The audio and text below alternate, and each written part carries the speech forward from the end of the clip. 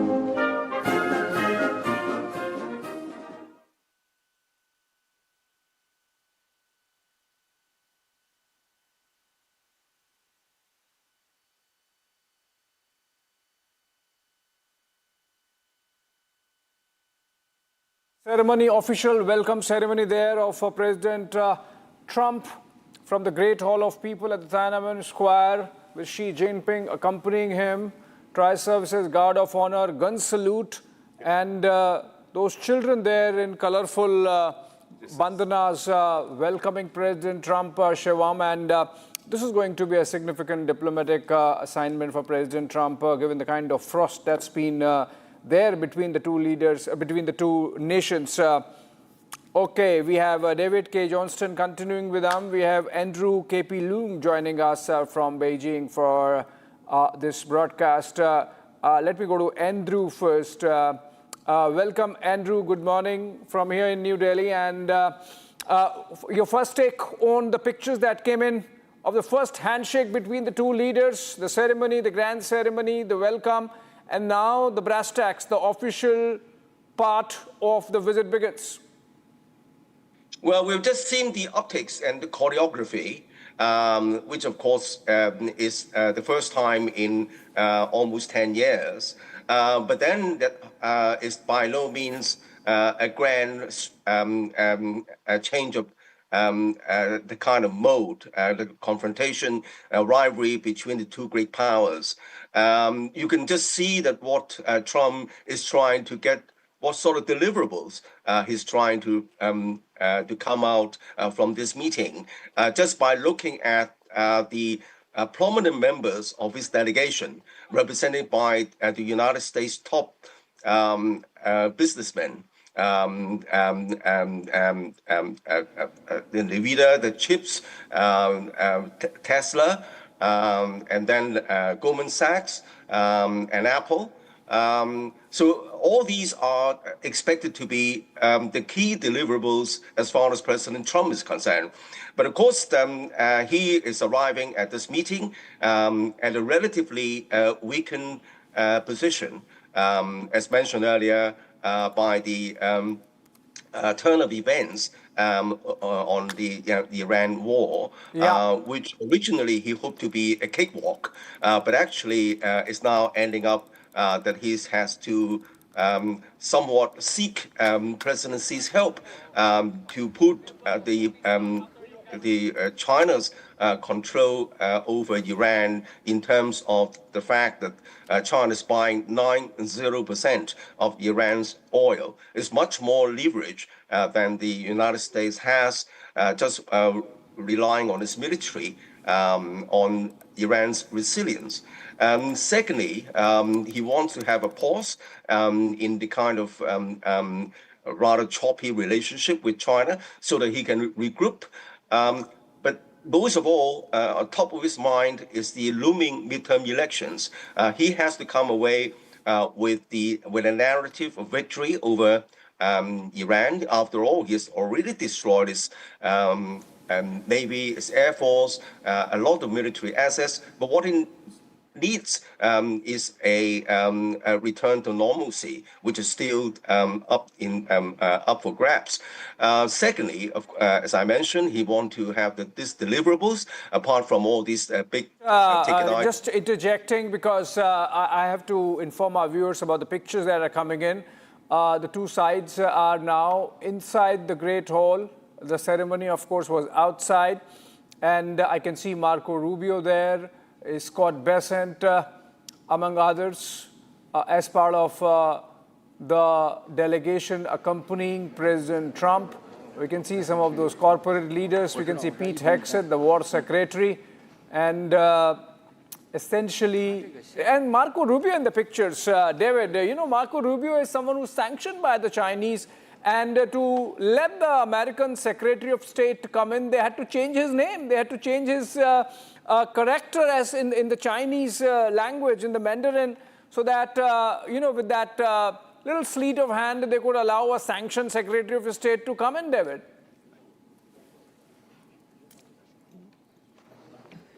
Hello, are you asking me? Yes, David, no, David, I'm asking you, David. Okay, well, thank you. Well, I think that China is now holding a trump card, which has succeeded in repelling Trump's aggression in terms of China's dominance over the processing of rare earths, which are critical inputs for even the United States state-of-the-art military assets, including F-35 fighters and also missiles, which are being depleted over the war in Iran. In order to reproduce these kind of assets, the rare earth elements are essential. And that, of course, succeeds in brokering a more a kind of stable relationship. But of course, that China has also pivoted its trade towards the global south, which managed to at least restore some of the balance in China's economy. So I think that we are now seeing a meeting between the two great powers with President Xi in a much better position compared with President Trump facing the prospects of a looming midterm election, and his popularity is plummeted because of the war. And then his constituencies are struggling with daily necessities and rising prices at the pump. So he needs to have a return to normalcy. He needs to suppress the oil prices. And then he needs to bring along these big ticket items, including soybeans for his Midwest constituency and the Boeing. Sorry to be interjecting. I believe President Xi Jinping is speaking. We have to cut to it live. 世界走到新的时代，中美两国能不能跨越所谓的修昔底德陷阱，开创大国关系的新范式？能不能携手应对全球挑战，为世界注入更多的稳定性？能不能彰显两国人民的福祉和人类前途命运？ 世界走到新的十字路口，中美两国能不能跨越所谓的修昔底德陷阱，开创大国关系的新范式？能不能携手应对全球挑战，为世界注入更多的稳定性？能不能着眼两国人民的福祉和人类前途命运？ 共同开创两国关系的美好未来，这些可以说是历史之问、世界之问、人民之问，也是我同您作为大国领导人需要共同书写的时代答卷。今年是美国独立250周年。 我向你和美国人民表示祝贺。我始终认为，中美之间的共同利益大于分歧。中美各自成功是彼此的机遇，中美关系稳定是世界的利好。双方合则两利，斗则俱伤，应当做伙伴而不是对手。 相互成就，共同繁荣，走出一条新时代大国正确相处之道。我期待着同总统先生就事关两国和世界的重大问题交换意见，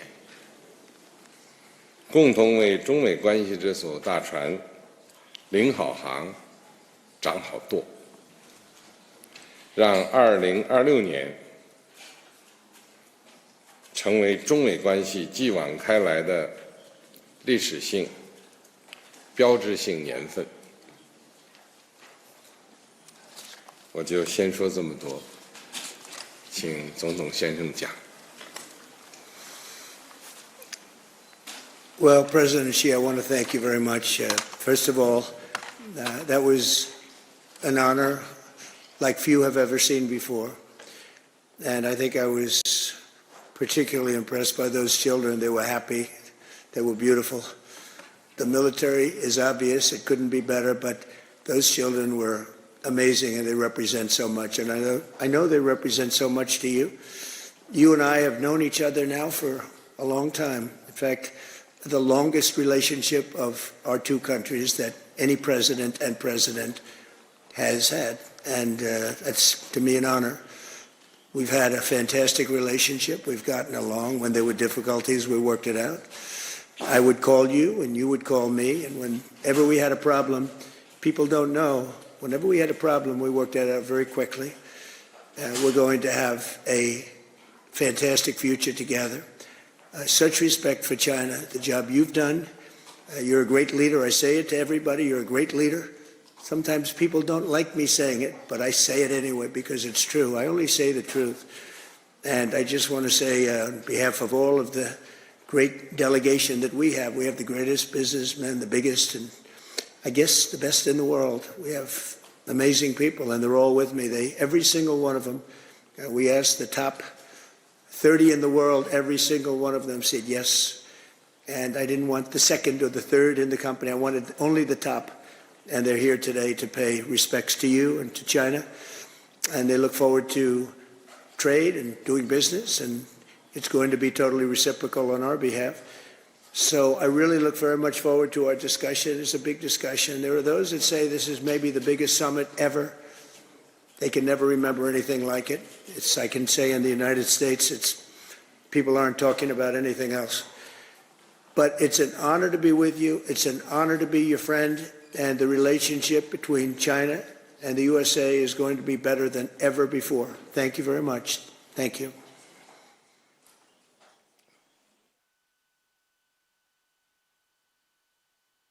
Between President Xi Jinping and President Trump there, particularly impressed by the official welcome ceremony, said it's an honor to have a fantastic relationship. He spoke about the personal relationship between the two of them. He also said that this is the longest relationship that an American president has had with the Chinese president. And then he said, we frequently talk to each other and it's a fantastic future together. And that he also said President Xi Jinping is a great leader and people don't like him saying it back in the United States, but that he would still say it, that Xi Jinping is a great leader. And then he spoke about who's accompanying him, all the top leaders from the corporate world of the United States. President Xi Jinping, President Trump said that they are here to pay their respects to you. First he said Xi Jinping, and then he said to China. And then he said, I look forward to the discussions. Biggest summit ever. People in the United States are not talking about anything else but this visit of Trump to Beijing. A relationship between US and China looks great. Those were the opening comments of Trump, very conciliatory and very effusive in praise of Xi Jinping there. Also Chinese military, that was interesting, man. Anna Tenjin is with us. You want to take a question to him on what Xi Jinping said? Right, Anar, in fact, that is my question to you. You just heard Xi Jinping speak. We couldn't really understand Chinese, so if you could help us kind of decode of what he was trying to say, that would be great. I'm sorry, I don't speak Chinese very well either. I know that officially it was just a welcome. They're looking forward to the negotiations, some flowery language, that type of thing. But the tone has to be firm and make sure that Donald Trump at once feels welcome, but also knows that there are serious issues on the table. And did you watch the pictures coming in from the Great Hall of People from outside, the first handshake, the optics of it, the body language between the two leaders? You think Xi Jinping was his usual self in being restrained, and that he in fact perhaps made Trump also be a little restrained? Well, I mean, Donald Trump said, was anticipating that Xi Jinping was going to give him a great big hug when he got there. Obviously, that didn't happen. That's not a very Chinese that's thing. reserved for New Delhi, that's reserved for New Delhi. Absolutely. Yeah, I mean, I don't see what's restrained. What you have is two powerful leaders who are in the midst of a contentious negotiation. Remember, everything we see here is about the politics. Donald Trump has real issues at home. He likes to say no one's talking about anything else, but if you look on social media, the Epstein files, the price of gasoline, unpopularity is all over the place. In China, they're concerned about what they see as a containment policy that is attacking all of these sensitive straits. Where most of the trade goes through. This is what you have with the Panama Canal and also the Straits of Hormuz. It's also looking at attacking their energy structure. There was an interesting book put out in 2022 by a gentleman named Eldridge Colby.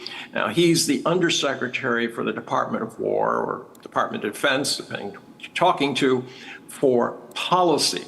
He's an anti-China hawk, and he believes and he wrote in this book that the way to deal with China is to cut off their energy and also disrupt their supply chains. The problem with that is it's kind of like with Iran.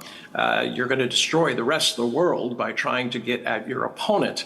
Yeah. This is not going to sit well. But in the meantime, they have to, the political realities, despite the ideological issues, are how do we get through very contentious, difficult times? I mean, I don't know. I mean, is it really about those contentious issues or, the respective local debate that's going on? So, for example, you mentioned about the Epstein files in the case of United States or the sacking of, and not just sacking, in fact, the death penalty to two former defense ministers.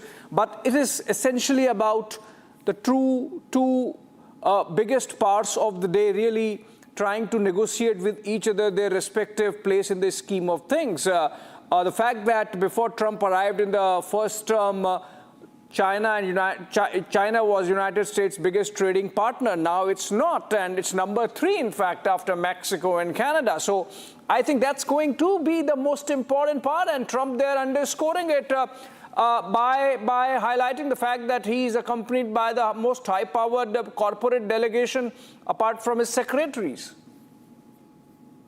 Well, I didn't mention the two generals and the fact that their sentences have been commuted to life imprisonment, not death.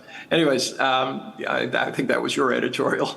But yes, both countries have their internal issues. I think the U.S. are much more serious. You only have to look at the price of electricity, which is difference. In China, it is 1/4 to 1/6 of the price of what it is in the United States. And this obviously with high-tech manufacturing, with AI needs for power and things like that, gives China an advantage. They also have tremendous, ability to produce, as we know, 30% of the world's production, and is increasing.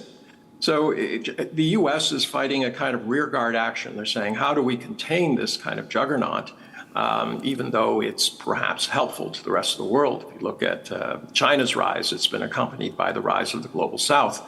So at this point, you have two powers, as I said, locked in negotiations. They have long-term issues and also short-term ones.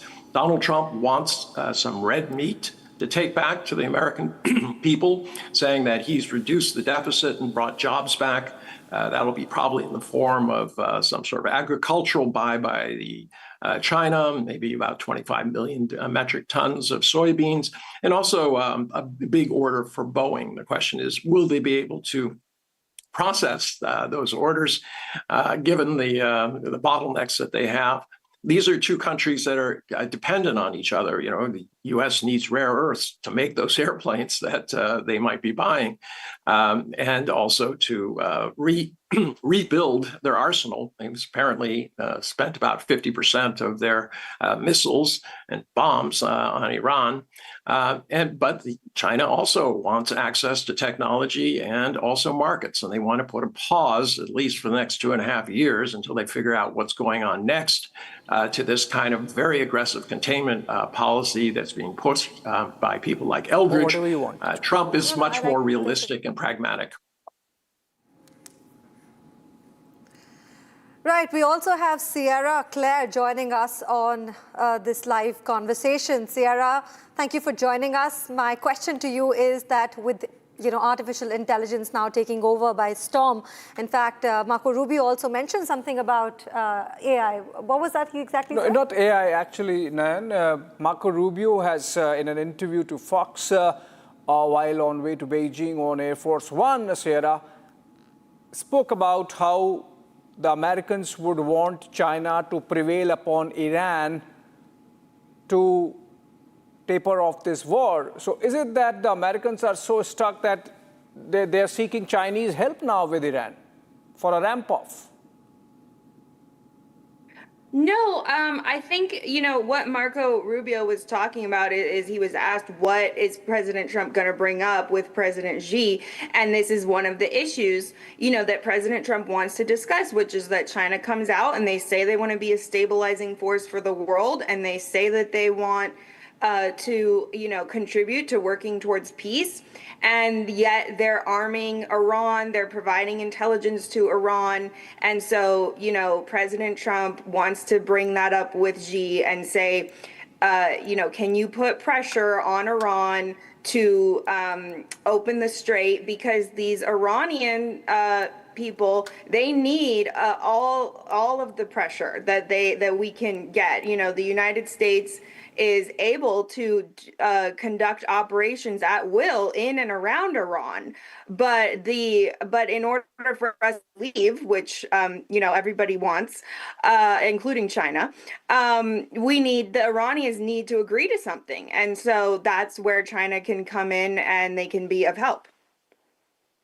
And maybe that was an oblique way, given the fact that he's the top diplomat of the United States, that was an oblique way of sort of bringing in the fact that Chinese have been engaging with the Iranians and providing, military direct, indirect support. But what was this Venezuelan leader Nicolas Maduro's suit, that tracksuit that Marco was wearing? I mean, was there some signaling there? Yeah, that was very interesting. I think that was just Secretary Rubio giving a nod to American power and what America has been able to accomplish so far, which is removing a dictator that was causing all kinds of problems all over the world and not utilizing energy resources efficiently. And so, Venezuela is now on track. They're producing oil. American companies are investing over there, and I think that Marco Rubio is very proud of that. Connecting Venezuela with China, the fact that before capture of Maduro, Venezuela was the key supplier of oil to China, and the fact that the United States captured Maduro in that tracksuit, the fact that Marco Rubio himself is a sanctioned Secretary of State insofar as China is concerned, and they had to tweak his name, in fact, to let him in. I think Rubio was making a statement, see, I'm coming in tracksuits of Maduro, and here I am, deal with it. Well, Secretary Rubio and President Trump are both very confident representatives of the United States, which has been proven again and again that their confidence is backed up by massive U.S. military and economic power.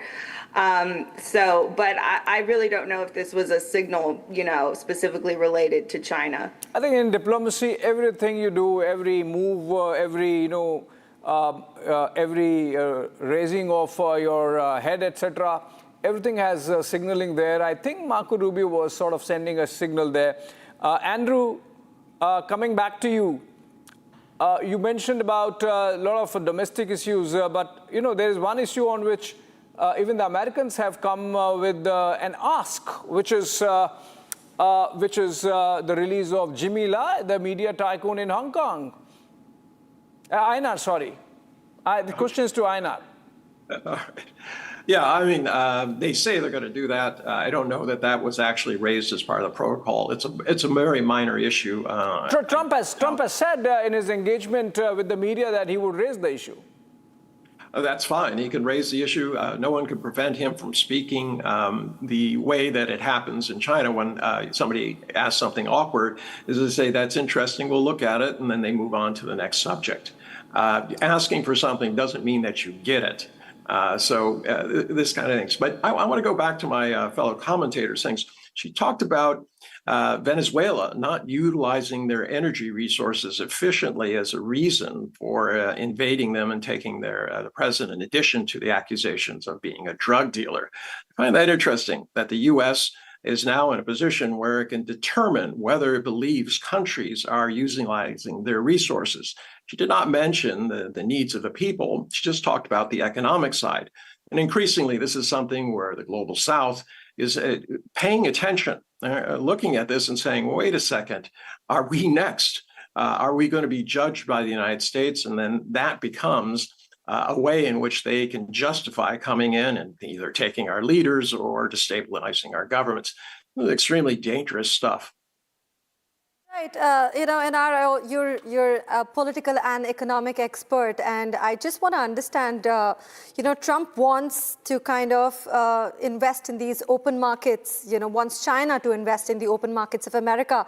And, he talks about these conversations are also going to revolve around global economy. What is your take on that? Well, they're trying to put in some stopgap measures. As I said, the long term is not very good. I mean, the U.S. sees China as a rival, a very, very big threat to its hegemony. But in the medium time, as we discussed, there are a lot of political realities. Two things that are being proposed by the U.S., which might get some traction, is the idea of a board of trade, which can sort through all of these tariffs and determine what is important and what is not important. It would be staffed by members from both China and the U.S. It would apply just to their trade, but that might be a way of easing some of the tensions. More importantly, it sets up a process by which they're working together, which is not really happening right now. They're also applying the same idea to a board of investment.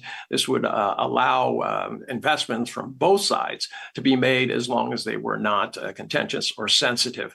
So there is some hope here that you could get some sort of process, but otherwise this is going to be very much about, you give me something, I'll give you something. For instance, Boeing. Boeing has airplanes they need to sell, and China needs avionics packages that they generally buy from the US or they can buy from Europe. But it seems like this would be, as I said, something where you give me something, I get something. And I think this is going to be the tenor of this particular negotiation, meeting, whatever you want to call it. Leverage, NR, really. What's the leverage with the Americans? Remember, President Trump said, I want China to open up, and if these wonderful people accompanying me are allowed to come in, they can do wonderful things, as Trump says, in China. But the fact of the matter is that the Americans have been at it, wanting or trying to open up China for 2 decades and more, and it remains same. So, I mean, what's the leverage in the present? You think tariffs is that leverage with which Trump has gone to Beijing, and perhaps he can negotiate or use that as a negotiation tool for China to open up? My dear fellow, you must come to China sometime and look around. Coca-Cola brands, everything that goes into the bathroom is made by U.S. companies. Not Google. Not X. Google doesn't get in, but neither does the U.S. allow chips to come in, and they put pressure on ASML, a Dutch company, not to sell China the chip-making facilities, machinery. So this idea that it's all one-sided and that China has been unfair to the U.S., China acted in its own self-interest, as India does. It does not allow every single American company to come in there and dominate the local markets. These are countries that began very much as developing countries. Now China has arrived. India is very important, but they're not going to give up their sovereignty and roll over. The idea that I bring my business people and that you should be thankful, those days are gone. What we have here are two large, powerful entities. Do you think China wants stability at the end of the day? when tariffs are put on any country, for that matter, at the end of the day, any country will always look at stability to begin with, and China will, of course, look at for its own stability. Well, you can say that, but the really who is paying these tariffs? It's not China. It's already been shown that it's over 90% is going directly to the American people. So this idea that I'm going to punish myself to get at you is nonsense. The U.S. still imports over $4 trillion worth of goods. Where they import it from is not important. That's why originally Donald Trump said he was going to refocus America and reindustrialize it. But how do you reindustrialize a country where wages are higher, energy is higher, and you just don't have the capital to do it? So he's in a conundrum. His basic premise that he could reindustrialize the United States has failed. His tariffs have hurt the American people. So he is, he's moment by moment. He's trying to figure out what his next stance is going to be and how he can keep the American people distracted until they finally figure out that they're paying more for gas and Let groceries. me take this to Khera. Ena, that's provocative. You're saying that this visit is about distracting the Americans from what's happening in the domestic politics. Are you suggesting that? Donald Trump said it himself. He said no one in America is listening or watching anything else. That's his words. Yeah, I think he was just flattering Xi Jinping. I think he was just he was just giving importance to his own visit and flattering Xi Jinping that, oh, see, this visit is so important that everyone is looking to it, and let's have some deliverables on the table so that I can go back home and you can, of course, Xi Jinping need not go anywhere and speak to anyone, but that's how it is. Okay, Khera, so you think President Trump is under a little more pressure than Xi Jinping insofar as deliverables are concerned? Well, I want to go back to something, the panel, my colleague on the panel here said America is the aggressor.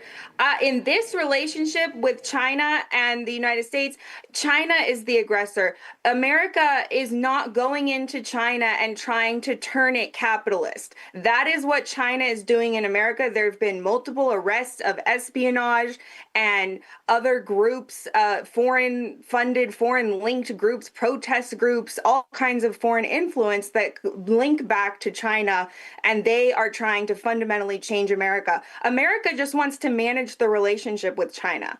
And when it comes to the economics, I think President Trump is in a very strong position. America is producing the most oil that it's produced, or the most energy that it's produced since World War II.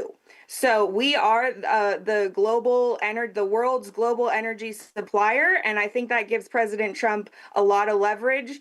In addition to all of the trade deals and rebalancing that he's already secured, with our other trading partners, and so now the one that's left to deal with is China, and we have options now that we're coming to China because we're not in trade deficits with every single one of our trading partners. So we do have alternatives, and we can say to China, hey, if you're not going to play fair, and if you're going to keep stealing IP property, and you're going to implement unfair tariffs on American companies, we have other options now that we're not in trade deficits with, and that gives President Trump a lot of leverage. And that's not to say that he doesn't want to make a deal, and Americans don't want to do business with China. We do. We import a lot from China. That's going to continue. Everybody knows that. But President Trump is in a much stronger position now, I think, than in the past time that he met. U.S. wants China to, increase investments in job creation. He wants, China to kind of buy more of agricultural products. Is this not kind of a juxtaposition to what you're just saying? Of course, you might be right when you say they are the biggest energy suppliers, but what about the other aspects? Well, President Trump has talked about the I think it's the soybean farmers and these different deals that China has already committed to, and now he's just trying to reiterate that they need to follow through on the purchasing orders and future purchases that they committed to. And certainly, you know, with our agricultural industry, we do export to China.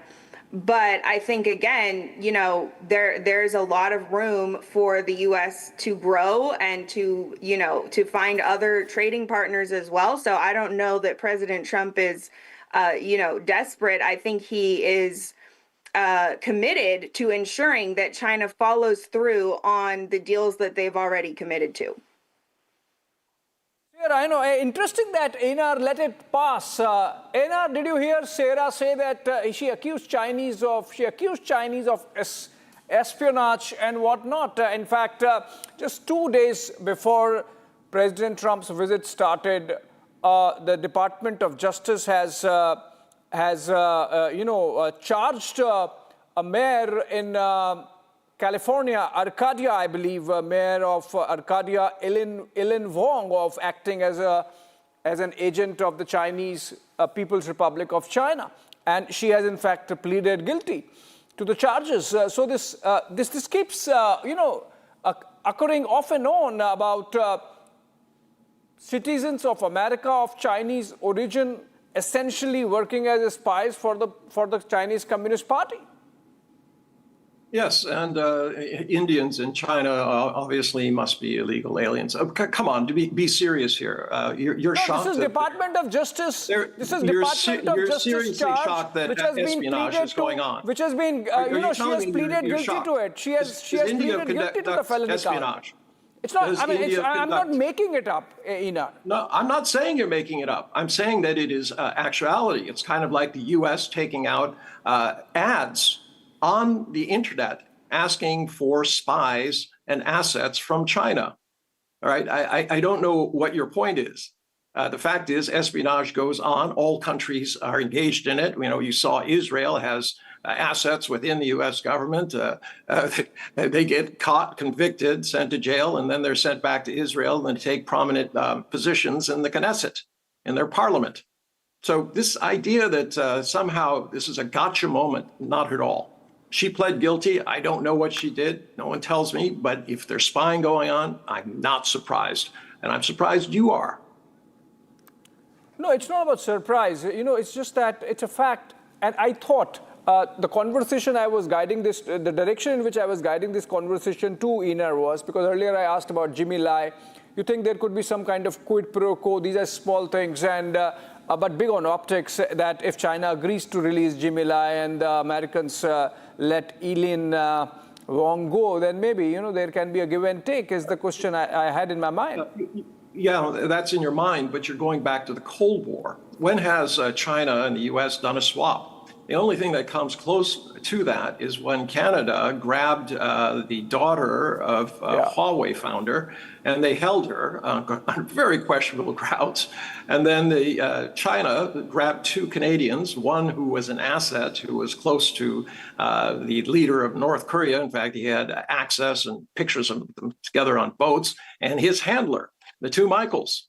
In fact, the asset sued the Canadian government and won a substantial amount of money, estimated at around $25 million, because he said, I didn't know I was being used. And, it basically cost me a couple of years of my life. So, this idea that spying is going on and, these are facts. Yes, they are facts.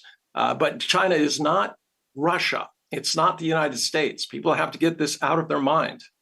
China approaches things from their perspective, agree or don't agree. They think that things have to be done through consensus, that you have to sit down at a table rather than throwing tanks at each other.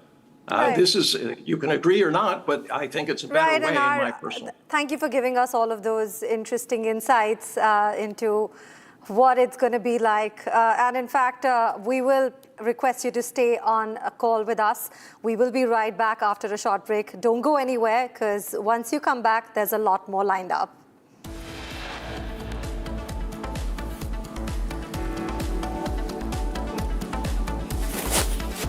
The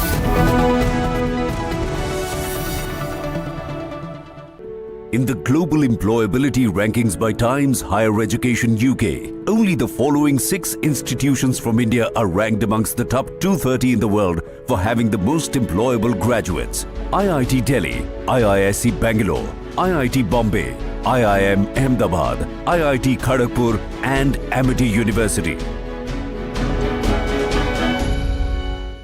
कोई global organisation नहीं है, it's a terror machine. अगर हम terrorist होते तो terrorist हमें क्यों मारते? आरएसएस ने बाबरी मस्जिद तोड़ी और आरएसएस वायलेंट है। वो तब गिरा जब इस देश के बहुसंख्यक समाज का विश्वास टूट गया। आप लोगों ने तो देश चलाने का दावा किया है, लेकिन आप लोगों का ना कोई हिसाब है ना कोई किताब। ये चोट निशान छोड़ेगी। आर प्योर सूजी पास्ता उबालो मिलाओ और खाओ 8 मिनट में तैयार। क्या टेस्ट है सबका राजा R pure masala.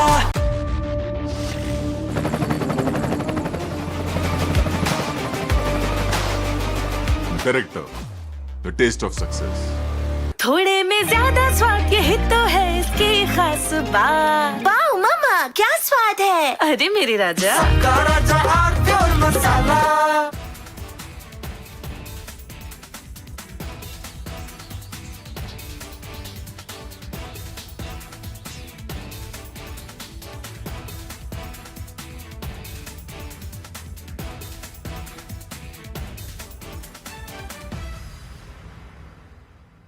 This week, we've seen a developing investigation into a cluster, a very unusual cluster of cases of a certain type of hantavirus. What we do know is that the Andes virus, in previous outbreaks, there has been instances of human-to-human transmission, mainly among close contacts, either providing clinical care or people who have had close physical contact. For the decades that scientists have known about hantavirus, they've almost always believed that the only way you can get it is from being in contact with the droppings, the dried urine of mice or other rodents. Saying this is not the next pandemic, this is not the next epidemic, this is a cluster of cases, a very unusual situation that is not expected to spread its tentacles across the world and across the United States.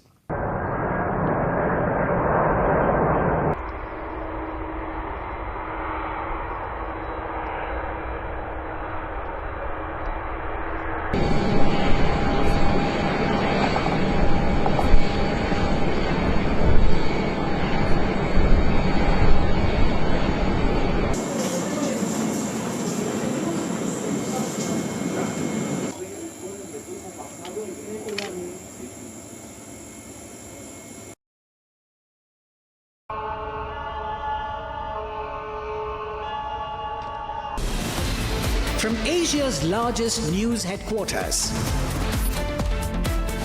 setting the agenda for Bharat.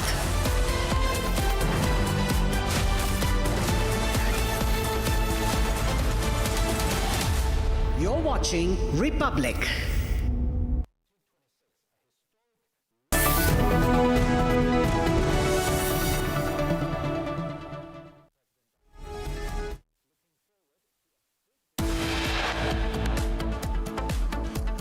Trump receives grand welcome by Xi Jinping at China's Great Hall of People.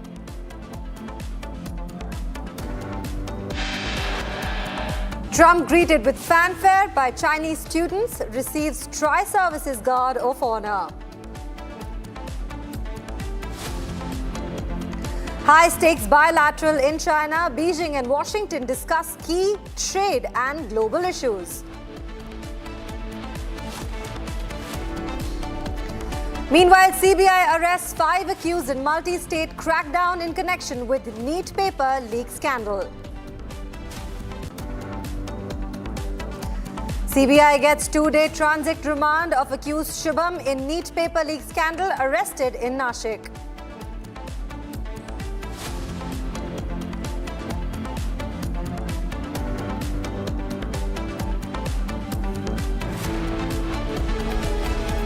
All right, welcome back, friends. We are having rolling broadcast of what's happening in Beijing with the President Trump meeting Xi Jinping, delegation level talks going on, and all eyes, in fact, of the world on what's going to come out of those talks. Absolutely. In fact, right now as we speak, or in fact just a while ago, US President Donald Trump shook hands with China's leader Xi Jinping during a welcome ceremony at the Great Hall of People in Beijing. Now, we'll be following live updates on this high-stakes summit. But as you see right now on your television screen is US President Donald Trump shaking hands with China's leader Xi Jinping during the welcome ceremony at the Great Hall of People in Beijing.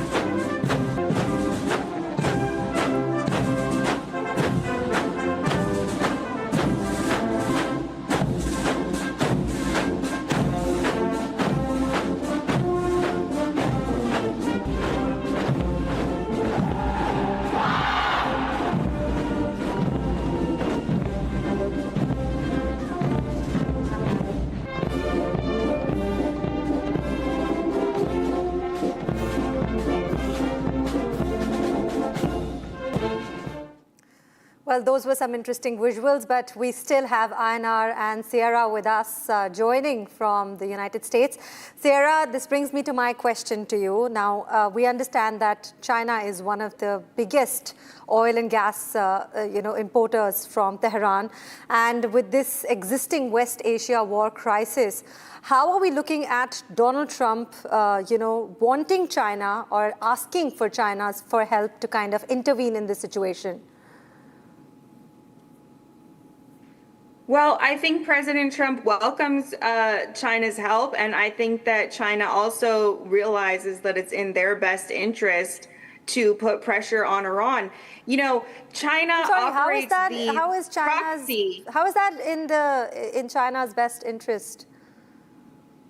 Well, China operates these proxy relationships, and this Iran one, and Russia similarly, they're both in Iran. But, this Iran one, I think it really got away from them. And I think that they realized that when they're putting pressure on Iran, and Iran is still spreading the war all around the Middle East and, causing more chaos that's actually ending up harming China, that they're realizing that they need to get, at least in this particular instance, get over to President Trump and work with him.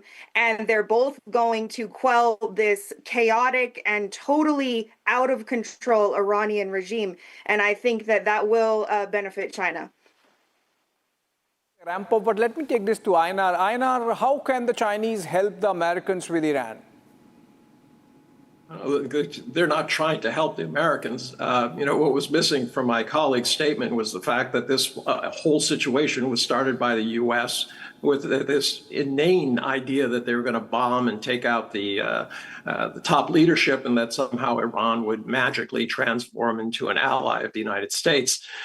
This was never going to happen. It shows a deep lack of knowledge about Iran, 17th largest country in the world, both by population and size. It is a civilization. It is not a toy. It's not like Venezuela, where you can go in and you have a regime that had pluses and minuses.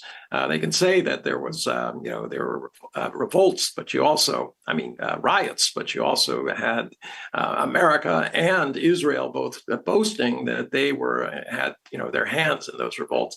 Also, the incredible, always expanding number of people who supposedly died. It's around 4,000 by one account, and for some reason it goes to 42,000 when these people say it. So you have a situation where this war was started by the U.S., and now the U.S. is saying, "Oh, Russia, China, you have to do something because this war that we started has started a contagion. It's affecting not only America, but it's also affecting the rest of the world. The energy shortage is real." That's why. Are you denying that the Chinese have no leverage with the Iranians, or are you sort of trying to hide it? They do have leverage. They engage with the Iranians. If the Chinese so choose, if Xi Jinping so chooses, he can always prevail upon Iranians to pull back and open the Strait of Hormuz, and then perhaps gives the Americans the ramp off. You say that, China also, in theory, because it trades with India and it's a large trading partner, it has leverage with India. Do you think that China can move India, a sovereign country?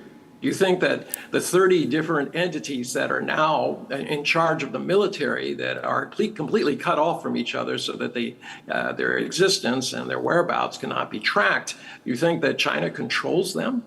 No, it's not about control. So in fact, it was interesting, Einar, that Marco Rubio, when he spoke to Fox, he made a very interesting observation, which was that even the Chinese ships are getting hit. So even if not deliberate, the Iranians would not have intended to hit a Chinese ship, but just 2 days back it happened. So it's not that, and the fact that the fact of the matter is China gains most if this thing stops. So whatever can be done should be done. Not just for China, but for everyone, involved. If the Americans are so pleading, I think it gives Chinese the leverage. Well, let's be clear. Remember what I said? You have 30 different military entities cut off from each other who are waging war. Whether they know or don't know which ship is which, I don't know. Whether it was deliberate or accidental, I don't know. So this idea that because one ship from China, a cargo ship, was hit, therefore China has to wade in and do exactly what the U.S. would do and play cowboy is nonsensical. India's had its share of harm from this. Is India sending ships in there to free the Straits of Hormuz? No, no one is. That's the fact. Donald Trump has run out of options, and he's now come to China because he thinks that they have leverage. But that's still not a normal situation.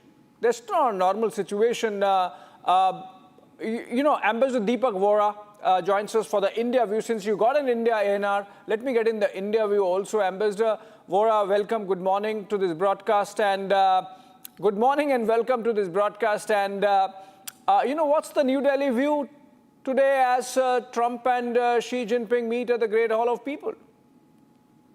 Well, thank you very much. You might recall that they had met in South Korea, was it, in October 2025? And I recall the opening comments. "Oh, I love you, my darling, my sweetheart. 10 minutes later, you son of a gun, you this, you that. It comes to that. So when I was studying at the Sorbonne, we read with great interest a chap called Jean-Baptiste Lacan, who said something very nice, very interesting. Plus ça change, plus c'est le même. The more it changes, the more it is the same. I do not expect anything from this. You know, the experts will talk of 3 T's and 5 X's and 6 Q's, etc. They invent all these lovely terms. Reality is, America is number one, intends to be. China wants to be number one, displace America. Till that conflict is resolved, I don't see anything happening. Now, people are saying, will he throw Taiwan under the bus? Will China throw Iran under the bus? No, China is not what is enabling Iran to fight. Iran is fighting on its own, doing whatever it can. China is certainly helping. Then there's the other conflict going on in Ukraine. So I call this, if you permit, in the United States, an insanely popular dance called the triangle dance. I call it the triangle. And in this triangle, as far as President Trump is concerned, it's at the moment, it's China, Taiwan, and the United States. Taiwan is a pretend game. China pretends that Taiwan belongs to it. America pretends that Taiwan, it believes in the one China policy, but it continues to arm them, continues to do all kinds of funny things over there. Its leaders, Nancy Pelosi, had gone there some time ago. So everybody's pretending. And China issues, Taiwan issues its own currency, has its own military, elects its own president. It's all a pretend game. Nobody is going to call this, call out the pretense and say, guys, let's get real. My feeling, net result of this meeting, lovely words, game changer, etc. You heard all this. By tomorrow morning, we would have forgotten what they discussed. It will remain the same. Right, that was very interesting. In fact, Sierra, this brings me to my, after listening to his comments, would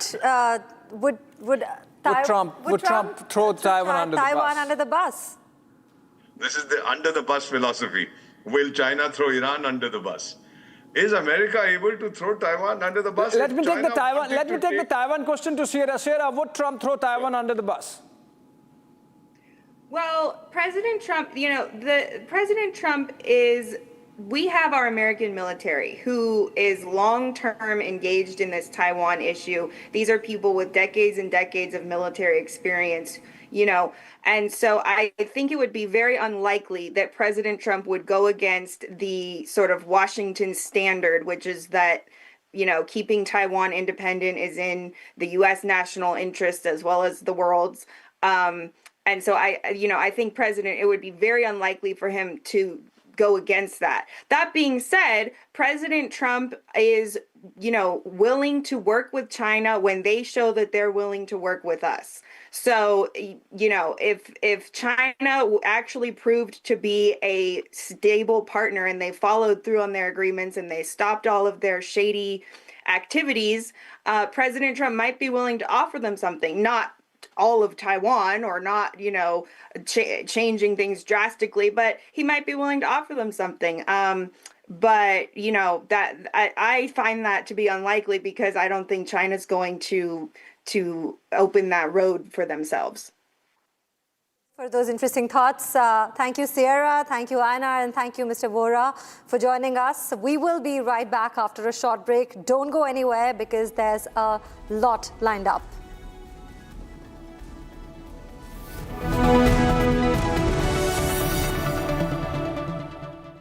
ये सब आप इसलिए कर रहे हैं ना sir, ताकि आप अपने आरएसएस को बचा सके। वैसे भी आप आरएसएस के भोपोई तो है। आरएसएस का सच है मेरी थीसिस, जो सालों से छुपाया गया है। But I am going to unmask the truth. Class अब शुरू होगी, because the professor is here.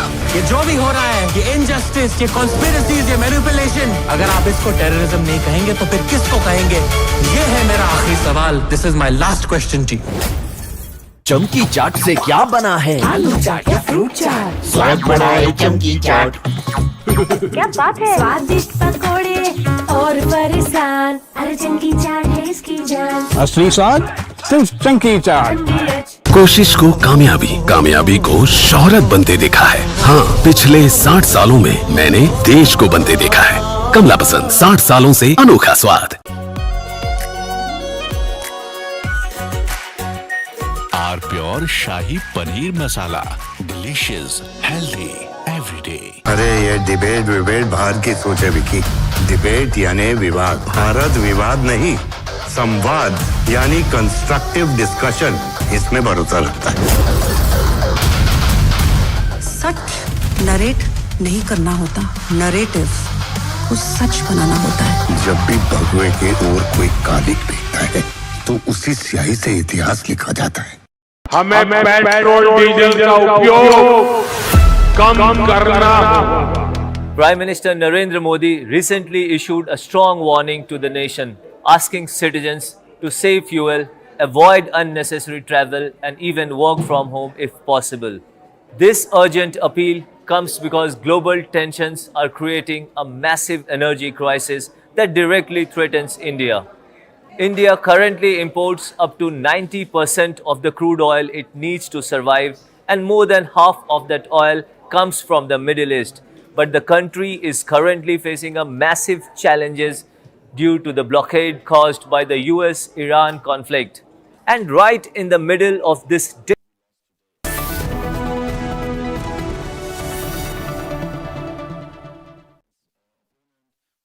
In the global employability rankings by Times Higher Education UK, only the following 6 institutions from India are ranked amongst the top 230 in the world for having the most employable graduates.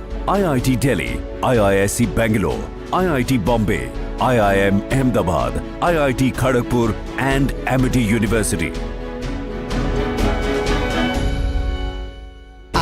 Pure suji pasta उबालो मिलाओ और खाओ 8 minute में तैयार। क्या taste है सबका राजा आर प्योर मसाला। कोई ग्लोबल ऑर्गेनाइजेशन नहीं है, इट्स अ टेरर मशीन। अगर हम टेररिस्ट होते तो टेररिस्ट हमें क्यों मारते? आरएसएस ने बाबरी मस्जिद तोड़ी और आरएसएस वायलेंट है। Just say it! वो तब गिरा जब इस देश के बहुसंख्यक समाज का विश्वास टूट गया। आप लोगों ने तो देश चलाने का दावा किया है, लेकिन आप लोगों का ना कोई हिसाब है ना कोई किताब। ये चोट निशान छोड़ेगी। चमकी चाट से क्या बना है? सैंडविच लस्सी और छाछ। हर घूंट में चमकी चाट। अब बताओ स्वाद आया? आया। असली स्वाद सिर्फ चंकी चाट।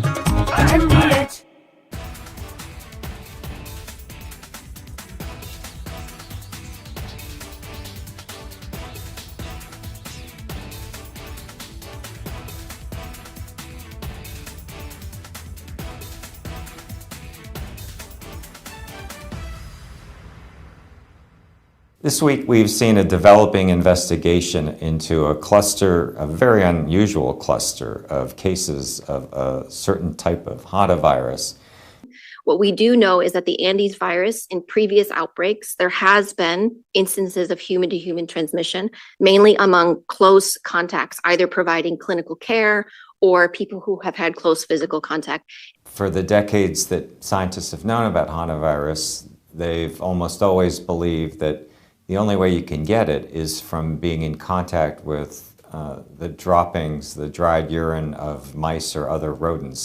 Saying this is not the next pandemic, this is not the next epidemic, this is a cluster of cases, a very unusual situation that is not expected to.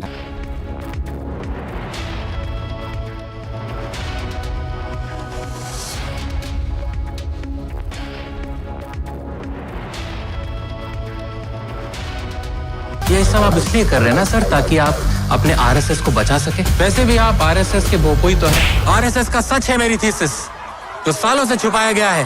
But I am going to unmask the truth. Class अब शुरू होगी because the professor is here. ये जो भी हो रहा है, ये injustice, ये conspiracies, ये manipulation, अगर आप इसको terrorism नहीं कहेंगे तो फिर किसको कहेंगे? ये है मेरा आखिरी सवाल. This is my last question to you. थोड़े में ज्यादा स्वाद यही तो है इसकी खास बात। वाओ मामा क्या स्वाद है? अरे मेरी राजा। मसाला।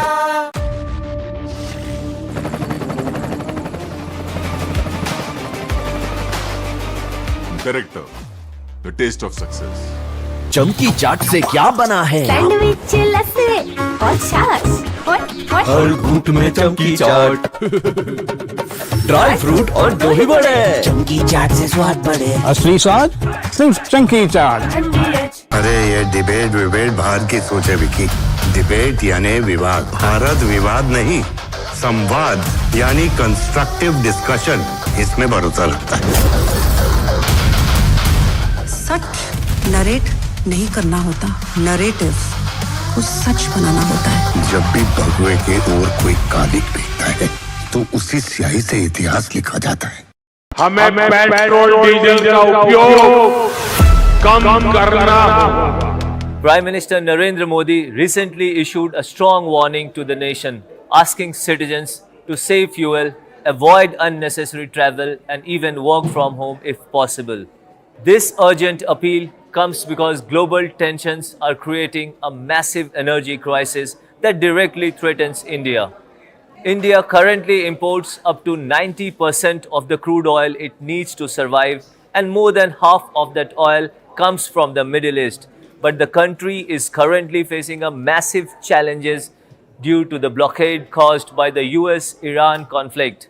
And right in the middle of this dangerous situation, an event is about to take place that could make things much worse. United States President Donald Trump is traveling to Beijing to meet with Chinese President Xi Jinping. While the news might focus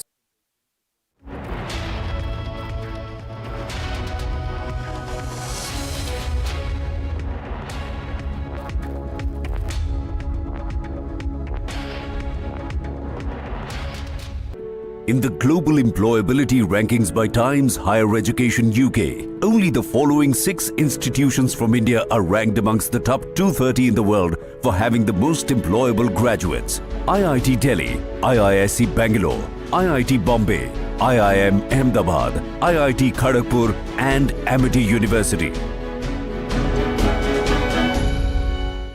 कोई global organisation नहीं है, it's a terror machine. अगर हम terrorist होते तो terrorist हमें क्यों मारते?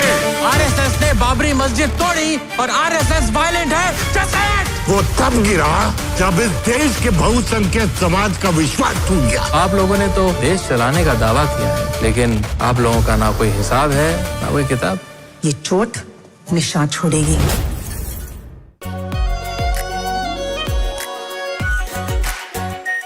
Are pure shahi paneer masala, delicious, healthy every day. केसरिया से मन जोगी हुआ रे, दिल झूमे देखो मतवारा हुआ रे। केसरिया से मन जोगी हुआ। हर पल मनाओ केसरी त्योहार। विमल, बोलो जुबान केसरी। प्यास बुझाए ठंडक लाए सबको भाई जीरा से MTH का जल जीरा जीरा से। जीरा से असली रिफ्रेशिंग, असली स्वाद, असली मजा। MTH।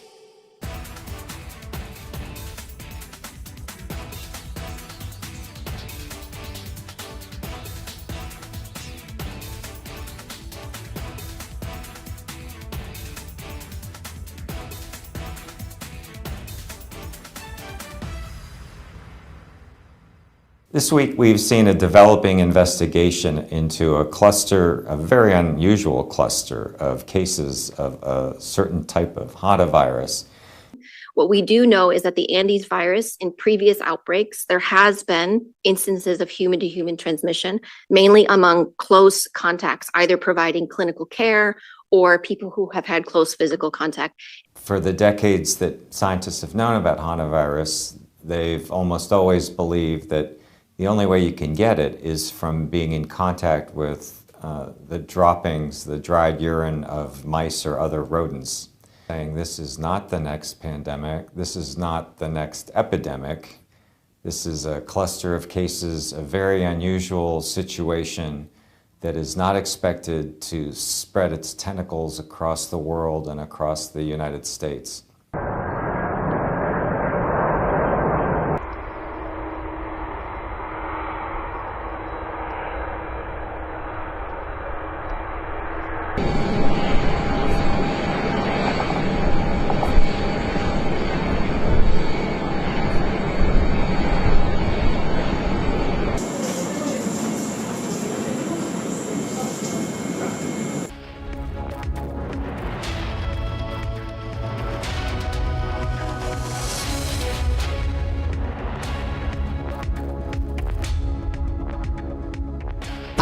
प्योर सूजी पास्ता उबालो मिलाओ और खाओ 8 मिनट में तैयार। क्या टेस्ट है सबका राजा हार्डकोर मसाला। ये सब आप इसलिए कर रहे हैं ना सर, ताकि आप अपने आरएसएस को बचा सके। वैसे भी आप आरएसएस के भोपोई तो है। आरएसएस का सच है मेरी थीसिस, जो सालों से छुपाया गया है। But I am going to unmask the truth. Class अब शुरू होगी because the professor is here. ये जो भी हो रहा है, ये injustice, ये conspiracies, ये manipulation, अगर आप इसको terrorism नहीं कहेंगे तो फिर किसको कहेंगे? ये है मेरा आखिरी सवाल. This is my last question to you.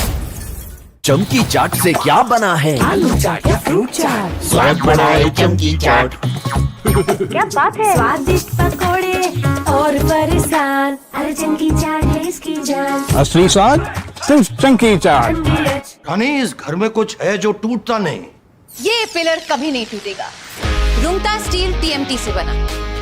Rungta नहीं तो घर स्ट्रॉन्ग नहीं। रुंगटा स्टील टीएमटी बार एकदम solid.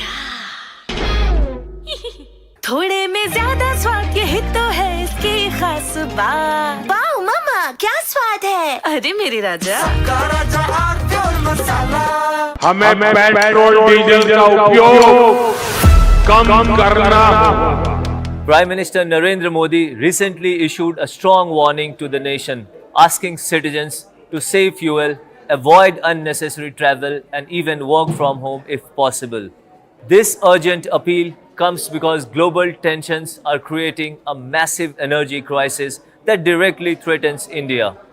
India currently imports up to 90% of the crude oil it needs to survive, and more than half of that oil comes from the Middle East. But the country is currently facing a massive challenges due to the blockade caused by the US-Iran conflict. And right in the middle of this dangerous situation, an event is about to take place that could make things much worse. United States President Donald Trump is traveling to Beijing to meet with Chinese President Xi Jinping. While the news might focus on their discussions about trade rules, technology, or artificial intelligence, the most critical topic for India is what these two leaders will discuss. From Asia's largest news headquarters, setting the agenda for Bharat.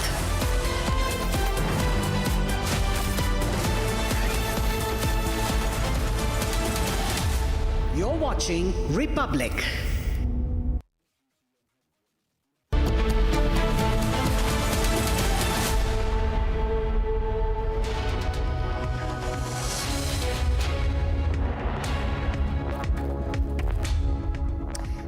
A very good morning. We are live and breaking. I'm Shivangi Shukla getting you the latest. All eyes on the Xi-Trump meet.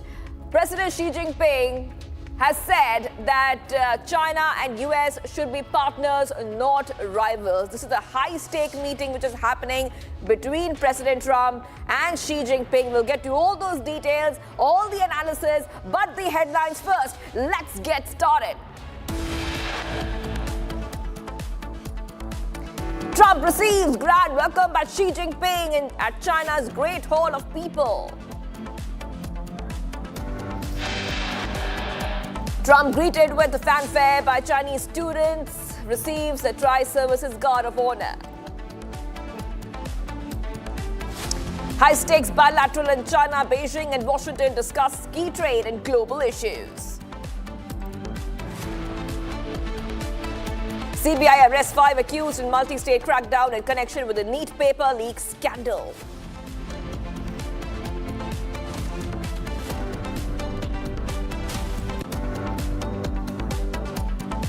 CBI gets 2-day transit remand of accused Shubham in NEET paper leak scandal, arrested in Nashik.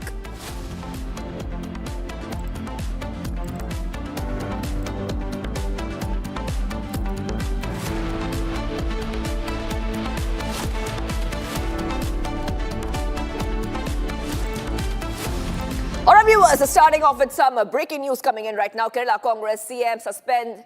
Will it be ending today? Will the Kerala Congress CM suspend end today? That is a question that we are asking because it's been 10 days after the declaration of results. Kerala CM is yet to be announced. A big update coming in here, viewers, because everybody is waiting for Congress to announce the CM face for Kerala. Now, Congress MLAs are meeting in Thiruvananthapuram at 1 p.m. KPCC President Sunny Joseph asked all Congress MLAs to reach the KPCC office today for the parliamentary party meeting at 1 p.m. In the meantime, the decision on CM post will also come. It was learned that Rahul Gandhi will hand over a sealed cover having the name of the CM in it to Kharge, and then it will be announced. Now, before it, of course, we have the three contenders, KC, RC, and VD. They will be conveyed about the decision to remain calm, to accept the announcement. All right, let's go straight across to my colleague, Shankar, who's joining us live. Shankar, so the meeting will be taking place, and we understand there will be an envelope. In that envelope will be the name of the CM, the three top contenders for the big post in Kerala. What's the latest, and when can we expect that announcement, Shankar, that everybody is waiting for?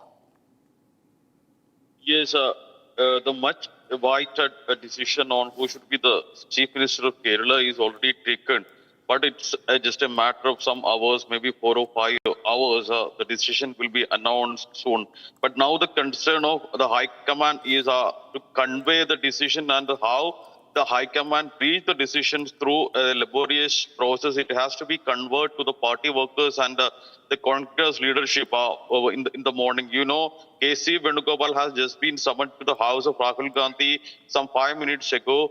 And Rahul Gandhi will talk to him on the decision taken, and later to VD Satishan and Ramesh Chennithala, the same thing. Like, you know, the High Command has to convey these three main top contenders for the CM post clearly how the decision was taken and what were the procedures which were followed for taking the decision. Because, you know, if the decision is very crucial, and there is high chance that there could be an uproar in Kerala by the people who support their leaders. You know, if a decision is taken in favor of KC, the supporters of PD may create an uproar in the state, and it will lead to a huge problem, big headache for the AICC and even for the state Kerala Congress. So to avoid this, the AICC prime concern today in the morning will be to convey the decision to these three leaders to accept whatever be the decision which will be taken by the AICC High Command. The decision is already taken, which would be in favor of KC Venugopal, or it could be in favor of VD Satishan. And there are more chances that the Ramesh Chennithala will also be the CM. But the decision, before announcing the decision, the AICC will convey clearly and urge these leaders and their supporters to remain calm and accept the decision. And at 1 p.m., a parliamentary party meeting of the Congress party will be held at the KPCC office, and all the MLAs have been asked to reach the office on time. And Deepadas Munshi and Shime and Mukul Wasnik and Ajay Makan will also be reaching the KPCC office, and there will be a meeting. In the meeting, right. Deepadas Munshi will also convey the MLAs to accept the decision which would be taken by the AICC Shankar, you know what the big concern is? Shankar, the big concern is that there has been a lot of lobbying by these CM candidates. And there's a concern that because, of course, only one will be chosen, so there could be a lot of disappointment and outrage among the supporters of those candidates who are left out. So that is, of course, a big concern which is coming in, Shankar. Yes, it's a big concern. You know, when we take the history of Congress party in Kerala, always the opposition leader becomes the chief minister. When it was in 2011, when Umman Chandi became the chief minister, he was the opposition leader. In 2016, Ramesh Chennithala was the opposition leader, but the party failed to come to power. In 2021, Ramesh Chennithala was all set to become the CM as he was the opposition leader. But the party faced a major setback in the 2021 assembly polls, and he could not become the CM. And it was at this juncture, VD Satishan took the role as the opposition leader in the state, and he led the UDF and even the Congress party to face the elections. And in the meantime, the Congress party faced 5 by-elections, and in all the by-elections, the Congress party could win and VD Satishan was considered as a leader who took the party to the shore of success in the last couple of by-elections and even the last assembly polls and even in the last Lok Sabha elections. So these factors were very crucial for VD Satish and all the allies in the UDF and even the common party workers believed that VD Satish would have become the chief minister. But after the results were announced, all of a sudden, KC Venugopal made the CM post claims by stating that he is such a senior leader and he had experience. He has experience in the central ministry and even the state ministry and All even right, thank organizational you. Yes. levels. Thank you, Shankar, for getting us all those details. I really have to move ahead because we're getting some breaking news coming in. So let's go ahead to that, viewers. The central government has banned the export of sugar. I repeat, the central government has banned the export of sugar with immediate effect till September 30th, 2026 or until further orders. Director General of Foreign Trade has issued a notification amending the export policy from restricted to prohibited. The prohibition will not apply to sugar exports to the EU and USA under the CXL and the TRQ quota, the Advanced Authorization Scheme, AAS, and the government-to-government shipments to meet food security needs in other countries. Consignments already in the physical export pipeline are also exempted. India bans sugar export with immediate effect. This is the biggest update we're getting for you right now. India's prohibited and banned export of sugar with immediate effect until a while now. There has been a date which has set for that. I want to go to market expert Ajay, Mr. Ajay Bagga, who's joining us right now. Thank you for joining us here on Republic TV. What are the main reasons behind the government's decision to ban sugar exports for now? Yeah, overall, the government is trying to conserve sugar stocks for use within India. There is an apprehension of price rise and a poor growing season this year because the monsoon is expected to be below normal because of the El Nino effect. So overall, the government is being proactive in conserving our stocks and keeping Indian sugar within India so that that can be released later on in the year during the festival season and price control can be affected. Yes. Mr. Bagga, I really want to ask you to hold on for a second there because we're getting some more updates and I really want your perspective on that. So RBI Governor Sanjay Malhotra has said that the government may need to hike the fuel prices if the conflict in Middle East drags on. Speaking at a conference in Switzerland, Malhotra added that India's monetary policy can look through temporary supply shocks but may intervene if inflation pressures become entrenched following the Iran war-driven oil price hike. And Malhotra has said that government has followed fiscally prudent policies, so it is only a matter of time before higher oil prices are passed on more fully. Okay, so we are getting more updates coming in. And, okay, Mr. Bagga, I really want you back here. We see that the prolonged Middle East conflict is impacting India's fuel prices. Your perspective? Yeah, absolutely. If you look at, the Indian crude basket, in January, we were importing crude at $63 per barrel. Now our cost has gone up roughly to about $114 to the barrel. So nearly 80% increase in our import bill has happened over the last 2 months. Now the big question is how long does the Iran war sustain and the disruption in the oil supply sustain? We are, assuming that about 50% will be the increase in India's crude oil import bill this year. That means roughly 6 lakh crore hit to the Indian import bill. Now, if that comes through, there are 3 ways for the government to recover this.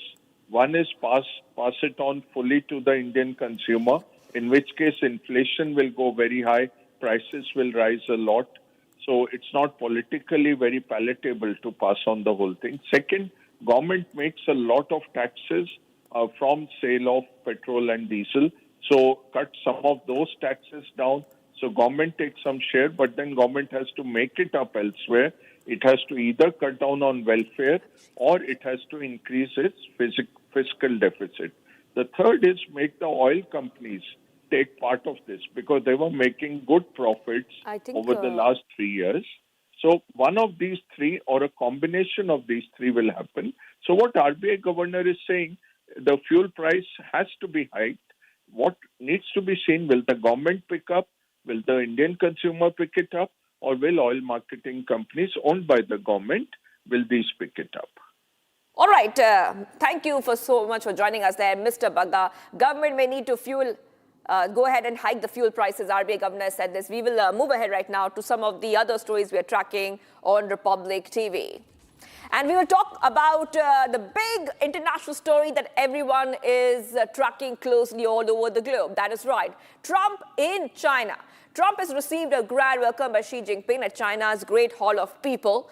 And it's a very, very big meeting because there are thorny subjects which could be addressed between both the leaders, including tariffs, competition over technology, the Iran war, and Taiwan. So before the meeting, Xi shook hands with Trump on the red carpet outside Beijing's Great Hall of People. They were also greeted by cheering children and inspected the troops. Trump is joined in Beijing by tech bosses, including Tesla's Elon Musk, NVIDIA's Jensen Huang before his arrival, and he said he would ask China to open up to the US industry.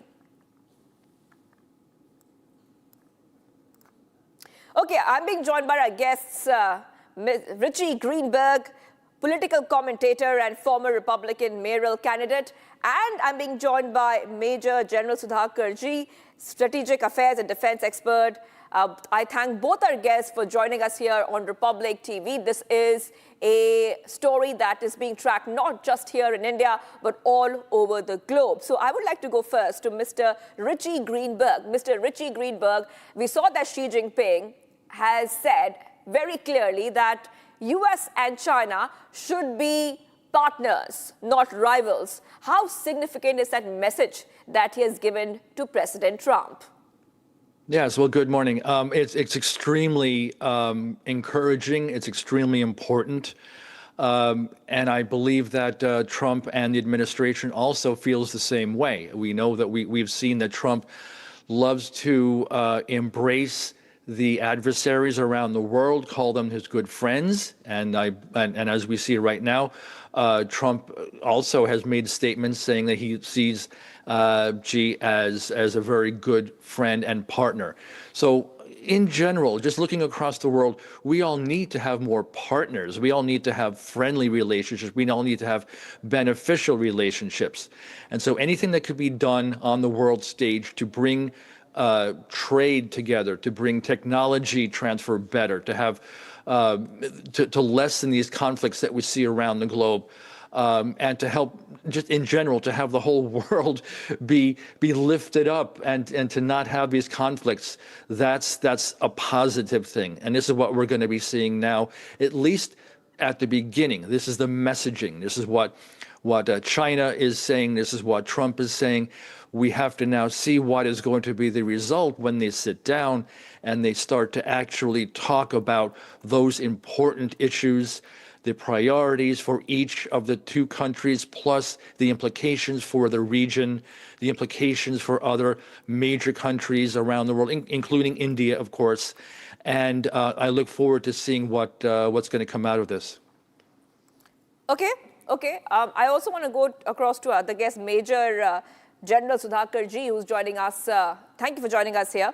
And we also understand that China may seek changes in US policy towards Taiwan if it were to pressure Iran to reopen Hormuz. So let's talk a little bit more about what is happening, the tensions between US, Iran, then there's a Taiwan angle as well, with China mixed in.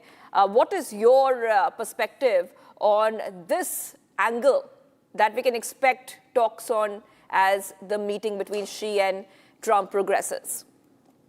Yeah, good morning, Shivangi. Thank you so much for inviting me for your show, and my warm greetings to my very distinguished co-panelists. The brilliant question you have raised. My take on the whole issue is that we need to understand and start from the National Security Strategy 2025, which was published by USA sometime in the first week of November. That document itself is the turning point as far as the USA's foreign policy and the kind of new chapters which have been added to their entire cerebral acumen in relation to the global affairs. So when I say this, I intend to address your moot question, drawing parallels between Taiwan and Iran, and how would two countries, two global powers, would interact, and will there be any substantive positive takeaway? It's too early to speculate and too early to sum up or come to some kind of a deduction, because I have got facts and figures to substantiate my argument. Take your mind back to 15 January 2020, USA and China, they had made a commitment.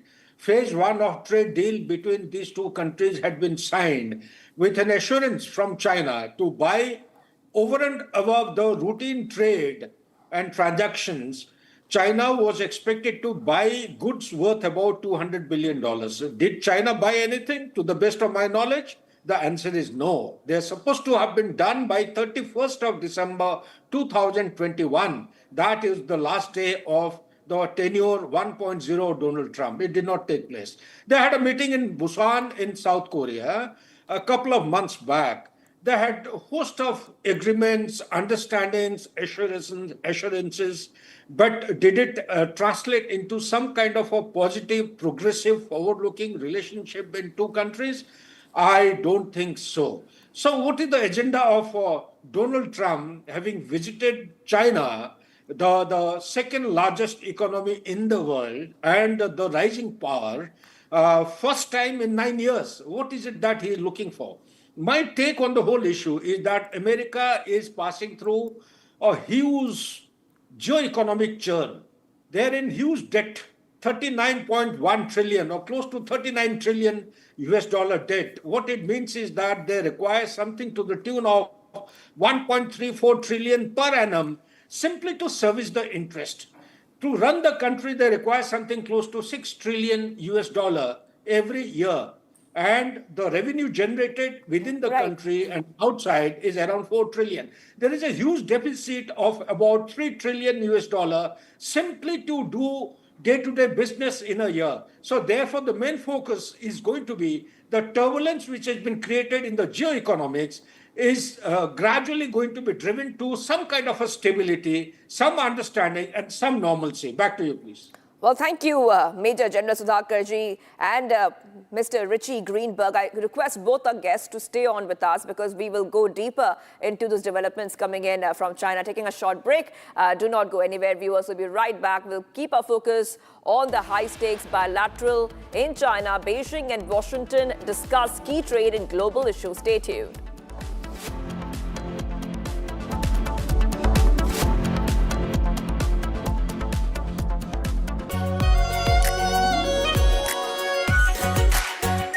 Our pure Shahi Paneer Masala. Delicious, healthy, every day. अरे ये debate बाहर की सोचे Vicky. Debate यानी विवाद। भारत विवाद नहीं, संवाद यानी कंस्ट्रक्टिव डिस्कशन। इसमें भरोसा रखता है। सच नरेट नहीं करना होता, नरेटिव को सच बनाना होता है। जब भी भगवे के ओर कोई कालिक फेंकता है, तो उसी स्याही से इतिहास लिखा जाता है।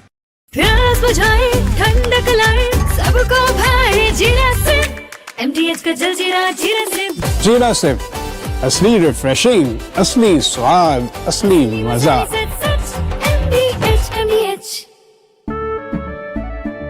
केसरिया से मन जोगी हुआ रे, दिल झूमे देखो मतवारा हुआ रे।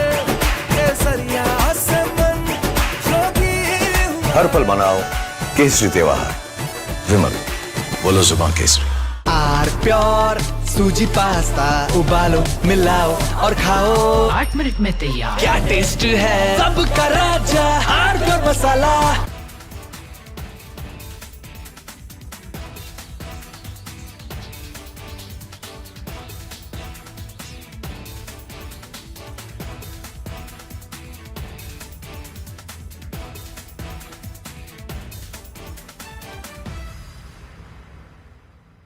This week, we've seen a developing investigation into a very unusual cluster of cases of a certain type of hantavirus. What we do know is that the Andes virus, in previous outbreaks, there has been instances of human-to-human transmission, mainly among close contacts, either providing clinical care or people who have had close physical contact. For the decades that scientists have known about hantavirus, they've almost always believed that the only way you can get it is from being in contact with the droppings, the dried urine of mice or other rodents. Saying this is not the next pandemic, this is not the next epidemic, this is a cluster of cases, a very unusual situation that is not expected to spread its tentacles across the world and across the United States.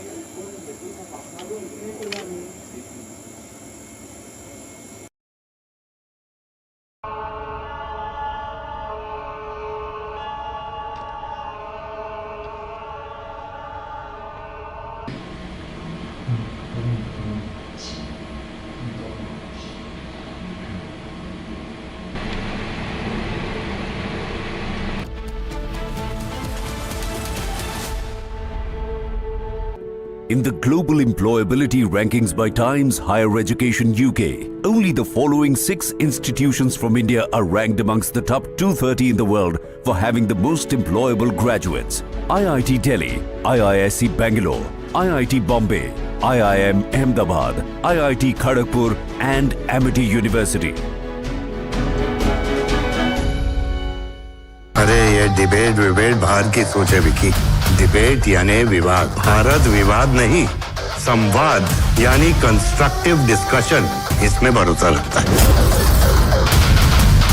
Such narrate नहीं करना होता narrative को सच बनाना होता है जब भी भगवे के ओर कोई कालिक दिखता है तो उसी स्याही से इतिहास लिखा जाता है थोड़े में ज्यादा स्वाद यही तो है इसकी खास बात वाओ मामा क्या स्वाद है अरे मेरे राजा सबका राजा और मसाला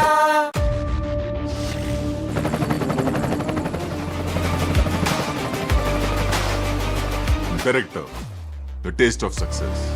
चमकी चाट से क्या बना है सैंडविच लस्सी और छाछ हर घूंट में चमकी चाट अब बताओ स्वाद आया असली स्वाद सिर्फ चंकी चाट हमें पेट्रोल डीजल का उपयोग कम करना होगा Prime Minister Narendra Modi recently issued a strong warning to the nation, asking citizens to save fuel, avoid unnecessary travel, and even work from home if possible. This urgent appeal comes because global tensions are creating a massive energy crisis that directly threatens India. India currently imports up to 90% of the crude oil it needs to survive, and more than half of that oil comes from the Middle East. But the country is currently facing a massive challenges due to the blockade caused by the US-Iran conflict. And right in the middle of this dangerous situation, an event is about to take place that could make things much worse. United States President Donald Trump is traveling to Beijing to meet with Chinese President Xi Jinping. While the news might focus on their discussions about trade rules, technology, or artificial intelligence, the most critical topic for India is what these two leaders will decide regarding the Middle East and global oil supplies. The choices made during this specific meeting will determine if India will have enough fuel for its vehicle or if the country will face a severe shortage at the petrol pumps. The biggest risk for New Delhi involves a major shift in how China buys its energy. Currently, China is the main buyer of Iranian oil, taking in about 1.5 million barrels a day. This discounted oil keeps the global markets stable by stopping China from competing for the same oil that India buys from other places. However, if the United States offers major trade deals or lowers taxes in exchange for China cutting off Iran completely, the impact on India could be disastrous. If Beijing stops buying from Iran to please the United States, it will immediately move to the Russian and Saudi Arabian markets to replace those 1.5 million barrels. India currently relies on Russia for nearly 40% of its total oil imports. If a giant like China suddenly moves its massive buying power into the Russian market, the special discounts India currently enjoys will vanish overnight. India would be forced into a bidding war against a country with an economy 5 times larger and 10 times the storage capacity. This shift is exactly why this meeting could cause India's fuel prices to skyrocket and effectively cut off its supply lines. Another major risk involves the United States' trade goals. The core objective for US at this summit is to reduce its massive trade deficit with Beijing.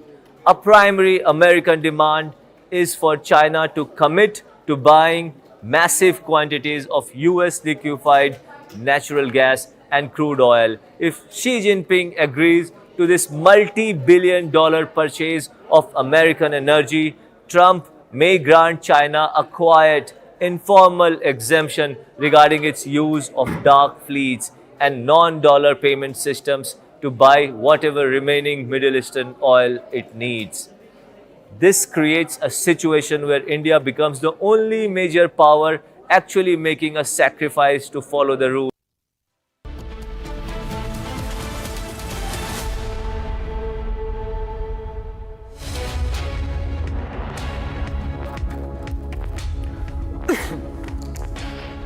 Hello, you're watching Live and Breaking. My name is Nayan and I'm joined by my colleague, the editor, the senior editor with me, Mr. Abhishek. Abhishek, I am, reminded of this term called Thucydides Trap. It was popularized by the Harvard scholar Graham Allison, and it suggests the high risk of war emerging between an emerging power and an already established power. Which is the United States, the established power, and the rising power in China. And this word phrase, Thucydides Trap, has been used quite often in the recent times by geopolitical experts. And that's exactly what's really panning out as we see. So what we are seeing in Beijing is essentially the two leaders engaging to try to prevent an adverse falling off from the dialogue and leading to a confrontation, which is Thucydides Trap about. So let's have this conversation, Nan. Right. In fact, the opening remarks of Xi Jinping were, the world has now come to a crossroad. And with that, I would like to open my conversation. I have guest Richie Greenberg, who's a political commentator and a former Republican mayoral candidate, and also Major General Sudhakar, who's also joined with us. Thank you for joining us. And yes, bringing on to this Thucydides Trap is what we're going to speak about. Your thoughts on this, General? All right, Richie, yes. Yes, hi, and good morning again.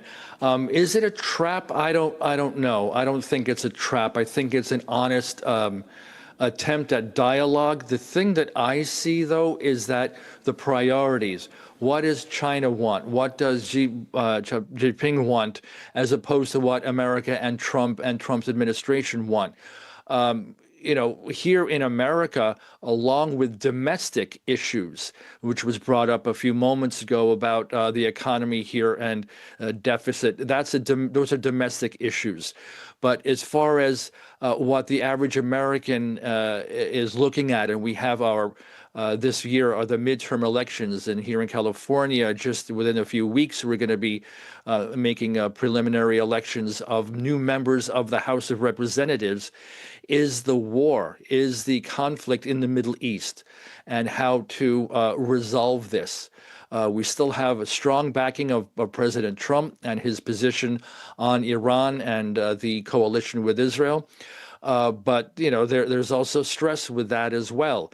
And we have, as we see now across the globe, the problem with having the Strait of Hormuz closed. So this is the priorities from the American standpoint. Anything else, such as trade, such as technology, and Taiwan, dare I say, is not on the priority, the top of the priority. Now, from the China standpoint, that's not exactly the same thing. Of course, they need the fuel. They need the supplies through the Strait of Hormuz as well. So they're going to want to see that resolved. But mostly their priority is Taiwan. You see, Richie, you're sort of hedging your words. But the fact of the matter is, if you look at what has happened over the last few years, particularly since the first Trump term, confrontation points have increased between the two sides. And that's the classic Thucydides Trap, that over a critical mass, this can really translate into the possibility of military action. And Taiwan happens to be that flashpoint.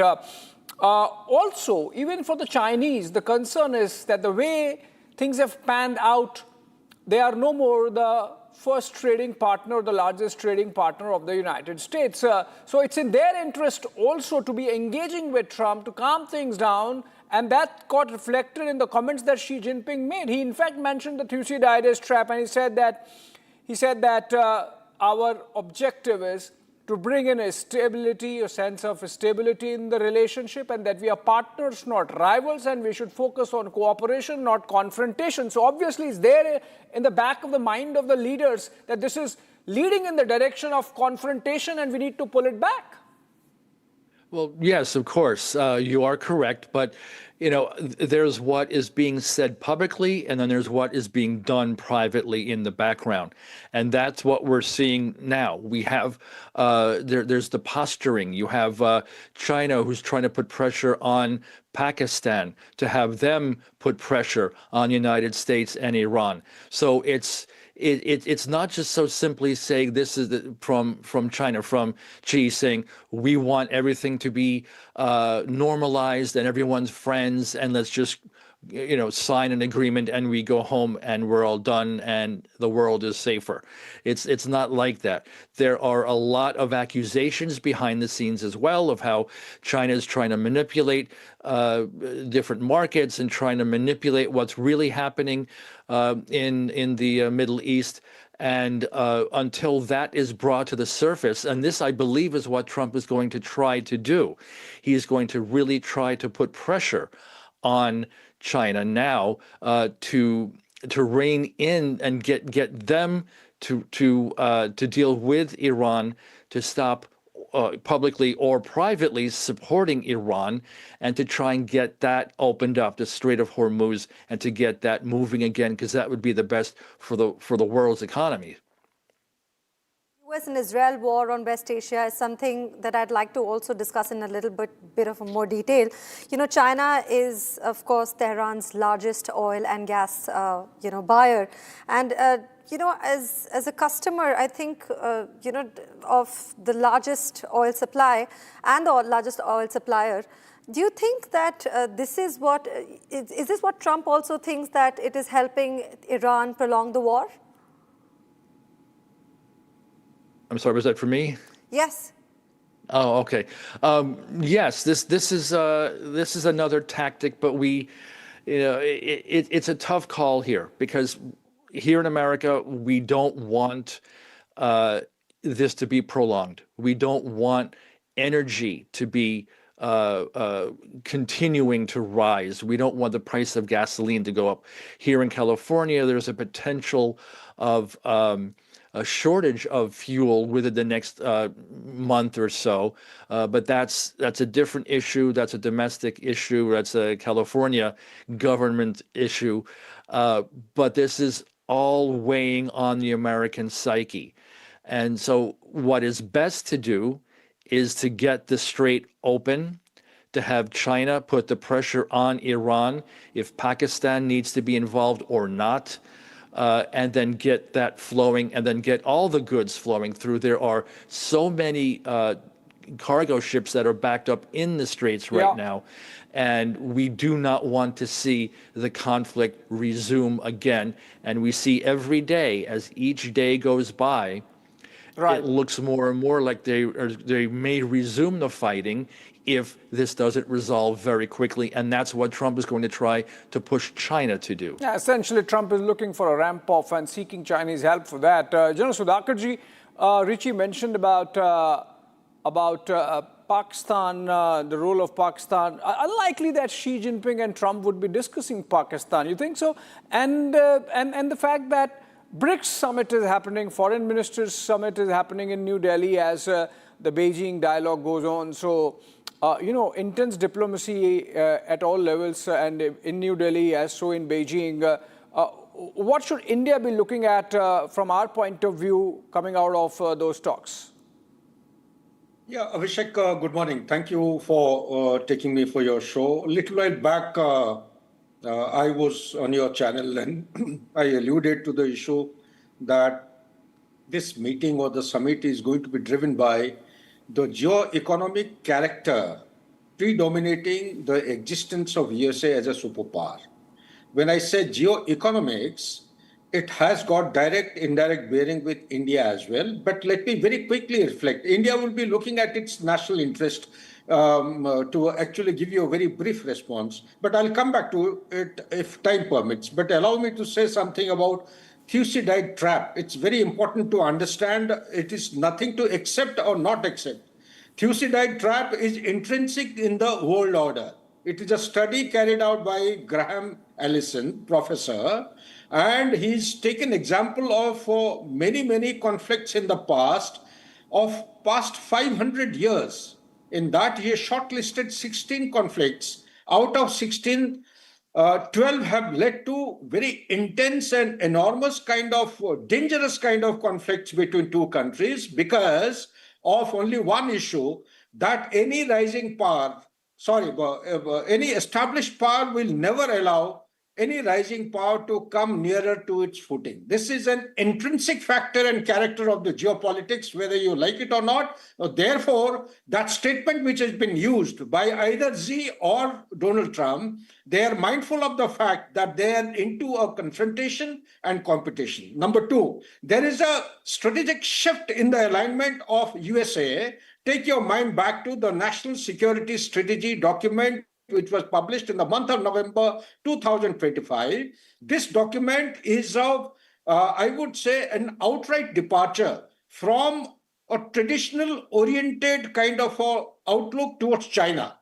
This departure essentially is telling China, you do anything you feel like with Taiwan, but do not dare cross Atlantic and interfere with the Monroe Doctrine, that is the complete America. So with this shift, there are many things which have been left unsaid, and that unsaid portion is actually to push back China in the world order, at the same time, not ruffle any feather which will bring two nations to confrontation. Last point to answer your question is basically USA is gone there to revive the project of 500 Boeings which have been cancelled by China. They wanted to buy, but because of tariff and counter tariff and reciprocal tariff, China said, go to hell, we are not buying this. They want to reopen the project or the deal, one. Number two, 25 million metric tons of soybean to be purchased annually for 3 years. Number three, they also have similar quantum of corn to be purchased by China from USA. Number four, there are 400 factories which used to supply beef to China. All the 400 factories in USA have been closed down because China cancelled the deal with these 400 factories sometime back. They want to reopen it. Also, China wants a couple of things from these people. Firstly, Taiwan is a red line. They do not expect USA to open their mouth or do anything with regard to Taiwan. Number one. John Sundarji, sorry to be interjecting, but if you're saying that Taiwan is a red line and that Chinese would not want the American delegation to open their mouth on that, and if the Americans so oblige, then of course that's a concession. That's throwing Taiwan under the bus. Absolutely. I totally agree with you. That is what is actually happening now in the world order. I'm coming to the point about the energy security. But before that, this is a very important point, Abhishek, you have raised. You see, now the USA is going through such a kind of a churn and the journey that the leverages which USA as a superpower used to have, say, 10 years or 15 years back, they no longer have this leverages. Talk about the technology, talk about the Taiwan issue. Taiwan issue is driven by the TRA of 1979, and the central point of TRA is the strategic ambiguity. Now, if you read the document of National Security Strategy or 2025 of USA, if it is not clearly stated, but indirectly it is giving those kind of things, you do as you wish as far as Taiwan is concerned. So therefore, to answer the question which you have raised, throwing it under the bus is not the issue. Issue is towing the line, accepting the demands and the aspirations of China. It is not true. The last point I have to make is that willy-nilly, whether China likes the bipolar world or not, willy-nilly, USA is pushing the agenda for G2 concept in the geopolitical order in the world. Yeah. And if I have to say about India, what is India looking at? India is looking at some kind of a normalization of relationship between both the countries. Yeah. The Strait of Hormuz should open up as part of an international waters, as given in UNCLOS 1982. And here India is also looking at that there has to be peace and tranquility along the line of actual control, and the trade relationship with China must normalize. It's not G2 for sure. The proof of that is General Sudhakarji, as I mentioned, that even as those delegation talks are going on in Beijing, India is hosting BRICS summit, 11 nations, powerful nations. And I think nobody should fancy this G2 idea of running the world anymore. That was, a pre-Cold War. Or from the World War II to the Cold War, by the time it ended. It's been a multilateral world since then. Richie, a quick comments from you. If you look at this, shopping list, so to say, so the Americans want Chinese to buy more soybean, more, sell more beef, and except for Boeing, if you look at it, essentially agri products. And from China, you want the rare earths, what future stands for. So in that sense, the relationship is already loaded in favor of China. What's the leverage really with Trump? And on the question of Taiwan, then obviously the Americans are on a thin ice. Yeah, well, you bring up a very good point. And one of the issues that we have here is that the markets are uneven. What we sell to China, what we import from China, there's the imbalance, more than just consumer products and consumer goods, but the things like technology, things like rare earth, the control of rare earth items that we need for manufacturing, like batteries, and right now with the chip restrictions, with also what we can use here, what consumers buy here, the quality of what we can obtain here, it just doesn't seem to make that. It seems this imbalance is continuing, regardless of whether or not there's a tariff on it or not, whether Trump wants to push to open the borders or not. But this is why we see this delegation, the American delegation that went along with Trump yesterday and today. These are business leaders, icons in the business world, in technology, in Elon Musk with Tesla and car, with BlackRock and other investments. We've got the among the largest of the business leaders of America are there. So this is more than just an issue with Taiwan and the red line. What do we do with Taiwan? What do we do with the Middle East, West Asia, as you say? But it's to try and convince, to try and work on a way to open up the Chinese market more to American goods, and to get trade working, because right now it's not working, and there's just the constant barriers that are put to American businesses.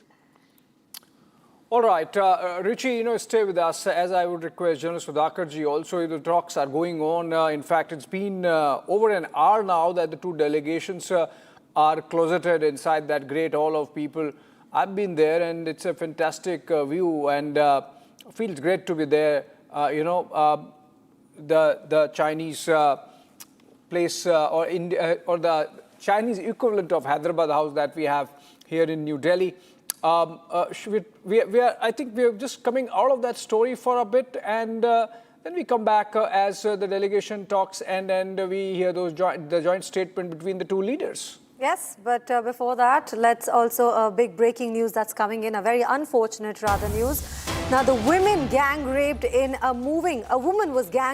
a moving bus in Delhi, and a sex worker was reportedly sexually assaulted by the bus driver, the two bus drivers, one of them being a conductor in a moving bus.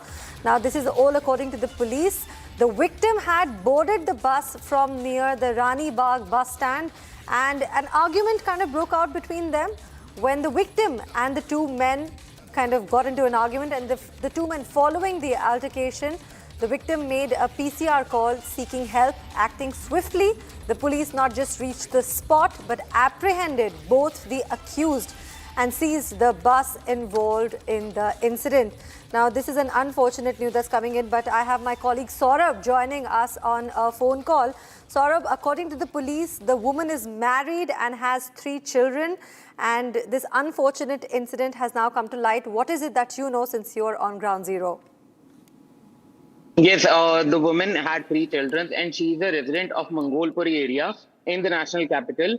And she, on the intervening night of May 12 and 13, the woman onboarded the bus from near the Rani Bagh bus stand, and following which, when the bus reached to Nangloi, both driver of the private bus struck a deal with the woman, and after conducting the heinous acts, they refused to pay to her. And after that, however, the act was conducted, and they do not agree to the payment. And following that, an altercation broke out between both the men and the victim. And then the victim had made a PCR call, and then the police reached the spot immediately. After reaching the spot, the police apprehended both the accused, and the medical examination was also conducted. And after that, an FIR was registered at the Rani Bagh police station, and the relevant sections of the gang rape were put on both the accused, and now both the accused have been sent to the judicial custody. Back to you. Right. Thank you so much. Thank you, Saurabh, for giving us those information. This was an unfortunate incident that took place in the Rani Bagh area of New Delhi, where a woman was gang raped by 2 people, the bus driver and the conductor. But right now, the police has seized the bus that was used for the crime.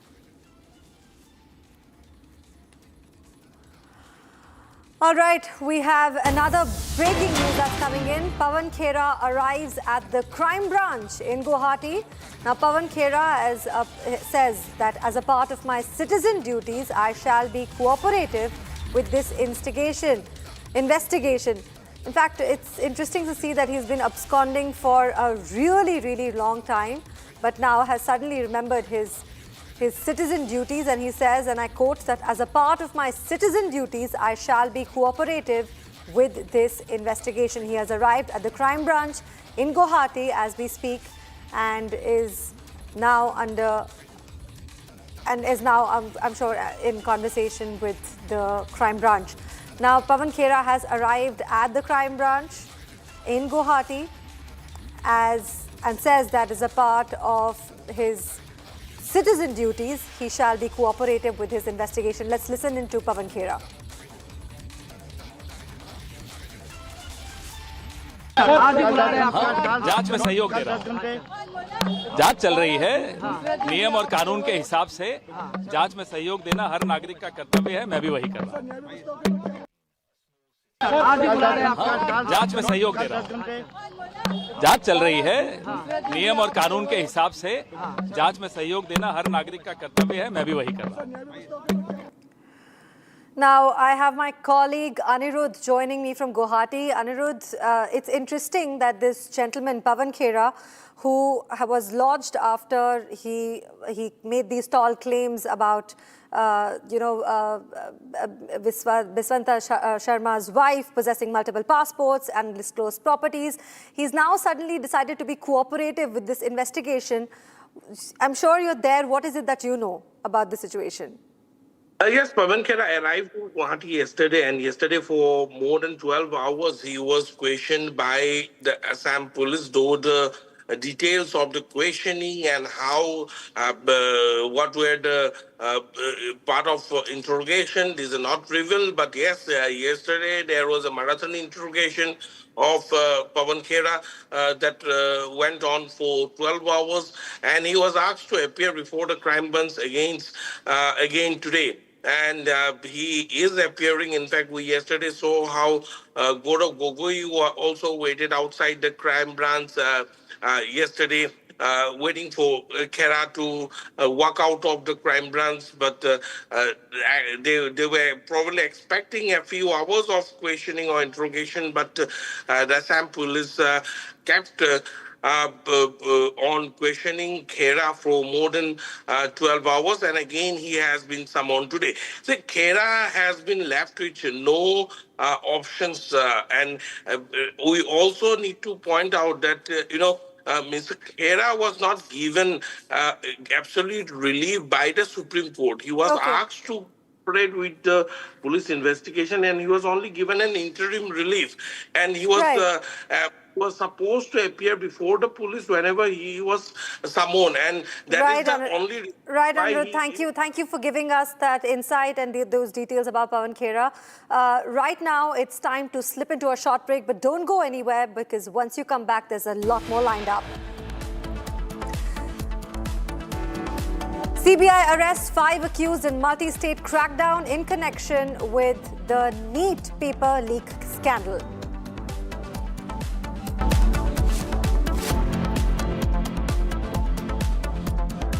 कोई global organisation नहीं है, it's a terror machine. अगर हम terrorist होते तो terrorist हमें क्यों मारते? आरएसएस ने बाबरी मस्जिद तोड़ी और आरएसएस वायलेंट है। Just say it! वो तब गिरा जब इस देश के बहुसंख्यक समाज का विश्वास टूट गया। आप लोगों ने तो देश चलाने का दावा किया है, लेकिन आप लोगों का ना कोई हिसाब है, ना कोई किताब। ये चोट निशान छोड़ेगी।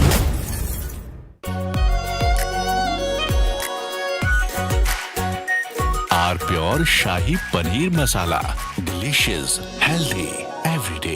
रानी, इस घर में कुछ है जो टूटता नहीं। ये पिलर कभी नहीं टूटेगा। रुंगटा स्टील टीएमटी से बना। रुंगटा नहीं तो घर स्ट्रॉन्ग नहीं। रुंगटा स्टील टीएमटी बार एकदम सॉलिड। प्यास बुझाए, ठंडक लाए, सबको भाए जीरा से। एमटीएच का जलजीरा जीरा से। जीरा से असली रिफ्रेशिंग, असली स्वाद, असली मजा। ये सब आप इसलिए कर रहे हैं ना सर, ताकि आप अपने आरएसएस को बचा सके। वैसे भी आप आरएसएस के भोपोई तो हैं। आरएसएस का सच है मेरी थीसिस, जो सालों से छुपाया गया है। But I am going to unmask the truth. Class अब शुरू होगी, because the professor is here. ये जो भी हो रहा है, ये injustice, ये conspiracies, ये manipulation, अगर आप इसको terrorism नहीं कहेंगे, तो फिर किसको कहेंगे? ये है मेरा आखिरी सवाल. This is my last question to you.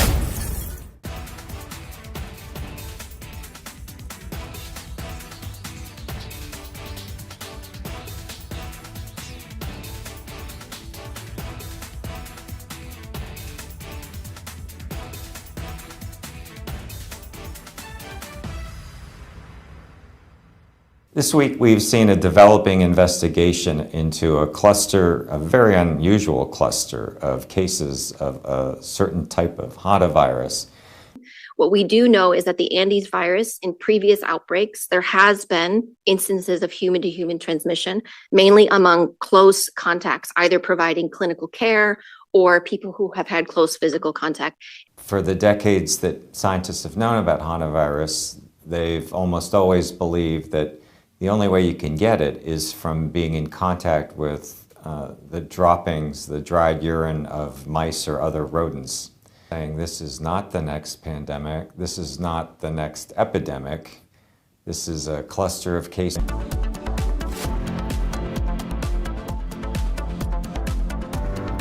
कोई ग्लोबल ऑर्गेनाइजेशन नहीं है, इट्स अ टेरर मशीन। अगर हम टेररिस्ट होते तो टेररिस्ट हमें क्यों मारते?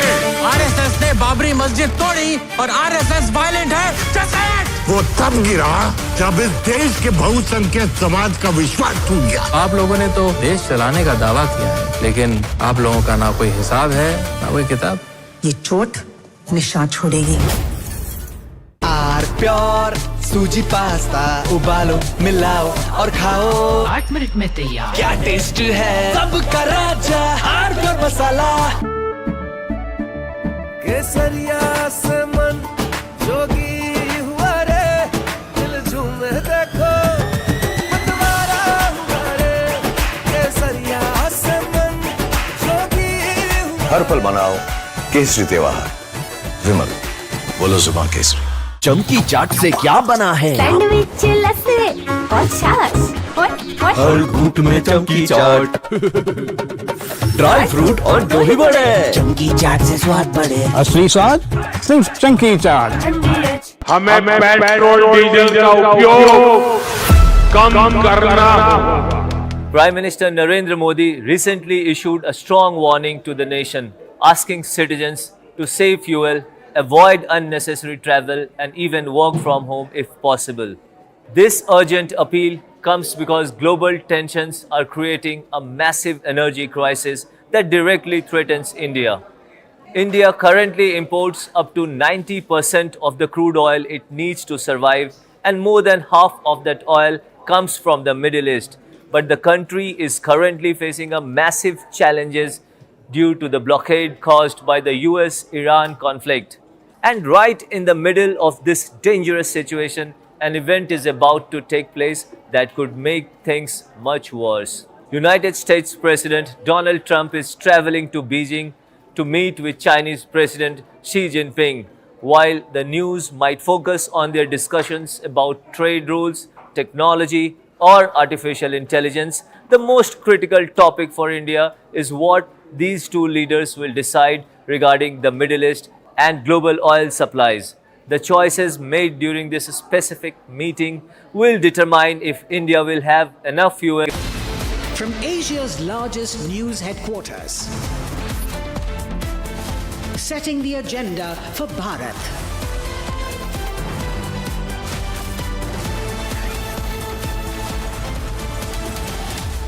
You're watching Republic.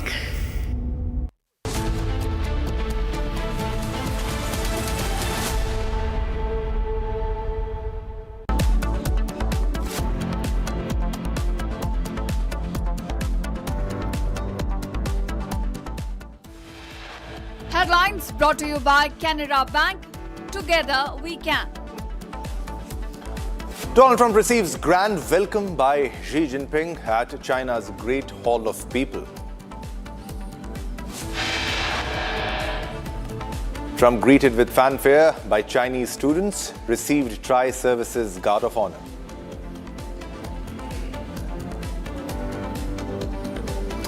And high-stakes bilateral in China, Beijing and Washington discuss key trade and global issues. And CBI arrests 5 accused in multi-state crackdown in connection with NEET paper leak scandal.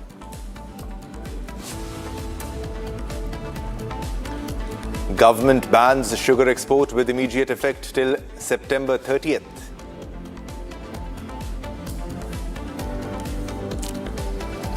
Woman gang raped in a moving bus in Delhi. Delhi police arrests bus conductor and the driver.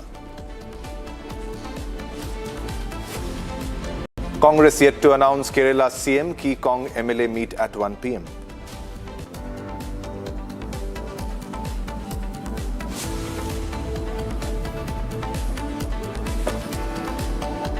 Hello viewers, you're watching Republic TV. This is Shivam Dutt Mehta. Let's begin this bulletin with the big breaking news development that we are fetching, and it is about sugar. Now the central government has banned the export of sugar with immediate effect till September 30th, 2026 or until further orders, as per Directorate General of Foreign Trade DGFT issues a notification amending the export policy from restricted to prohibited. So earlier it was restricted and now it has become prohibited. So there is a complete ban on the export of sugar as we speak. A big development.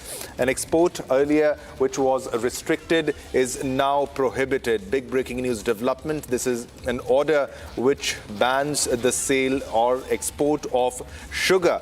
Big breaking news development coming on your screens, ladies and gentlemen. gentlemen, and exports are banned till September 30. The prohibition will not apply to sugar exports to the EU and USA under CXL and TRQ quota, the advance authorization scheme that they have, and the government-to-government shipments to meet food security needs of other countries. So in special cases, this will not apply, especially for food security, emergency requirement, the needs of other countries. Now, consignments already in the physical export pipeline are also exempted. So those shipments that have left, they are also exempted from this prohibition, this restriction. Earlier it was restricted, now it's completely prohibited. So it is a ban on sugar exports. The central government has banned the export of sugar with immediate effect till September 30, 2026. Ishita is joining me from the newsroom for more updates on the story. Ishita, earlier there was a restriction, now there is a prohibition. However, the shipments which are en route, they will not be stopped, and countries which need sugar, there's a food security requirement, they also will be exempted. What more details do we have? Right, Shivam. So Indian government has now amended its export policy as far as sugar is concerned, and the export has now been stopped. It will come into effect from May 30th. Now, the policy has been amended from restrictions earlier to prohibition now. This comes as the government is now taking several steps to stabilize the production of sugar and to also ensure that the restrictions which are being felt due to the war in West Asia do not hinder the supply within domestic markets. Now, this will ensure that the prices of sugar essentially stabilize within the domestic market and the supply chains are not hindered as far as international markets are concerned. Now, as you mentioned, there are two exceptions to this case, including United States. So these are two exceptions as part of its trade policy with these countries, that India will continue to export sugar to these regions as well. Now, remember, leader of opposition आदरणीय राहुल गांधी लगभग 22 वर्षों से elected office में हैं। 22 वर्षों से 22 वर्षों में वो कितनी बार विदेश गए, तो अभी तक जो डिक्लेयर्ड है और पब्लिक डोमेन में आया है उस सब को काउंट करके 54 फॉरेन ट्रिप्स बनता है। 22 वर्षों में पब्लिक लाइफ में रहते हुए 54 टाइम्स राहुल गांधी जी विदेश यात्रा पे गए, जिसमें कौन कौन से देश हैं? इटली है, यूनाइटेड किंगडम है, यूनाइटेड स्टेट्स है, जर्मनी है, वियतनाम है, कंबोडिया है, सिंगापुर है, बहरीन है, मालदीव्स है, कतर है, यूनाइटेड अरब एमिरेट्स है। और 3 मई 2026 को एक्स और सोशल मीडिया के पोस्ट पर जो फुटेज सर्कुलेट हुआ, जो अनअनाउंस्ड यात्रा रही, उसमें मस्कट और ओमान भी है।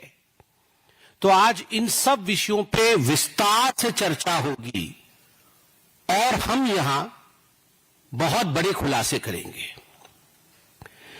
इनमें से अधिकांश जो ट्रिप है, मैंने आपको कहा 54 ट्रिप है, 54 ट्रिप्स है, इनमें अधिकांश ट्रिप्स के ऑन रिकॉर्ड कॉलम फिल है, मतलब वो ऑन रिकॉर्ड गए हैं। जो ऑन रिकॉर्ड नहीं है वो भी बताऊंगा। ऑन रिकॉर्ड गए हैं, उसमें पब्लिक डेटेड होस्ट पेज है, अर्थात होस्ट कब बुला रही है, डेट कब है, इसका पब्लिक डेटेड होस्ट पेज है। आइटिनरी अर्थात प्रेस के जो कब स्टेटमेंट जारी होंगे, प्रेस को कब संबोधित करेंगे, यह प्रेस आइटिनरी भी है। पार्लियामेंट्री रिकॉर्ड, छुट्टी रही उनकी पार्लियामेंट से, पार्लियामेंट में नहीं आए, कमेटी की मीटिंग में नहीं आए और उसका कारण विदेश यात्रा रही, पार्लियामेंट्री रिकॉर्ड है। और फोटो ट्रेल है।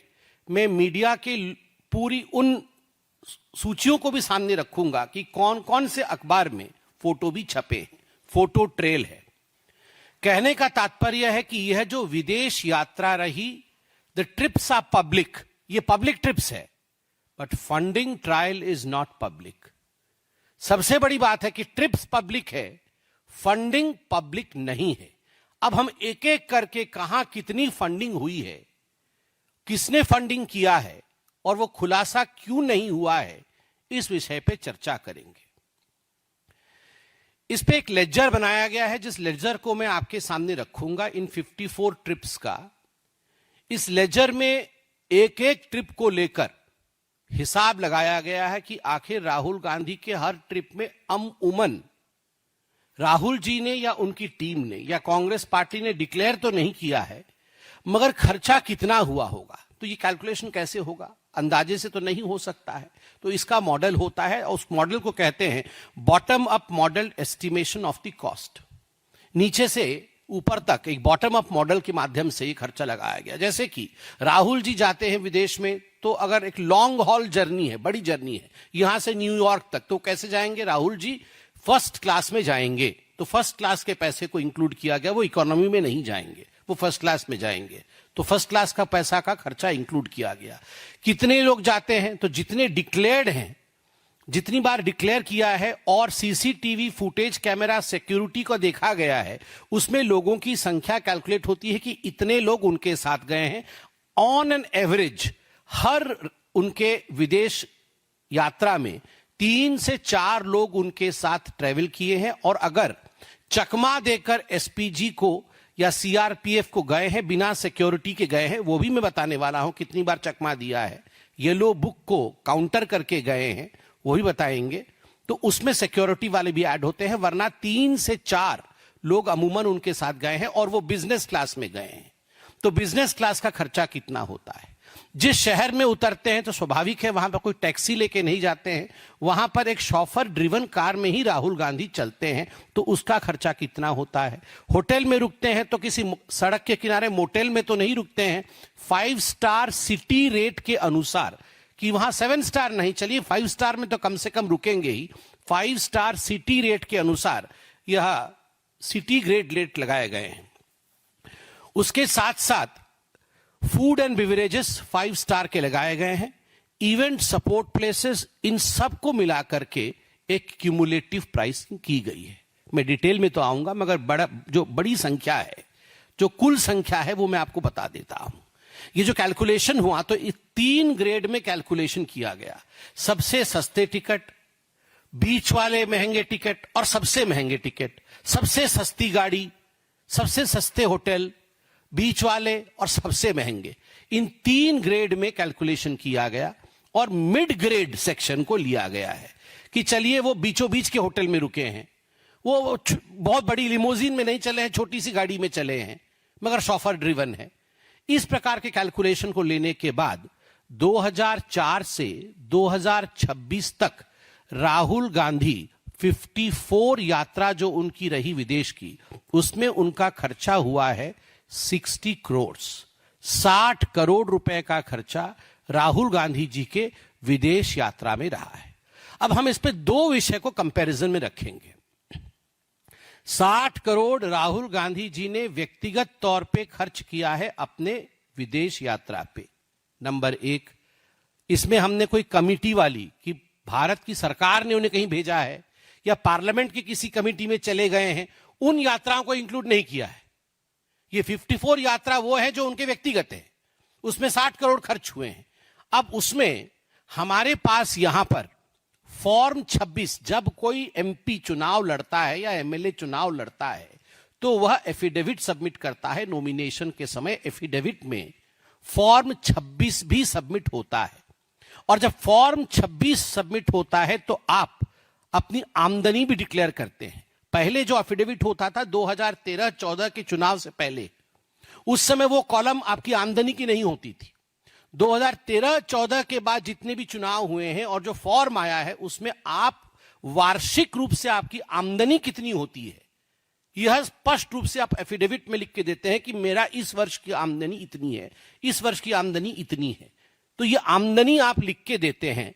तो हमारे पास राहुल गांधी जी के बैक टू बैक 2013-14 से 2022-23 तक असेसमेंट ईयर 2013-14 से असेसमेंट ईयर 2022-23 तक का, जब वो चुनाव लड़े, क्योंकि लास्ट चुनाव 24 का था और 24 के चुनाव के लिए 22-23 का उन्होंने अपना इनकम दिखाया है, तो कंटिन्यूअस 10 वर्ष के उनका आमदनी, प्रत्येक वर्ष 10 वर्षों तक वो कितना अर्न करते रहे, वो हमारे पास डिटेल है, क्योंकि ये पब्लिक डोमेन में है, आप भी निकाल सकते हैं।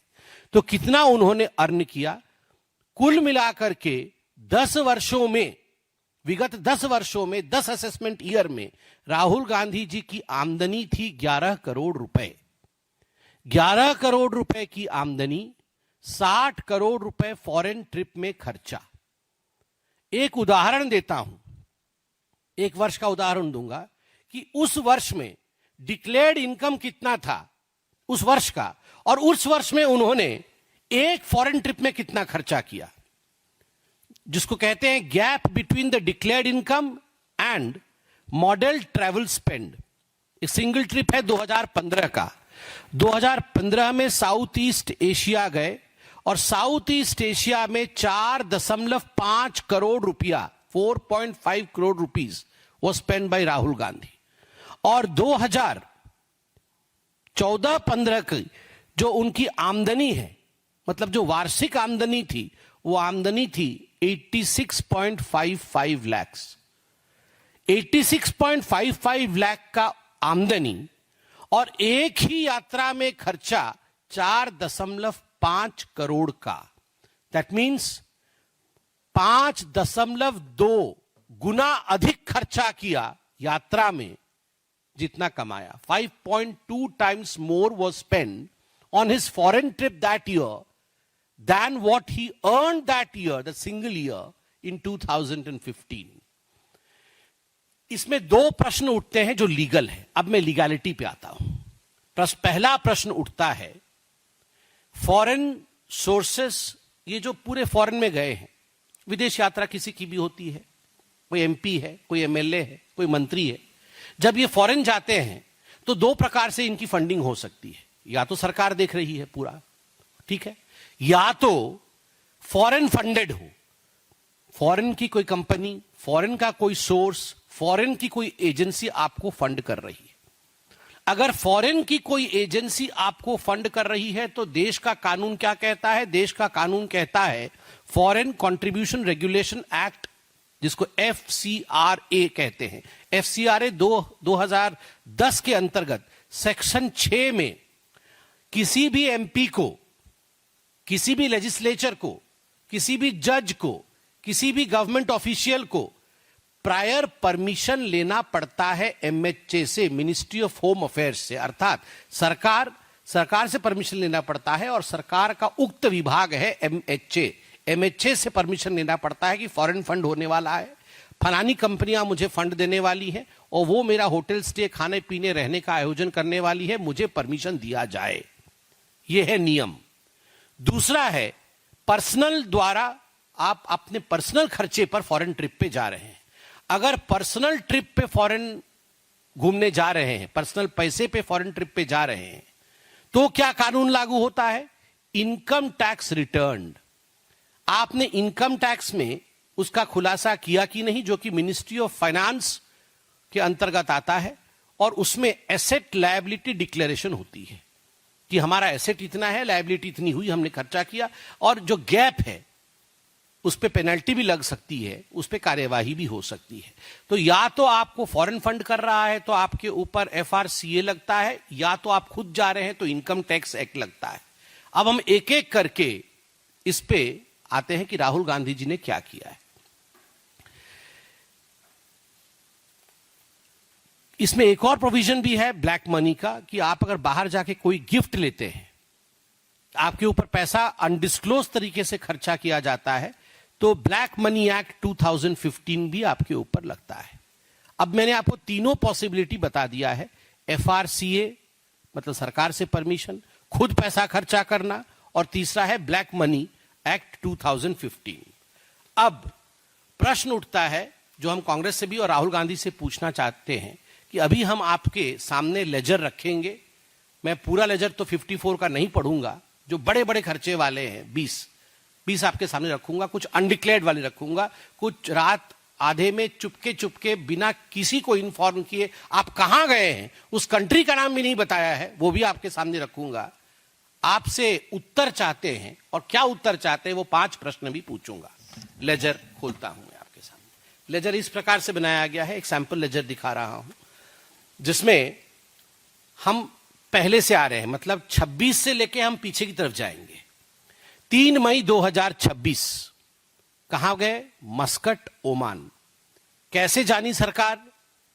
Public domain, visual on X, private visit indicated, no itinerary surfaced, no host disclosed. अब ये होस्ट के ऊपर निर्भर करता है कि वो डिस्क्लोज करे। कुछ डिस्क्लोज नहीं किया गया। खर्चा कितना हुआ? 50 लाख रुपया। 50 लाख रुपीज वॉज स्पेंड। दूसरा एग्जाम्पल दिसंबर 2025 का दे रहा हूं।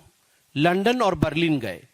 Indian overseas Congress IOC Berlin progressive alliance, ये स्कॉल्स लंच भी हुआ और एक हट्टी स्कूल था, वहां भी उनका कार्यक्रम हुआ। ये ऑन रिकॉर्ड है।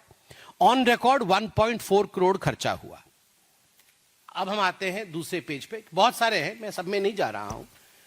सितंबर अक्टूबर 2025 लैटिन अमेरिका। लैटिन अमेरिका में 19 रातें, 4 long haul legs, security aides लेके गए थे, इवेंट सपोर्ट, कुल मिला के खर्चा 5.5 करोड़ रुपया ऑन रिकॉर्ड। किसने दिया? कोई स्टेटमेंट नहीं।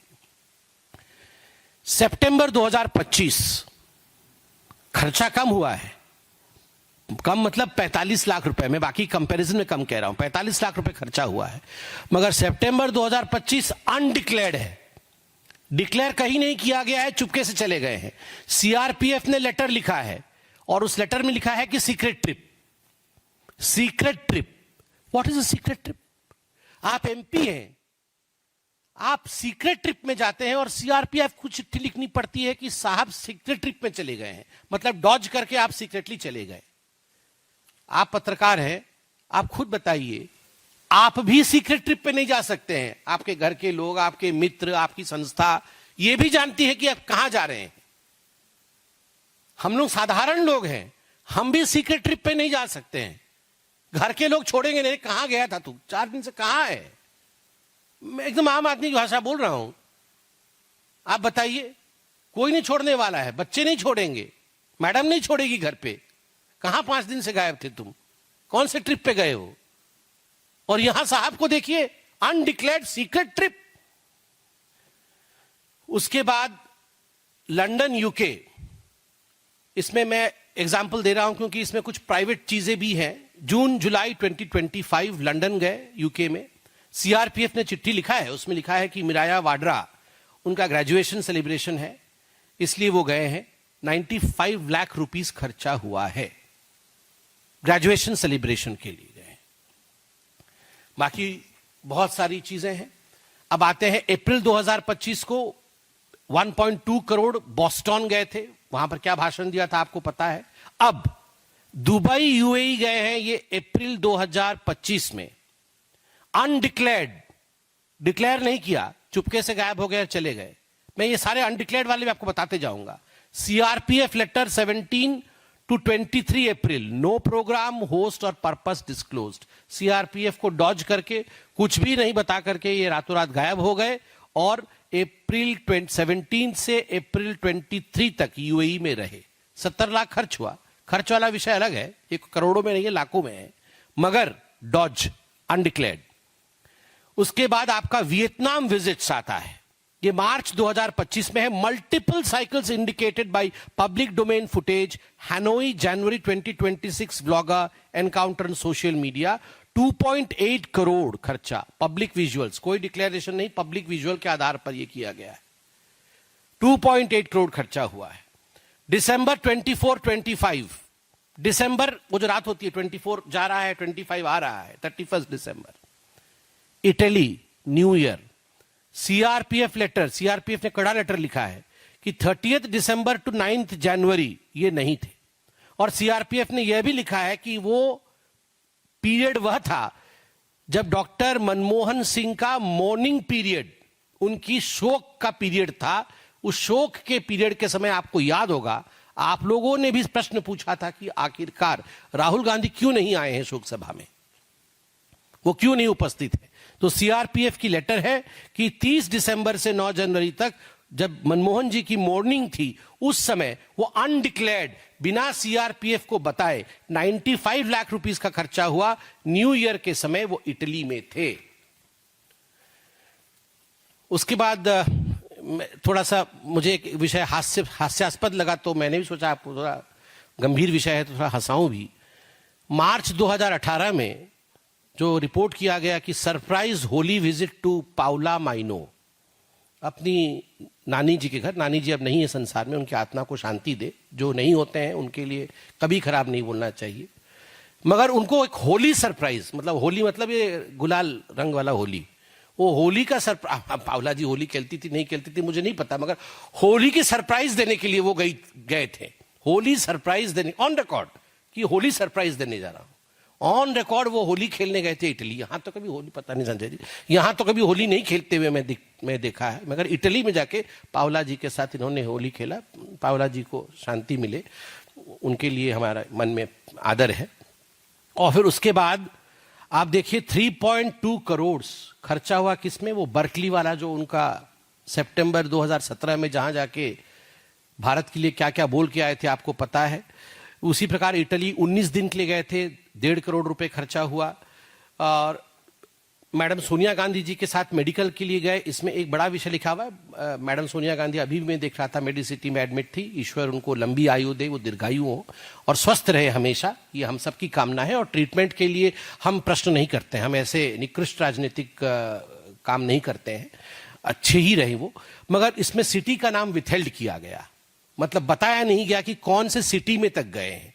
वो मार्च 2017 का है, ये ऑन रिकॉर्ड है, 75 लाख रुपए खर्च हुए, मगर सिटी का नाम विथहेल्ड किया गया। मैंने इसलिए बताया क्योंकि सिटी का नाम बताते हैं, सिटी का नाम भी विथहेल्ड किया गया है। ठीक उसी प्रकार 1.8 करोड़ रुपए अगस्त 2018 में खर्च हुए, 1 करोड़ रुपए फिर से मेडिकल चेकअप का है, मैं उस पर मेडिकल चेकअप पे मैं प्रश्न नहीं पूछूंगा। और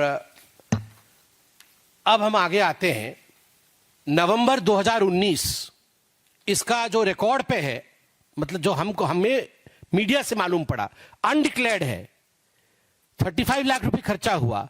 मेडिटेशनल ट्रिप, मेडिटेशन करने गए थे अक्टूबर नवंबर 2019 abroad.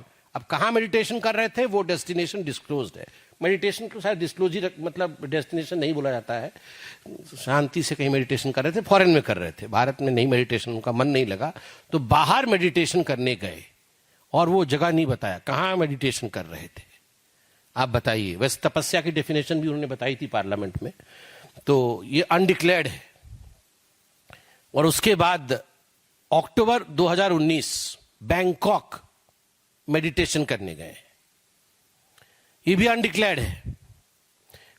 Bangkok meditation retreat, Bangkok गए हैं मेडिटेशन करने के लिए, departed on 5 October on Vistara, eve of Haryana and Maharashtra poll. एकदम मतलब हरियाणा और महाराष्ट्र में पोल चल रहा था, मतलब मुझे लगता है बहुत स्ट्रेस हो गया होगा, तो तुरंत बैंकॉक में जाके किस प्रकार से मेडिटेशन किया जाए, तपस्या, तो उसके लिए तुरंत वो गए 40 लाख रुपीस खर्च करके, अनडिक्लेयर्ड, तुरंत कि अभी मेडिटेशन करना है, तो चले गए।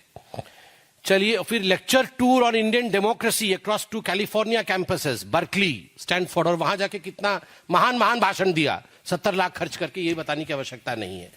मई 2022 में काठमांडू में एक शादी हुई थी, उसमें नाइट क्लब का वीडियो वायरल हुआ था, आपको याद होगा, एक नाइट क्लब का वीडियो वायरल हुआ था, वो ऑन रिकॉर्ड है, वो वीडियो भी ऑन रिकॉर्ड है, ट्रिब्यून ने फोटो भी छापा था, 45 लाख रुपए उसमें खर्च हुआ है।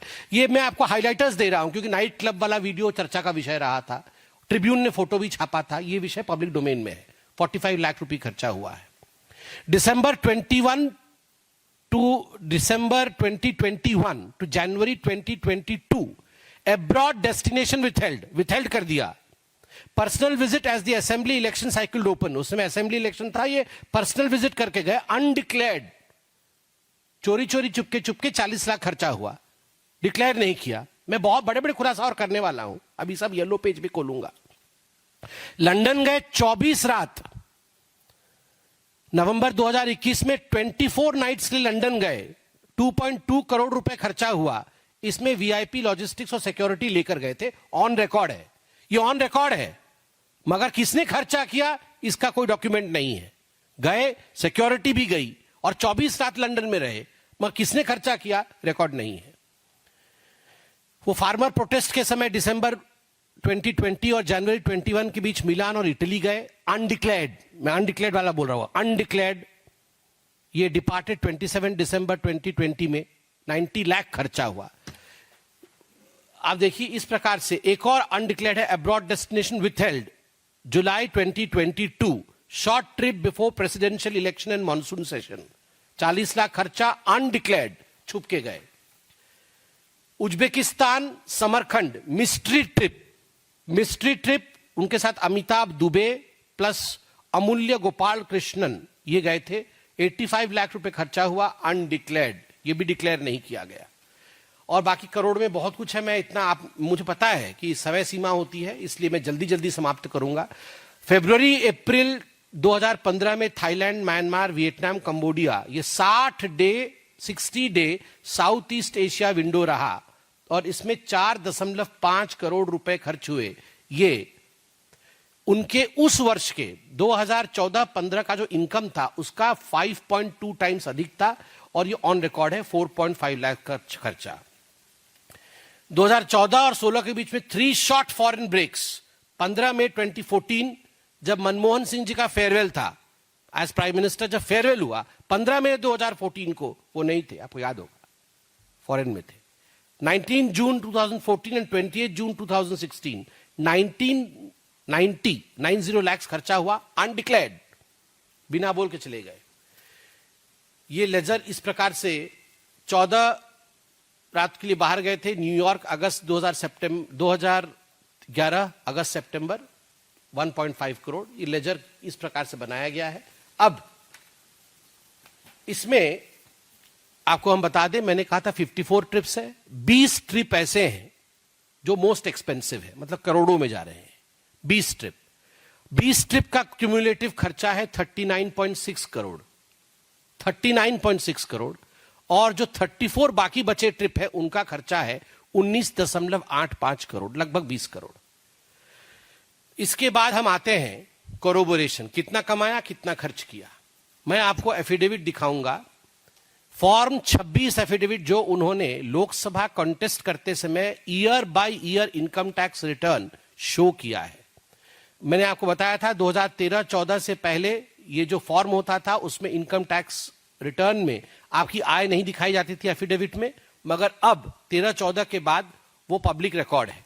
ये टेबल है, हम 10 वर्षों के टोटल असेसमेंट ईयर 10 ईयर्स 2000, मैं फटाफट पढ़ता हूं। 2013-14 का 1 करोड़ 30 लाख से अधिक है, वायनाड से लड़े थे। 14-15 का 95 लाख से अधिक है। 2015-16 असेसमेंट ईयर का 86,55,660 है, ये लोएस्ट है उनके अभी तक का, 10 वर्षों का सबसे लोएस्ट है 86,55,660। 16-17 का 1 करोड़ 75 लाख, आगे कुछ है। 2017-18 का 1 करोड़ 11 लाख 85,570।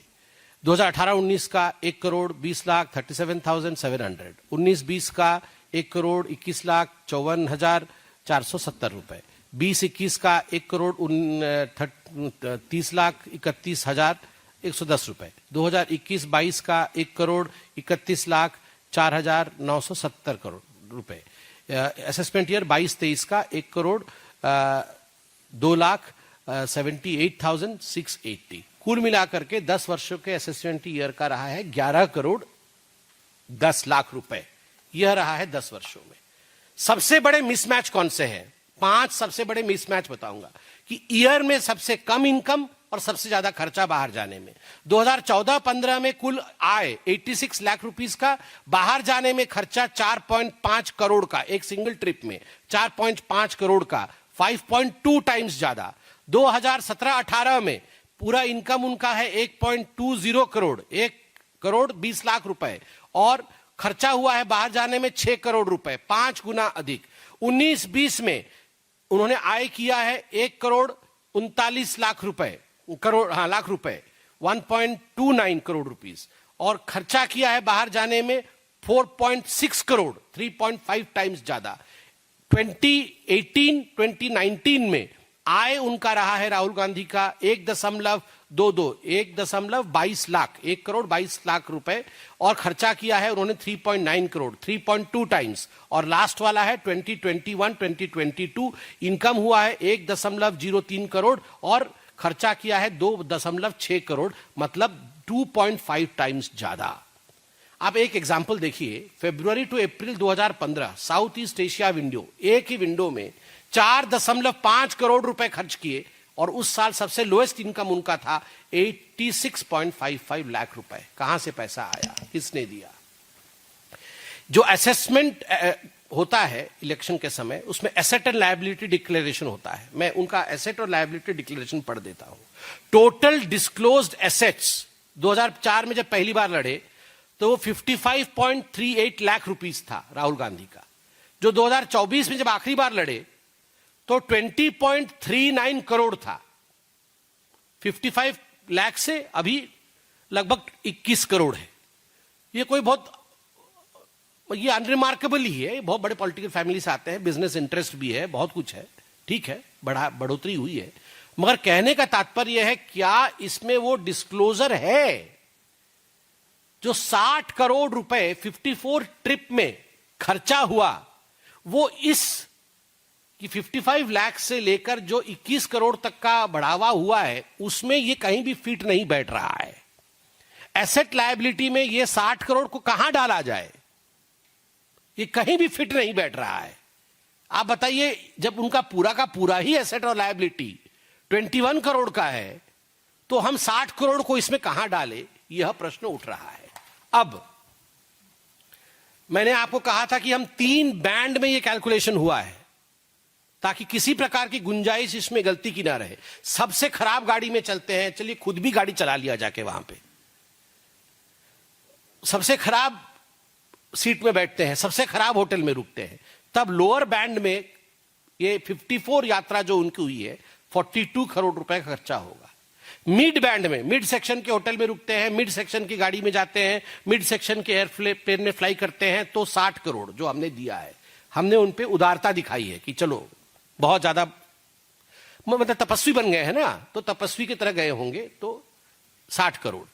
और अगर राहुल गांधी की तरह गए होंगे, मतलब जिस प्रकार का उनका आचार विचार व्यवहार रहा है, 5 स्टार, बड़े से जाना, पार्टी करना, फर्स्ट क्लास में जाना, एकदम सब कुछ बड़ा बड़ा सब रहा हो, तब 78 करोड़ टू 93 करोड़ ये खर्चा बनता है तीनों बैंड का। मगर हमने आपको मिडिल बैंड का दिया है। अब ओमान का जो आया है, उस पर मैं कुछ प्रश्न पूछूंगा, जो हम आशा करते हैं आज शाम तक कांग्रेस पार्टी देगी इसका। ये ओमान का जो आप गए हैं, अभी तक 6 अनडिक्लेयर्ड आपके टूर रहे हैं, ये 7वां है। अगर ये ऑथेंटिकेट होता है तो ये 7वां अनडिक्लेयर्ड है। तो हम पूछना चाहते हैं कि 3 मई 2026 की रात को पब्लिक डोमेन में विजुअल फुटेज आया एक्स पे, एक प्राइवेट विजिट था मस्कट ओमान को, नो पब्लिक प्रोग्राम, आपने कोई पब्लिक प्रोग्राम नहीं डाला, नो होस्ट डिस्क्लोजर, किसने बुलाया, किसके कहने पे गए, वो भी आपने नहीं डाला, नो एक्नॉलेजमेंट, किसी ने एक्नॉलेज भी नहीं किया और किसी ने उसको अस्वीकार भी नहीं किया कि ये सब गलत है, वो नहीं गए हैं। किसी प्रकार का इस पर टिप्पणी इंडियन नेशनल कांग्रेस ने भी नहीं किया है अभी तक। No itinerary has been published, no bank statement debit और ऑथराइज्ड डीलर फॉरेक्स वाउचर। आपका अगर बाहर जाना होता है, फॉरेक्स वाउचर होता है, बैंक क्रेडिट डेबिट इत्यादि होता है, ना बैंक स्टेटमेंट आपने अभी तक पब्लिश किया है, ना वाउचर आपने फॉरेक्स वाउचर दिखाया है। और no FCRA section 6 permission letter has been shown. आप दिखा दीजिए आज शाम तक कि आप गए, आपने सेंट्रल गवर्नमेंट को, MHA को लिखा सेंट्रल गवर्नमेंट के माध्यम से कि आप हमें परमिशन दीजिए। तो ये रूल है एक MP के लिए, तो आप वो दिखा दीजिए। तो ये मस्कट की विषय में आज हम ये प्रश्न पूछना चाहते हैं। अब CRPF के पास आऊंगा। 10 सितंबर 2025 CRPF ने एक ऑफिशियल लेटर लिखा मल्लिकार्जुन खड़गे को, जो उनके अध्यक्ष है, और उस ऑफिशियल लेटर में CRPF ने आपत्ति जताई कि 6 अनडिक्लेयर्ड फॉरेन ट्रिप है दिसंबर 2024 से सितंबर 2025 तक। मैं 6 का पूरा डिटेल दे सकता हूं, मगर मुझे लगता है प्रेस कॉन्फ्रेंस बहुत लंबा हो जाएगा। मगर CRPF ने ऑफिशियल लेटर में मल्लिकार्जुन खड़गे को लिखा है कि यह बहुत ही चिंताजनक विषय है। 6 अनडिक्लेयर्ड फॉरेन ट्रिप है दिसंबर 24 से सितंबर 25 तक। Each was taken, उनके लेटर से पढ़ रहा हूं, each was taken without the yellow book SPG protection notification that the protocol mandatorily requires.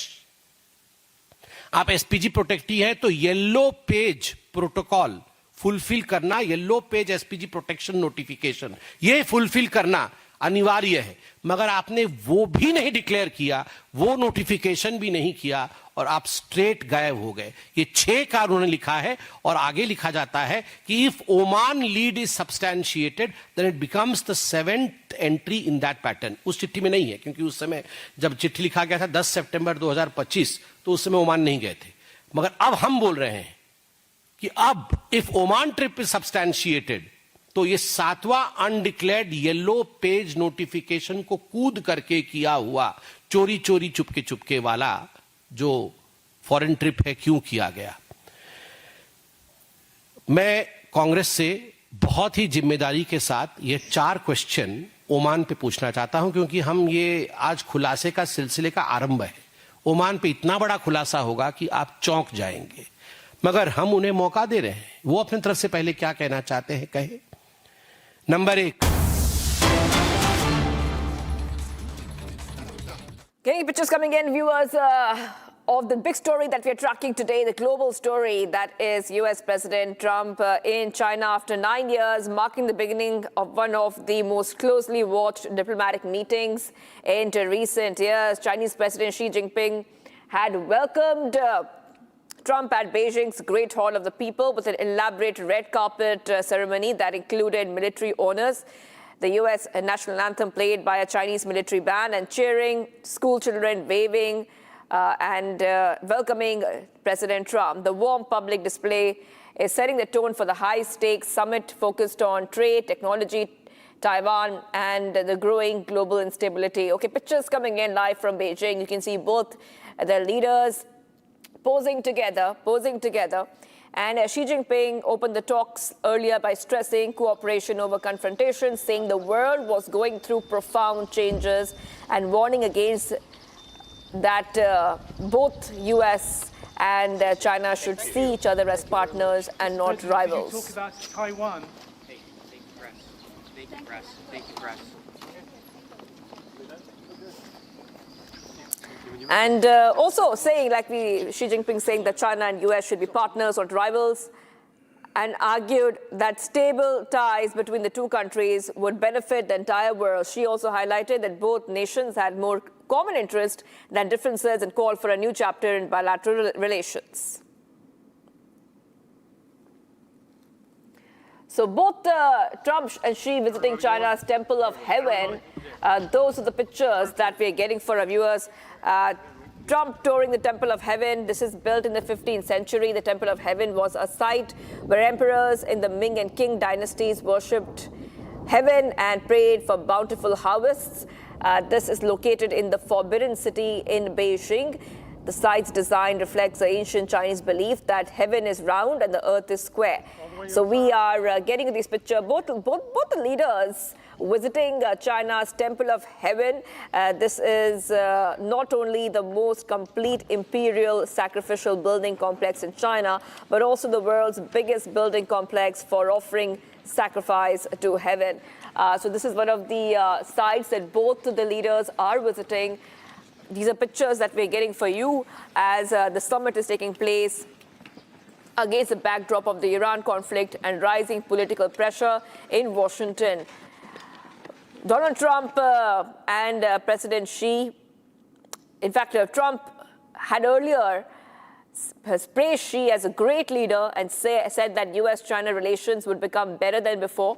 Trump has highlighted the presence of leading American business executives in his delegation, including major technology and corporate figures, and said they were eager to expand trade and investment opportunities with China.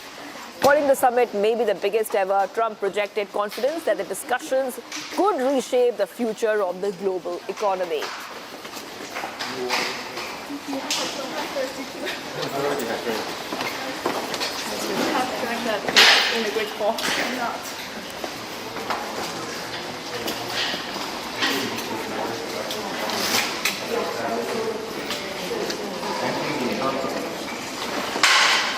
Okay, so we are seeing both the leaders there. And let's go straight across to our senior executive editor, Abhishek Kapoor. Abhishek, getting our viewers these pictures coming in of both these leaders visiting important historical sites in Beijing, and it looks like they both are keen to even out their differences. Well, yes. So these are, the customary pictures that we see every time a dignitary visits Beijing, and President Trump on his second visit. The first one was in first term in 2017. We are going to see, this is the informal component of the visit, essentially aimed at, building some chemistry, or if there is already some, then reflecting it by way of optics, which is very significant component of any diplomatic powwow. So we are seeing a decade on Trump returning back to China, and we had their delegation talks a while back, which have ended, and in the opening comments, the two leaders are accompanied by translators. In the opening comments, we had Xi Jinping rather first talking about how to manage this relationship in a manner that it remains a partnership and does not become a rivalry, and that there is more cooperation rather than confrontation. We are going to hear joint statements in a bit, but immediately on completion of delegation level talks,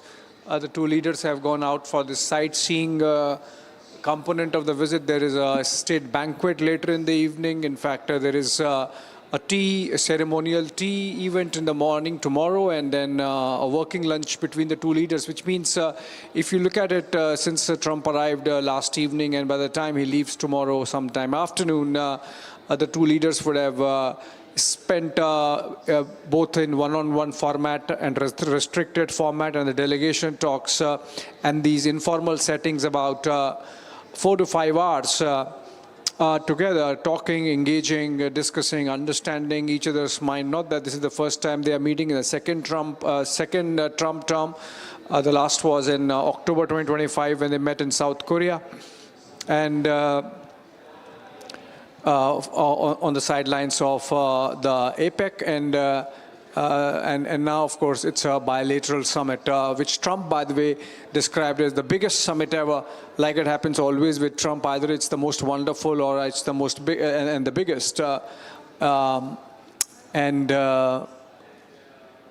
We are seeing now the two leaders in an animated conversation. If you look at the opening comments that were made by Trump, and if you compare it with what Xi Jinping said, it gives you an idea of what's in the mind of respective leaders. So Trump talked about the corporate leadership that's accompanying him, the top corporate honchos of the United States, and in those comments, whether it was a slip or what, he mentioned about the impressive Chinese military. I think he was really taken in by the Tri-Services Guard of Honor, and Trump sort of looked happy with that, and that reflected in the opening comments that the US President made. And then he said that we really want to make it a good, fantastic partnership. Twice he used the word fantastic. He also commended President Xi Jinping for being a great leader, and he said that back home people don't like him for calling Xi Jinping a great leader, but still he would do that. So a very restrained Trump, one would say, and Xi Jinping, as always, measured, focused on what the two sides should be doing to prevent any confrontation. Okay, we are coming out of Beijing back to New Delhi, where another big diplomatic powwow is taking place.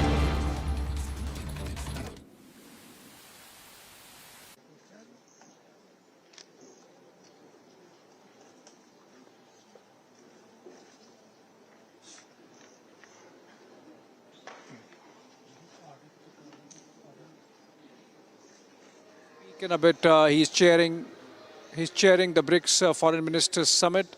His turn now to speak. He's there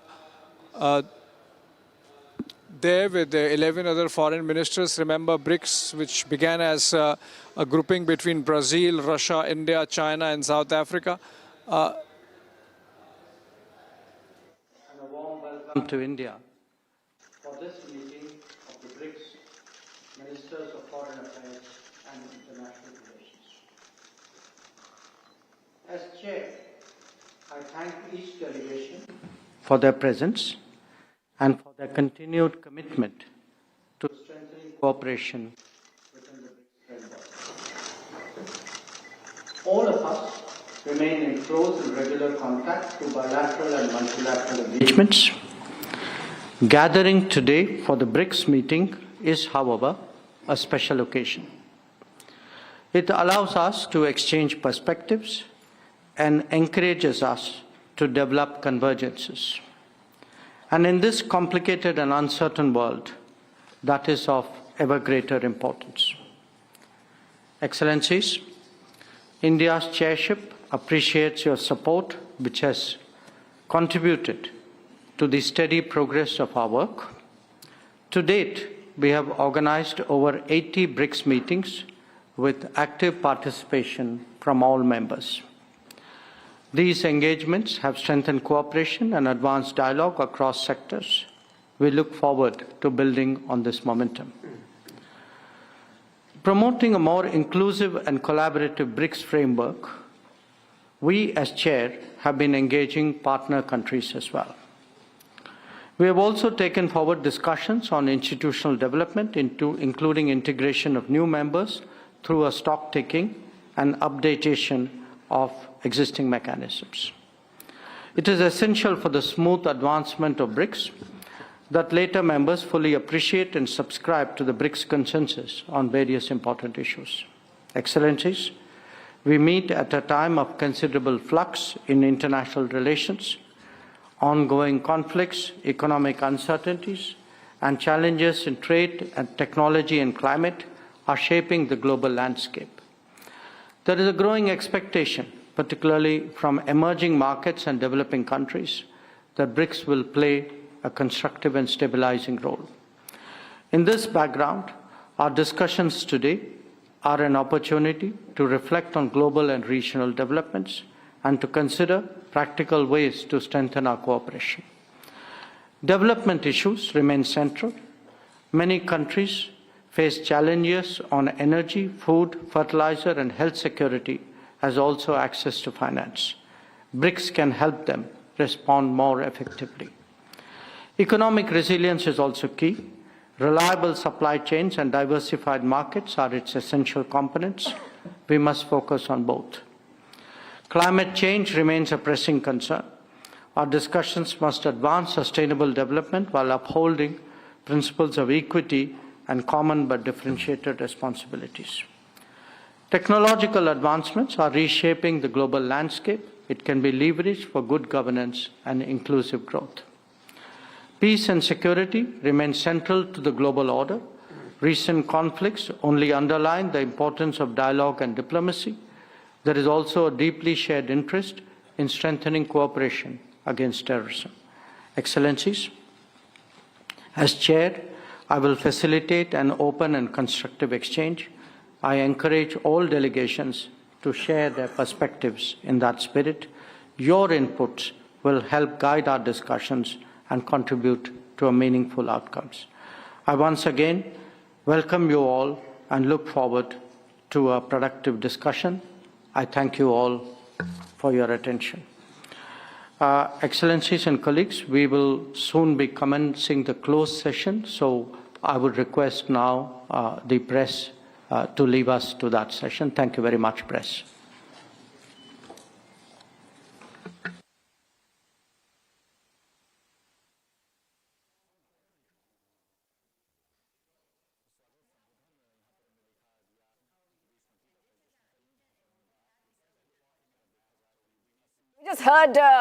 We just heard External Affairs Minister Jaishankar speaking there and welcoming everyone to the BRICS Foreign Ministers Summit, which has begun in the national capital. There's a lot on the agenda: Iran war, oil shock, dollar dominance. All these will be discussed. And we just heard Jaishankar talking about what we can expect. BRICS expected to play a constructive and stabilizing role. growing expectation that BRICS will play a stabilizing role. Very important updates coming in. Iranian Foreign Minister Arakchi and Russian Foreign Minister Lavrov also are present in that meeting. So this is a BRICS Foreign Minister meeting which really matters. Is taking place just before the 2026 BRICS summit in India in September later this year. So India is hosting the meeting of the foreign ministers from BRICS nations. This is a precursor to the 18th BRICS summit, which New Delhi will be hosting in September.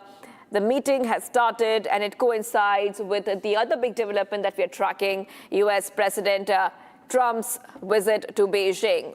Okay, let's go straight across to my colleague Gesu, who is tracking this closely from the ground. Gesu, a lot on the agenda there.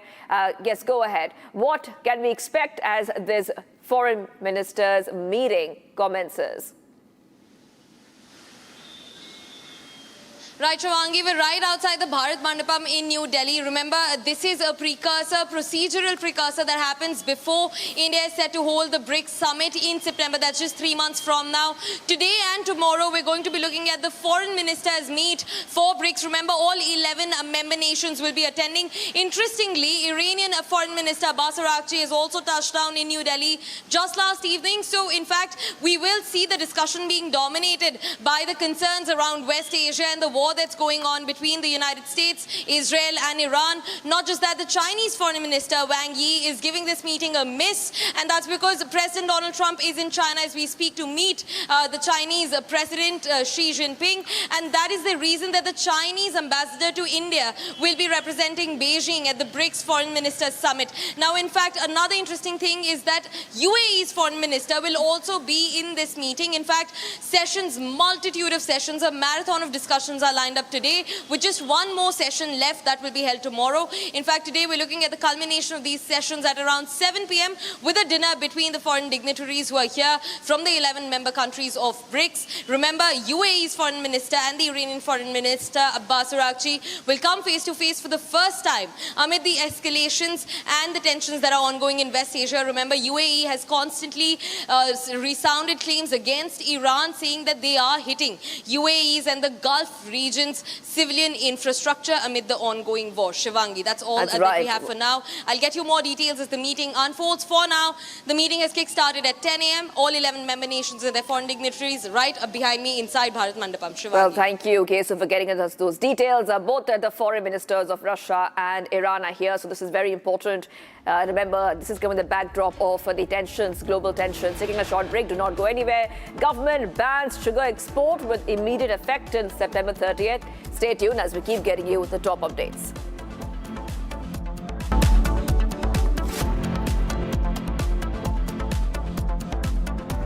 ये सब आप इसलिए कर रहे हैं ना sir, ताकि आप अपने आरएसएस को बचा सके। वैसे भी आप आरएसएस के बोपोई तो हैं। आरएसएस का सच है मेरी थीसिस, जो सालों से छुपाया गया है। But I am going to unmask the truth. Class अब शुरू होगी because the professor is here. ये जो भी हो रहा है, ये injustice, ये conspiracies, ये manipulation, अगर आप इसको terrorism नहीं कहेंगे तो फिर किसको कहेंगे? ये है मेरा आखिरी सवाल. This is my last question जी. थोड़े में ज्यादा स्वाद यही तो है इसकी खास बात। वाओ मामा, क्या स्वाद है? अरे मेरे राजा। राजा आग और मसाला। आई का ये जश्न है, जश्न का ये जश्न है। राष्ट्रीय इलायची जश्न का जश्न। चमकी चाट से क्या बना है? आलू चाट या फ्रूट चाट, स्वाद बढ़ाए चमकी चाट। क्या बात है? स्वादिष्ट पकोड़े और फरसान, अरे चमकी चाट है इसकी जान। असली स्वाद सिर्फ चंकी चाट। अरे ये डिबेट विबेट बाहर की सोचे विकी। डिबेट यानी विवाद, भारत विवाद नहीं, संवाद यानी कंस्ट्रक्टिव डिस्कशन, इसमें भरोसा रखता है। सच नरेट नहीं करना होता, नरेटिव को सच बनाना होता है। जब भी भगवे के ओर कोई कालिक फेंकता है तो उसी स्याही से इतिहास लिखा जाता है।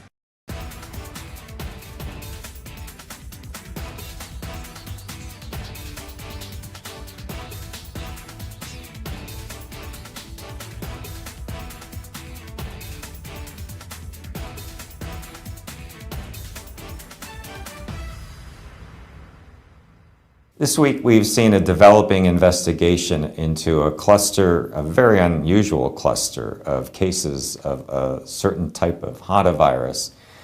What we do know is that the Andes virus, in previous outbreaks, there has been instances of human-to-human transmission, mainly among close contacts, either providing clinical care or people who have had close physical contact.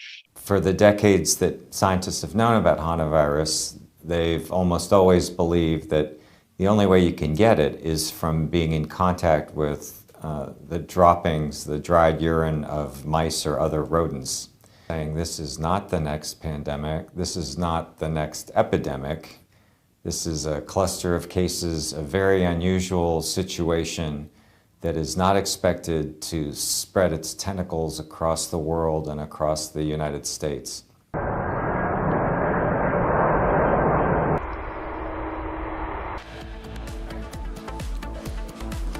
Government bans sugar export with immediate effect till September 30th. Coming up next.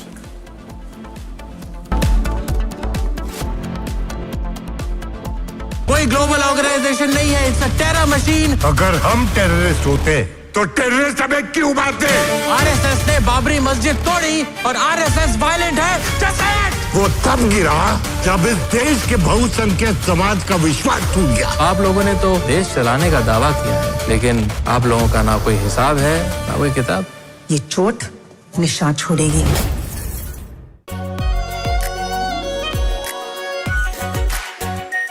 Are pure shahi paneer masala, delicious, healthy, everyday. रानी, इस घर में कुछ है जो टूटता नहीं। ये पिलर कभी नहीं टूटेगा।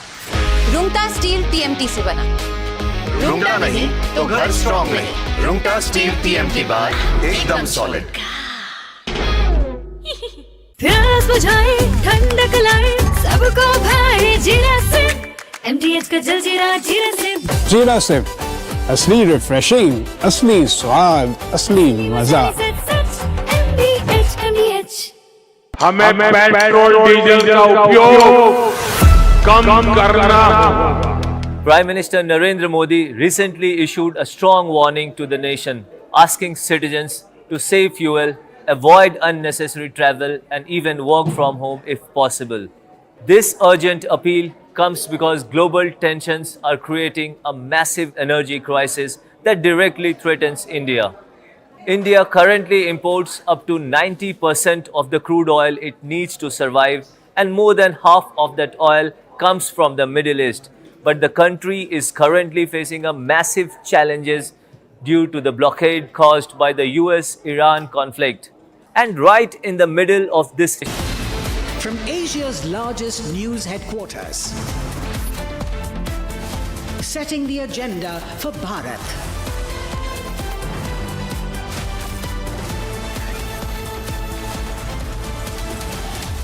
You're watching Republic.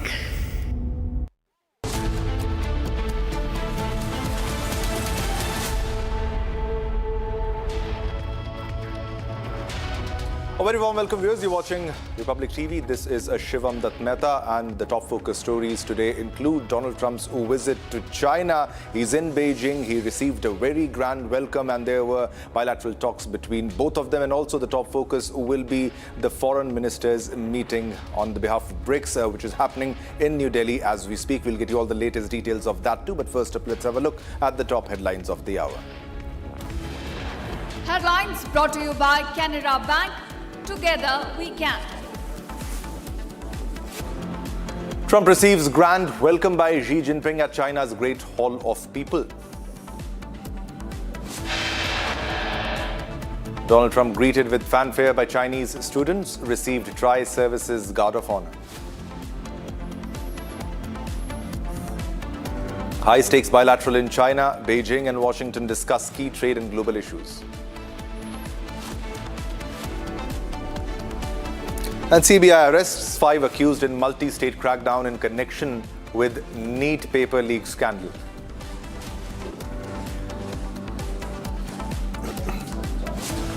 Government bans sugar export with immediate effect till September 30th.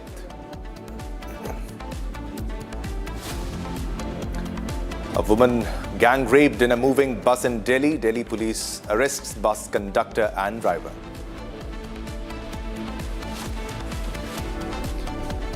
And Congress is yet to announce Kerala Chief Minister. Key Congress MLA meet at around 1 p.m.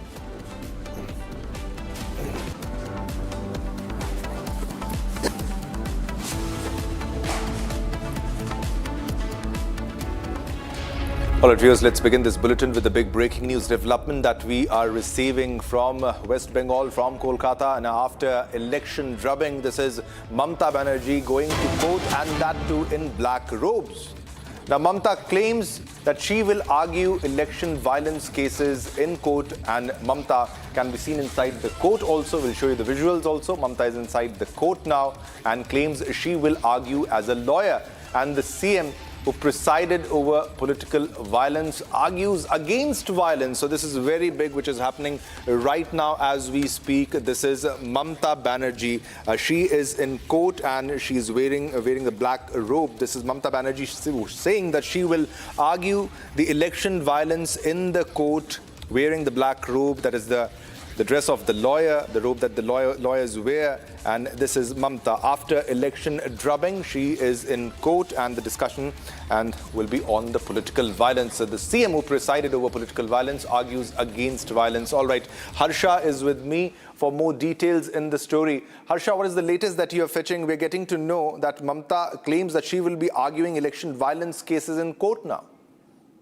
Yes, Shivam, but this is not the first time, Shivam. We all remember how it happened in Supreme Court when the matter regarding the SIR was being argued in the Supreme Court, the highest court of the country, and that in that court also Mamata Banerjee argued her case on the SIR and the issues pertaining to the West Bengal. And there's a second time we are looking at Mamata Banerjee wearing the black robe, the lawyer's robe, which actually the lawyers wear while arguing inside the court. Mamata Banerjee, the TMC, filed the petition in the Calcutta High Court regarding the vandalism and the post-poll violence which took place in 2026 during and after the election. And Mamata Banerjee has stated that she will be arguing the entire case herself. There are not 1, 2, but almost 25 to 30 registered matter in the PIL, which has been stated in front of the Calcutta High Court, which Mamata Banerjee is stating that it was staged and it was planned and hatched by Bharatiya Janata Party itself, including the murder of the Chandranath Rath, the PA of Shwendu Adhikari. So Mamata Banerjee has been stating that all the PILs have been combined and presented in front of the Calcutta High Court. It has been submitted,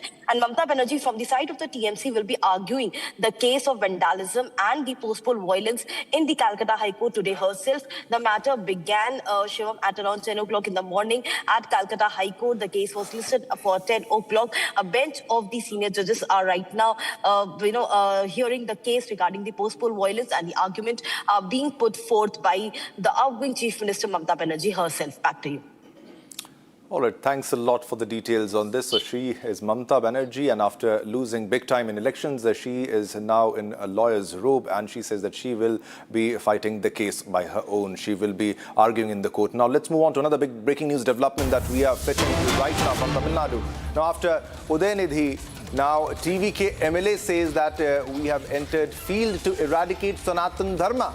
This is S. Mustafa, TVK MLA on Sanatan. He said, we also have a Periyar and Ambedkar. We have entered the field only to eradicate Sanatana Dharma. So this is the opposition. As you can see, now earlier it was just the DMK, and now you have the TVK MLA also who wants to eradicate Sanatana Dharma. Earlier it was the Stalin who used to say that he used to compare Sanatana Dharma with dengue malaria, and he wanted an eradication of the Sanatana Dharma, and now he's getting support from the TVK MLA S. Mustafa, and shockingly there's no big reaction from the TVK itself on the kind of statement that has been made by S. Mustafa, who is a TVK MLA, and his comment, shocking comment and a disgraceful comment on Sanatan. And while he claims that we also have Periyar and Ambedkar, that's a separate thing, but they want the eradication of Sanatan Dharma. Now, ladies and gentlemen, Sanatan Dharma is Hindu Dharma, and so do they want to eradicate Sanatanis? Do they want to eradicate Hindus, the Hindu religion? That's the big question that is everybody wants to know right now. Big breaking news development on your screens, ladies and gentlemen. TVK MLA S. Mustafa sparks controversy now, and after Udayanidhi, you have now another this is time a TVK MLA on Sanatan, just after a very big victory in elections. Now, people will be upset on the kind of statements that have been made. All right, let's move on to Sharda for more details on the story. Sharda, the government has changed, but the stand of the MLA, it is a shocking stand for each and every one. He also wants the eradication of Sanatana Dharma. What is the latest that you are fetching on it? Well, day before yesterday in the assembly, when Udayanidhi Stalin stated that eradication of Sanatana Dharma is required, the TVK stayed silent. However, the TVK MLA from the Madurai Central, Mustafa, speaking to the media, said that it is very necessary to eradicate Sanatana Dharma from the state of Tamil Nadu. But meanwhile, other TVK leaders came to claim that they are secular and that their party is secular and they are not against any particular religion.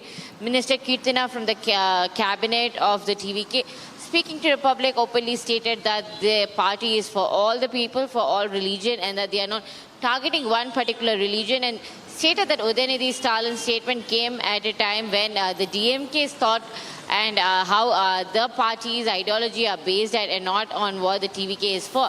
They claimed that TVK party is not secular just for the minorities of the state of Tamil Nadu, but also to all the people who follow any religion in the state of Tamil Nadu. But now Mustafa's comment saying that eradication of Sanatana Dharma is necessary is creating a lot of stir in the Tamil Nadu, while TVK leaders are yet to form the proper cabinet, because the floor test just happened yesterday. The rest of the ministers and also the announcement of the cabinet ministry and the rest of the people are to be announced. This comes at a time when TVK will now face a lot of trouble for the comment that's been made by Mustafa MLA. All right, Sharda, stay with us. We also have a reaction coming in from BJP, Shehzad Poonawala's reaction. Let's listen to it first. So the mask is finally off. TVK MLA S. Mustafa says that we have also entered the field only to eradicate Sanatan Hindu. First, it was Udayanidhi Stalin who said Sanatan should be eradicated, then Congress supported him. 3 years ago also, Udayanidhi Stalin had said this. At that time, Congress had supported him. Congress MLA also said that Sanatan needs to be removed from Tamil Nadu. Hindus should be removed from Tamil Nadu. And now this statement has been reiterated by TVK, who claims to be secular. This shows that this entire bunch is a Hindu Virodi bunch. Whether it's Congress, DMK, Samajwadi Party, Trinamool Congress or TVK, they all believe that Hindu ka karo apman, taki mile vote bank ki dukaan, they are actually nafrat ke bhaijaan. All right, so their reactions have started coming from the BJP also. Now, Sharda, this is not the first time that DMK is making such a statement, and after that, TVK also comes into the picture, and now they also want to eradicate Sanatana Dharma. If you can put this into perspective over the time of a period of time, the kind of statements which have been made by Udayanidhi Stalin, A. Raja, and now you have a TVK MLA this time, Sharda. Over to you. Well, the first time that Udayanidhi Stalin spoke about Sanatana Dharma was 2 years back. He said that Sanatana Dharma is like mosquito and dengue and they have to eradicate it. Following that, multiple DMK leaders, including MK Stalin, A. Raja, Ponmudi, K. Nehru, all spoke about eradicating Sanatana Dharma. But it was the DMK that had the Ministry for HRNC and the Hindu religious endowments. They had a separate department in the ministry to develop Hindu religions and charitable endorsements in temples. But the same DMK was the one which stopped the lighting of the lamp on the Tirupurakuntram hill, which did become a huge issue in the state of Tamil Nadu. We saw the case going on in the Madurai bench of the Madras High Court for almost 3 months, and the punishment was also given to the collector. There was detention. There's a lot of issues that were created for not lighting the lamp. The case still continues to go on not listening to Judge Swaminathan's, but later it was finally revealed that the DMK should not stand against the Tirupurakuntram Deepam hill lit, and the verdict has now been given that the lamp can be lit on top of the hill. So this is not new for the DMK, because they have been constantly pointing out Sanatana Dharma and Hindu religion should not be followed. Multiple sentiments of the Hindu people were hurt, and BJP has constantly pointing out how the DMK family constantly speaks about eradicating Sanatana Dharma. Meanwhile, TVK, which claimed to be secular, which claimed that there will not be any separation between Christian, Muslims or Hindus in the state of Tamil Nadu. Now the statement coming from a TVK MLA will create a lot of stir. While the people are yet to settle in with the new government and the new ministry that's been taking place, TVK leader has asked for 6 months' time, but even before Sharda, set up, stay with us. We have also reactions coming in. Also now Charu Pragya joins us to speak on this issue. Charu, a shocking remark earlier, it was just the DMK, and now TVK MLA also wants the eradication of Sanatana Dharma. Your take on that? It's really sad because, the other day when that comment about Sanatana Dharma was made on the floor of the assembly, I still had that one shred of hope. I thought that let the DMK go on and on about whatever they want to say. At the end of the day, people have weeded them out of Tamil Nadu, and fingers crossed this new government is going to prioritize other things. But isn't it so unfortunate? The leader of opposition talks about this, and now the party in power also has MLAs echoing this very same sentiment, and this seems to be their priority in Tamil Nadu. After being elected to power, the first day in assembly, this is what the discussion comes down to. It is absolutely, I don't even have words. I don't know how bad to call this entire situation, because compare it to the first day of government in West Bengal, where positive decisions for the people of the state were taken, where decisions regarding national security and the health of people were taken.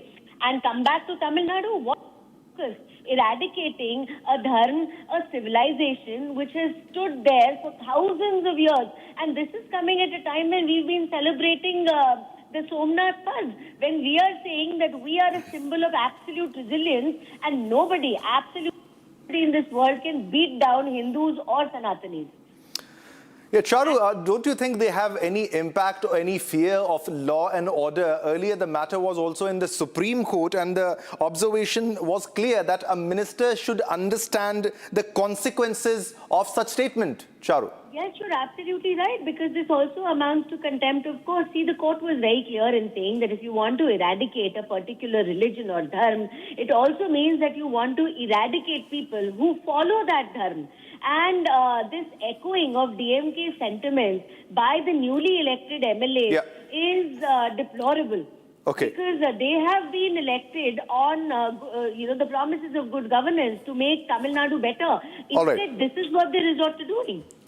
All right, thanks a lot, Charu, for your take, for your insight on this. And now we also have C.R. Kesavan, BJP spokesperson, who is also joining us on a phone line to speak on this issue. C.R. Kesavan, I'll ask you the same question. Don't they have any fear of law and order situation? Don't they think about the consequences of the statements they make, especially when it comes to the Sanatana Dharma? What about the feelings of the Sanatanis, the Hindus living in India and abroad? Good morning to you and your viewers.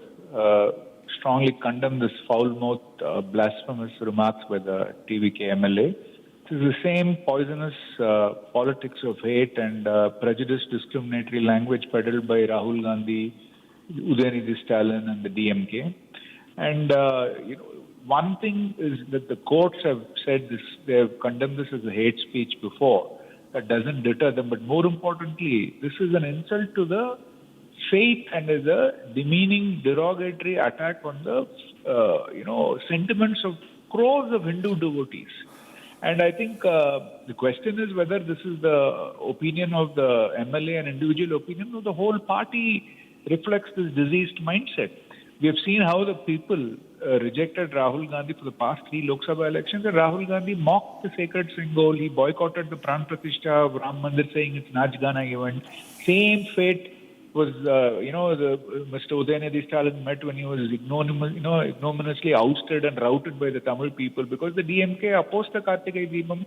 Udayanidhi Stalin said he will destroy Sanatana Dharma, and then they were so parochial that the DMK CM never used to wish the people of Tamil Nadu on Deepavali. And a sitting MP said, Hinduism is not a menace to India but to the entire world. See the fate which befell the DMK.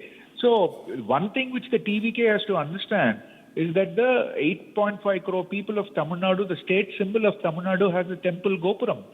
And if they go on to flagrantly abuse the insult and the faith and sentiments of a people, the people of Tamil Nadu will never forget nor forgive these people for the blasphemy they're committing.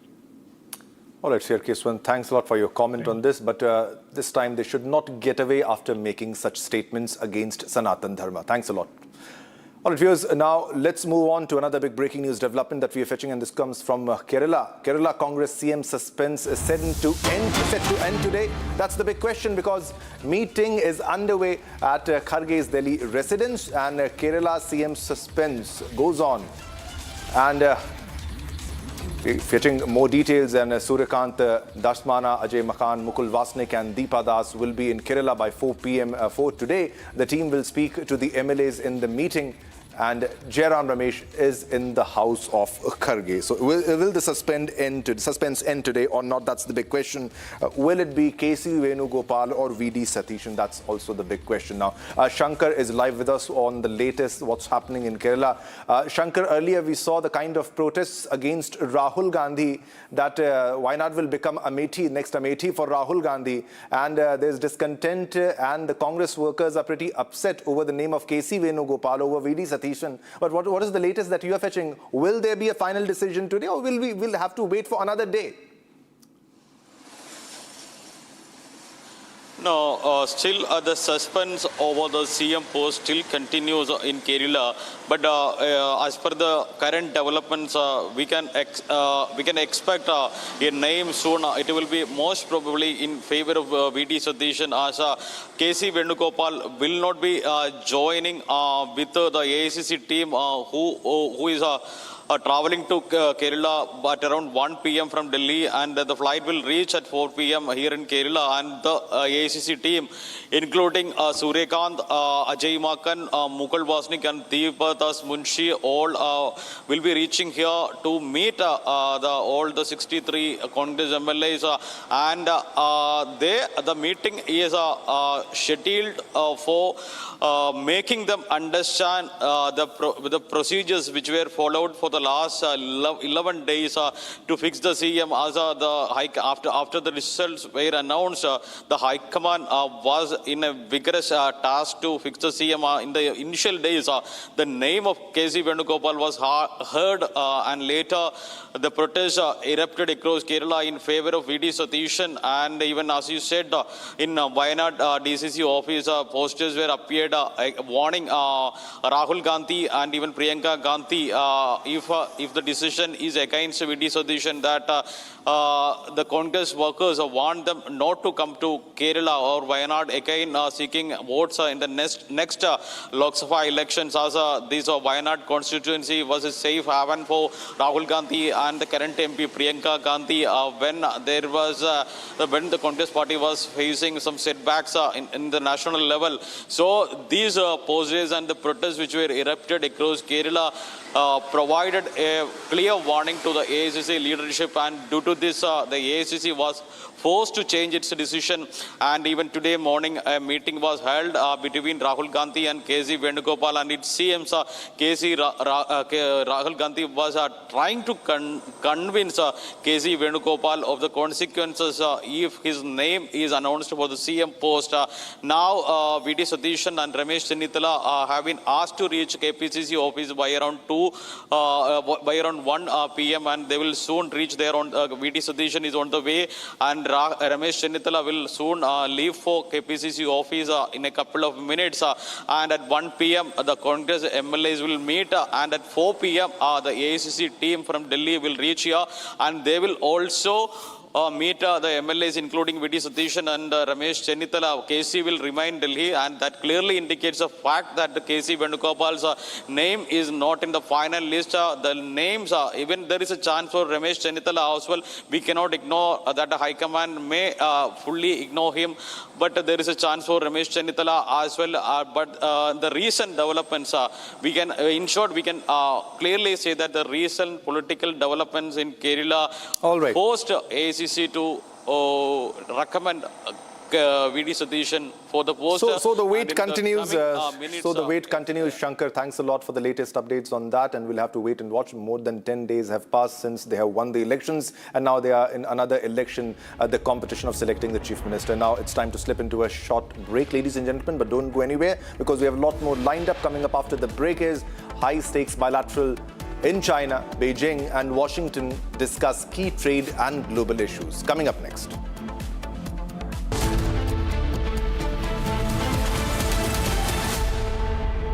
ये सब आप इसलिए कर रहे हैं ना sir, ताकि आप अपने आरएसएस को बचा सके। वैसे भी आप आरएसएस के भोपोई तो हैं। आरएसएस का सच है मेरी थीसिस, जो सालों से छुपाया गया है। But I am going to unmask the truth. Class अब शुरू होगी because the professor is here.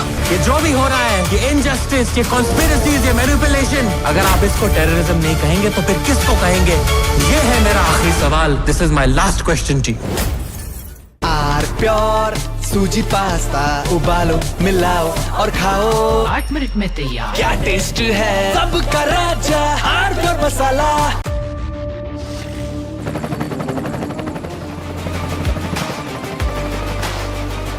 Director, the taste of success. चमकी चाट से क्या बना है? सैंडविच लस्सी और छाछ हर घूंट में चमकी चाट. अब बताओ स्वाद आया? असली स्वाद सिर्फ चमकी चाट.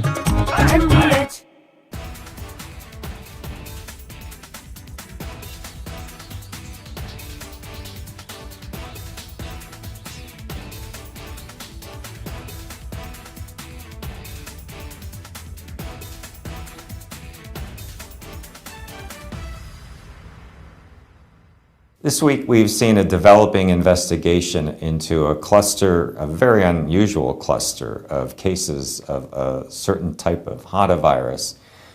What we do know is that the Andes virus, in previous outbreaks, there has been instances of human-to-human transmission, mainly among close contacts, either providing clinical care or people who have had close physical contact.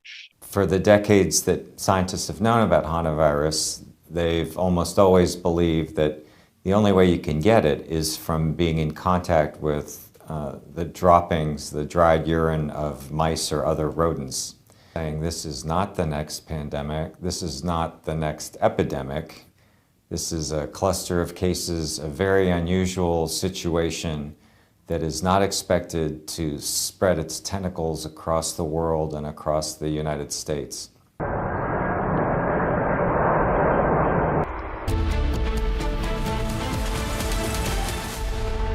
अरे ये debate बाहर की सोच है विकी.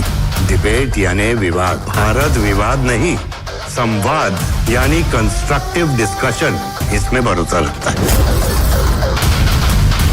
सच narrate नहीं करना होता, narrative को सच बनाना होता है. जब भी भगवे के ओर कोई कालिक फेंकता है तो उसी स्याही से इतिहास लिखा जाता है. थोड़े में ज्यादा स्वाद यही तो है इसकी खास बात. वाओ मामा क्या स्वाद है. अरे मेरे राजा मसाला केसरिया से मन जोगी हुआ रे. दिल झूमे देखो मतवारा हुआ रे. केसरिया से मन जोगी हुआ. हर पल मनाओ केसरी त्योहार. विमल बोलो जुबान Kesari.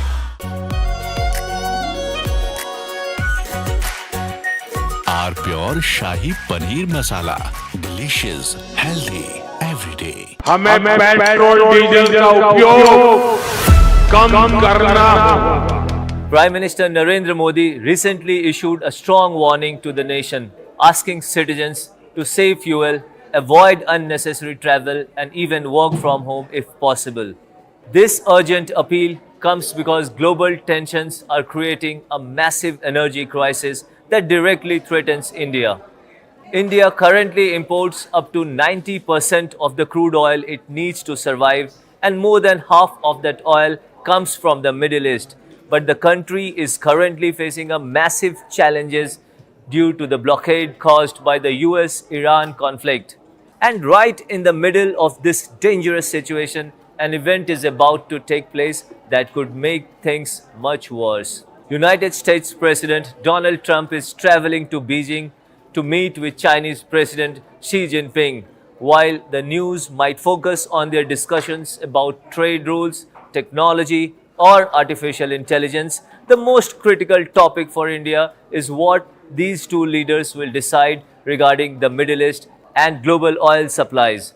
The choices made during this specific meeting will determine if India will have enough fuel for its vehicle or if the country will face a severe shortage at the petrol pump. Coming up after the break, high-stakes bilateral in China, Beijing and Washington discuss key trade and global issues.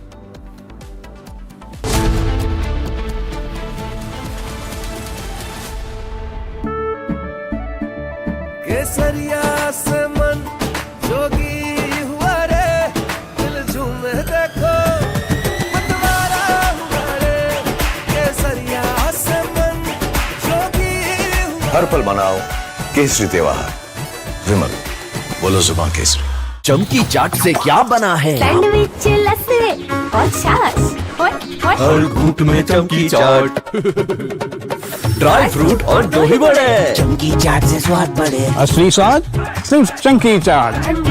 कोई global organisation नहीं है, it's a terror machine. अगर हम terrorist होते तो terrorist हमें क्यों मारते?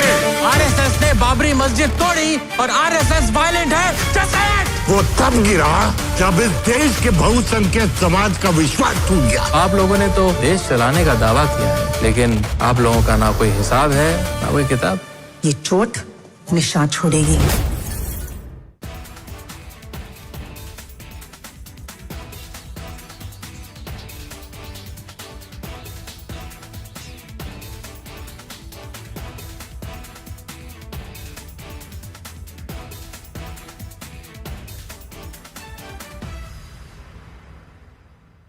This week, we've seen a developing investigation into a cluster, a very unusual cluster of cases of a certain type of hantavirus. What we do know is that the Andes virus, in previous outbreaks, there has been instances of human-to-human transmission, mainly among close contacts, either providing clinical care or people who have had close physical contact. For the decades that scientists have known about hantavirus, they've almost always believed that the only way you can get it is from being in contact with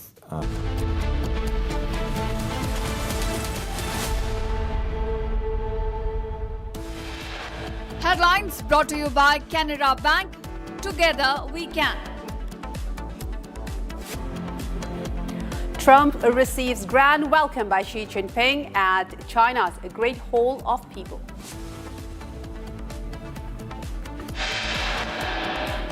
Trump greeted with fanfare by Chinese students, receives Tri-Services Guard of Honor.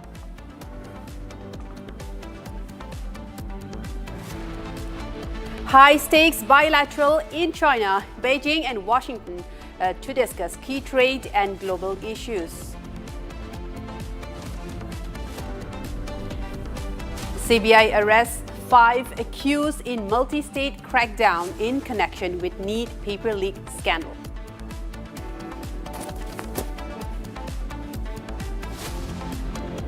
Government bans sugar export with immediate effect till September 30.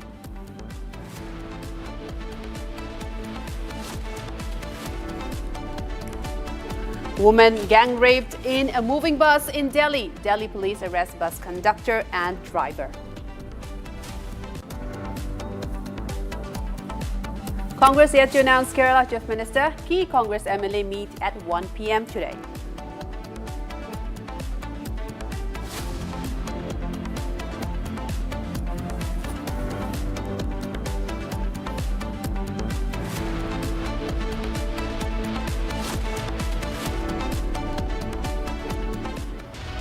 Viewers, we begin this bulletin with a major story developing from West Bengal. Vande Mataram song has been made compulsory in all of the schools in the state of West Bengal. The first major directive given by Suvendu Adhikari as he assumes office as Chief Minister. And now Vande Mataram has been made compulsory in all of the schools in West Bengal. The national anthem to be followed by the Vande Mataram. This is a big breaking coming in West Bengal as Suvendu Adhikari assumes office of Chief Minister.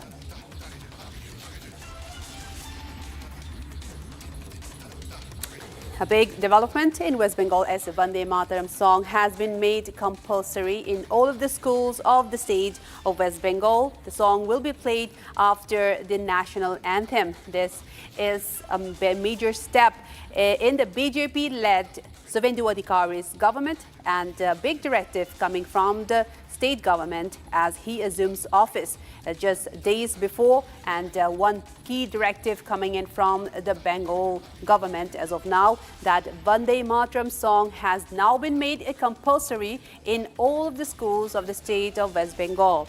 The song Vande Mataram will be followed by the national anthem will be followed by the Vande Mataram. Now, this has been made compulsory. Right now, viewers, now I'm joined by my colleague Harsha to give us more information in this particular story. Harsha, very good afternoon to you. And a big directive given from the West Bengal Chief Minister, from the West Bengal government, in fact, Vande Mataram to be made compulsory now in all of the schools. What's the latest? And give us all of the details that you've gathered so far. Harsha.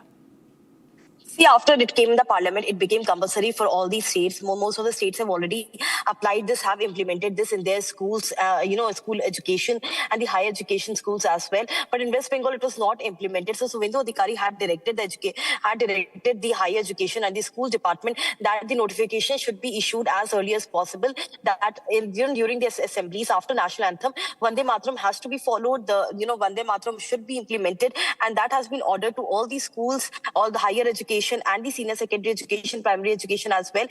In fact, the headmasters of the school have also been conveyed regarding the Vande Mataram to be followed by national anthem to tell to all our viewers that it is already being done most of the BJP-ruled states and the NDA-ruled states. But in West Bengal, it was not implemented by Mamata Banerjee. She outrightly was against this, against this implementation of Vande Mataram. She clearly stated that national anthem and the Bengali Asmita songs are already there in the assemblies in these schools. So Vande Mataram is not necessary. This was said by Mamata Banerjee earlier. But today, directive has been issued to all these schools and the headmasters that Vande Mataram should be followed by national anthem in the school assemblies. And from tomorrow, we'll be looking at this in all these schools. Back to you. That's right. Thank you for all of the information, Harsha. We will get back to you very shortly with more stories developing in West Bengal. Thank you so much for joining. And now, viewers, we will move on to another story now. Again, from Tamil Nadu, a sensational claim made by the man arrested. Well, this is in regards to the case with the NEET leak case. A sensational claim has been made by the man arrested by the CBI in the NEET leak case. Arrested NEET cheats claim that big names are being shielded. Sensational claim that has been put forward by those that have been arrested, saying that some of the big names are shielded. We know so far this has now transpired into a multi-state racket, that the NEET leak has been even multi-state, many other states even linked in the NEET cheats so far. And now one of the arrested have even said that big names are being shielded in this investigation, with more and more coming out with as the investigations continue. Now we are getting reports that some of the big names are in fact shielded, made by arrested, with one of the arrested saying that the NEET cheats, saying that some of the names, big names, are now being shielded, hinting at the possibility of this whole racket being organized even in the higher-ups. And there are still no names as of now, but this is one of the claims that has been given by one of the arrested after the investigation has been taken over by the CBI. This is in regards to the NEET cheats, the NEET question paper leak case. As investigations continue, more and more informations are coming out with regards to those responsible. So far, many arrests have been made. At least 5 have been named so far. And now one of the arrested person has said that big names are being shielded. Who are these people remains the big question. But these are some of the claims that are being made with regards to the NEET cheat, with regards to the NEET question leak case so far. I'm now joined. Right, this is one of the major claim, even a sensational claim even, that we can take, that big names are being shielded. Who are shielding them and who is being shielded?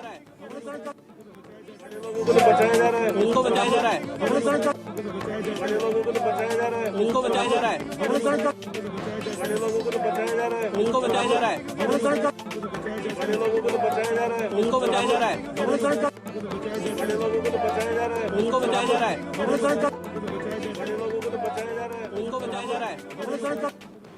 Right, I'm now joined by my colleague Shambhavi, who has been tracking this story in great detail. Shambhavi, this is a very big sensational claim made by one of the arrested, saying that big names are being shielded. Who is shielding them? Why are they not being named? There has to be some responsibility, some accountability that has to be fixed with regards to the whole matter that has rocked the nation. Shambhavi. Well, after the 24 arrests have been made approximately, and more than 135 people have been questioned, several arrests, be it the BJP worker Dinesh Dinwar, or his brother for that matter, or Rakesh Mandavaria, who was detained from Uttarakhand. There was another individual who was detained from Nasik as well. Saurabh was also detained. They are all set to be produced in court after one-day remand today.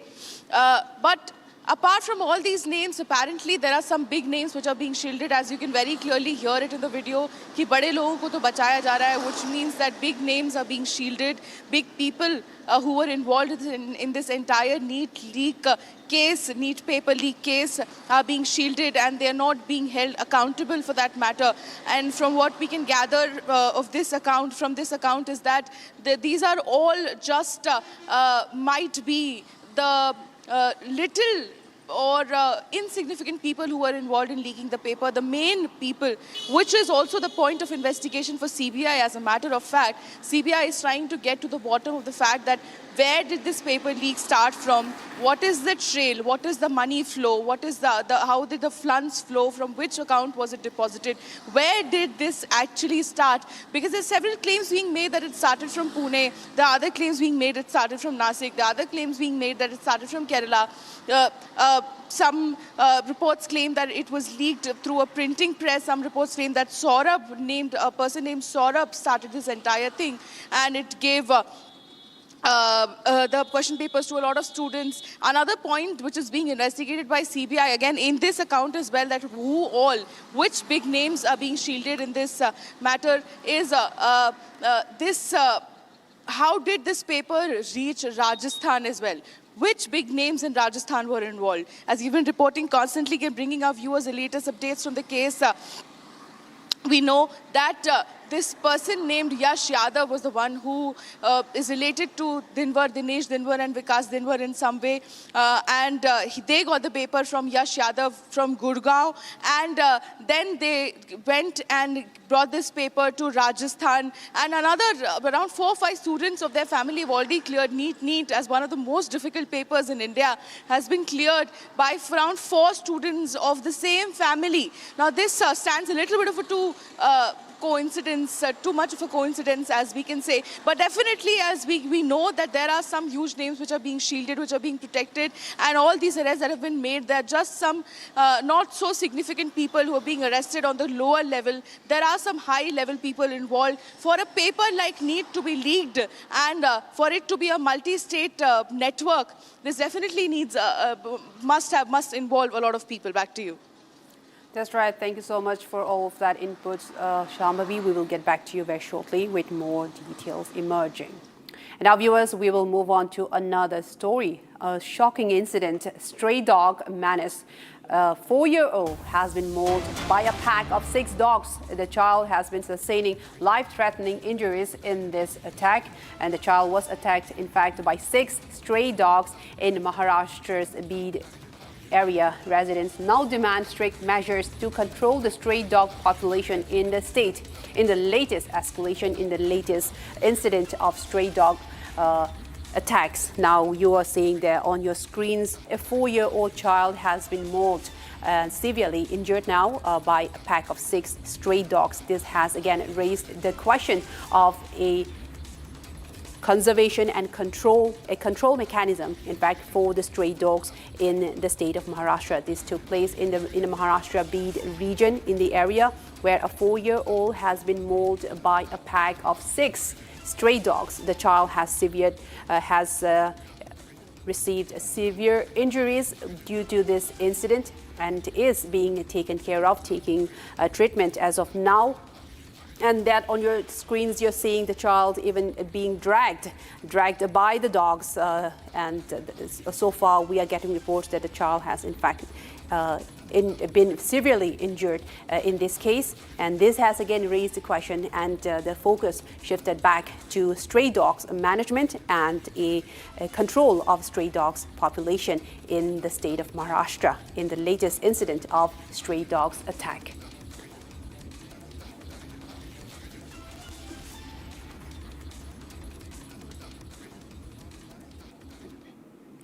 Right, and now, viewers, we move on to another story, a major suspense that's been brewing in Kerala regarding the Chief Minister's appointment and announcement. The Kerala Congress Chief Minister suspense. There is question if it is set to end today with a meeting underway at Kharge's Delhi residence. The Kerala Chief Minister suspense has been drawn on for too long now.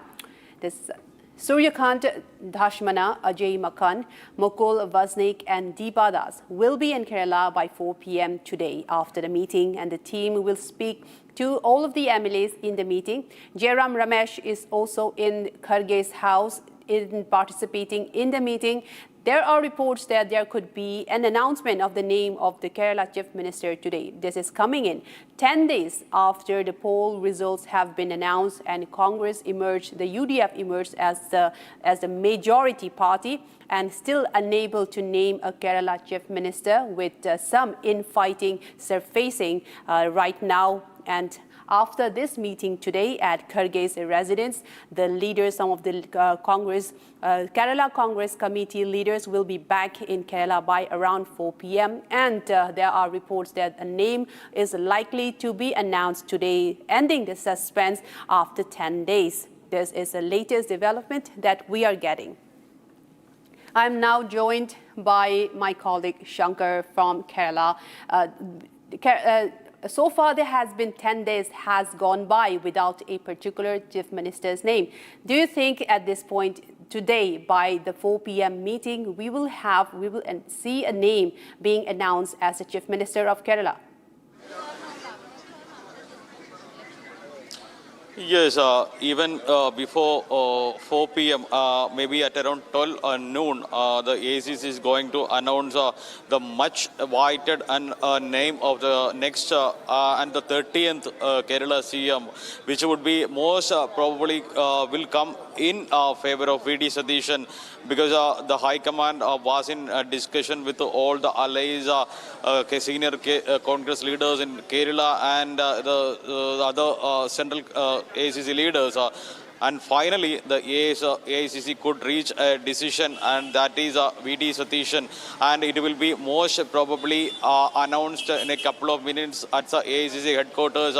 And in the meeting, AICC observers Ajay Makan, Mukul Vasnik, and Uttarakhand Senior Congress Leader Suryakant and Deepdas Munshi, who is the AICC General Secretary in charge of Kerala, will be participating. The participation of KC Venugopal and Rahul Gandhi is yet to be known whether they participate or not. And in the press conference, the much awaited name will be announced as we are standing in the house of Ramesh Chenithala. Now, Ramesh Chenithala is in a conversation with Rahul Gandhi for the last 20 minutes. Rahul Gandhi conveyed the decision, the much awaited decision, to Ramesh Chenithala as well, and even its allies, Muslim League, Kerala Congress and the RSP also received the calls from the AICC Central Committee announcing the much awaited name, and I think all are happy with the decision, which is VD Satish. With the decision reaching on VD Satish, the allies Muslim League and Muslim League, RSP and Kerala Congress, the major allies of the UDS, are happy that they finally received the name in favor of the candidate which they proposed to become the CM, and they were against the High Command's earlier planned want to make K.C. Venugopal as a CM. K.C. Venugopal and Rahul Gandhi held a meeting today morning. Even yesterday, till yesterday night, no decision was taken by the ACC High Command. Finally, yesterday night, Rahul Gandhi held a meeting with Sonia Gandhi and Priyanka Gandhi, and the three reached a consensus on who should be the Chief Minister, and it was later conveyed to Kharge, Jairam Ramesh and all, and finally all agreed on the particular name, which is V.D. Satish, and later the task of AIC was to announce the decision without much issues inside Kerala. As we all know, like in the last couple of days there were huge uproars, ruckus, and other kinds of protests, flexboard wars, and allegations, counter allegations, open fights, street fights, and everything will come to an end in a couple of minutes as the Kerala the people in Kerala and the voters will get to know the much awaited name of who the Chief Minister would be in the coming minutes. Right, and also, Shankar, will there be consensus if a name is announced today, and whoever that person, that Chief Minister might be, will there be consensus of all of the Congress MLAs? Yes, the only problem is that, there are as many as 63 MLAs for the Congress party in the last assembly polls. 63 MLAs were newly elected. No, these out of the 63 MLAs, 50 have been voted in favor of K.C. Venugopal in the last voting held.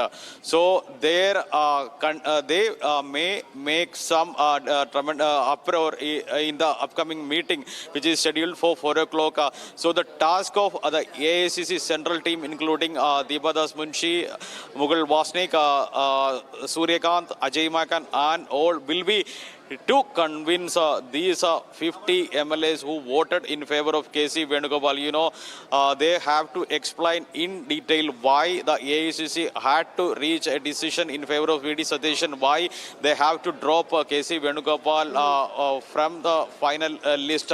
They have to convey how it is going to give a good fortune for the Kerala Congress party in the coming government.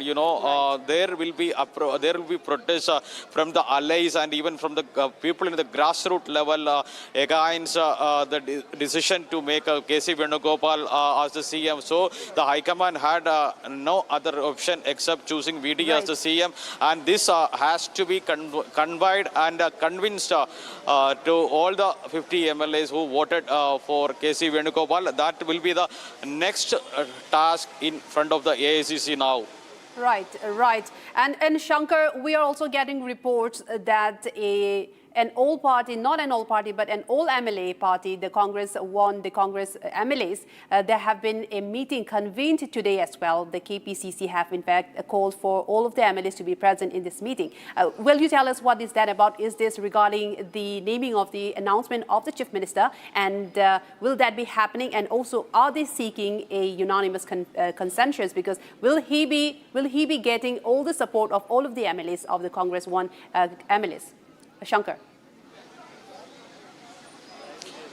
Yes, even yesterday night, KPCC State President Sunny Joseph has summoned all MLAs to the KPCC office for a meeting at 1 p.m. That meeting will be chaired by KPCC State President Sunny Joseph, and even before the state central team, including the observers and Deepadas Munshi, reach Kerala, the Sunny Joseph will make the first attempt to pacify the MLAs who would make an uproar against the decision to make V.D. Satish as the CM. So most probably even the K.C. Venugopal was even asked by Rahul Gandhi in the morning to convince his supporters not to make any issue in the decision. And K.C. Venugopal was fully convinced of the decision, as he was a 2-hour meeting was held today, and even yesterday there was a meeting with Mallikarjun Kharge, Rahul Gandhi and all with K.C. Venugopal, and the sole intention of the meetings were to convince K.C. Venugopal not to create any issues, and he was also given a task to speak to the concerned MLAs over the decision and not to create any issue. And KC Venugopal finally changed his mind. You all remember, like KC Venugopal, VD Sadishan and Ramesh Nithala came out after meeting Rahul Gandhi, stating that the future of the party and the party is of paramount importance, important for him,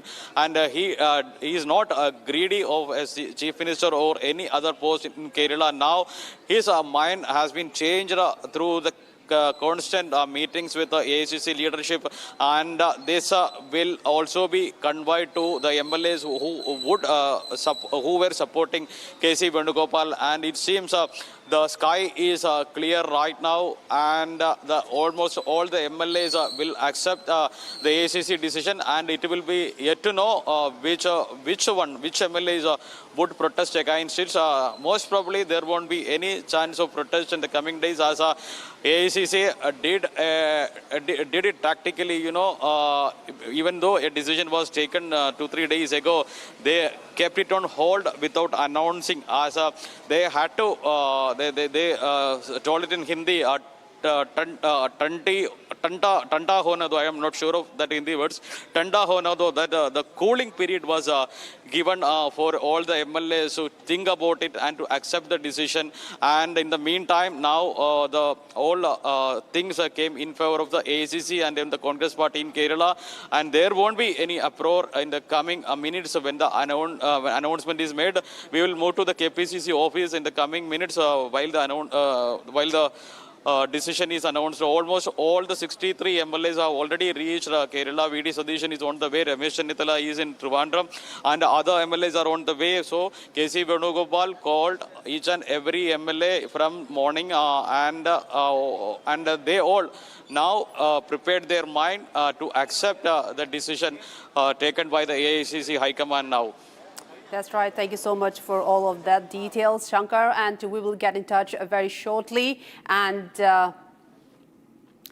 yeah, this is some of the latest that we are getting regarding the appointment or the announcement of the name of the Kerala Chief Minister. It has been 10 days since the announcement of the poll results, and we still do not have any name so far, but now reports emerge that a Chief Minister's name is very likely today, after top leader of the Congress have set a meeting, and a likely meeting again in Kerala at 4 p.m. And well, the suspense to end very soon with regards to the Kerala Chief Minister coming up next after a very short break. Don't go anywhere.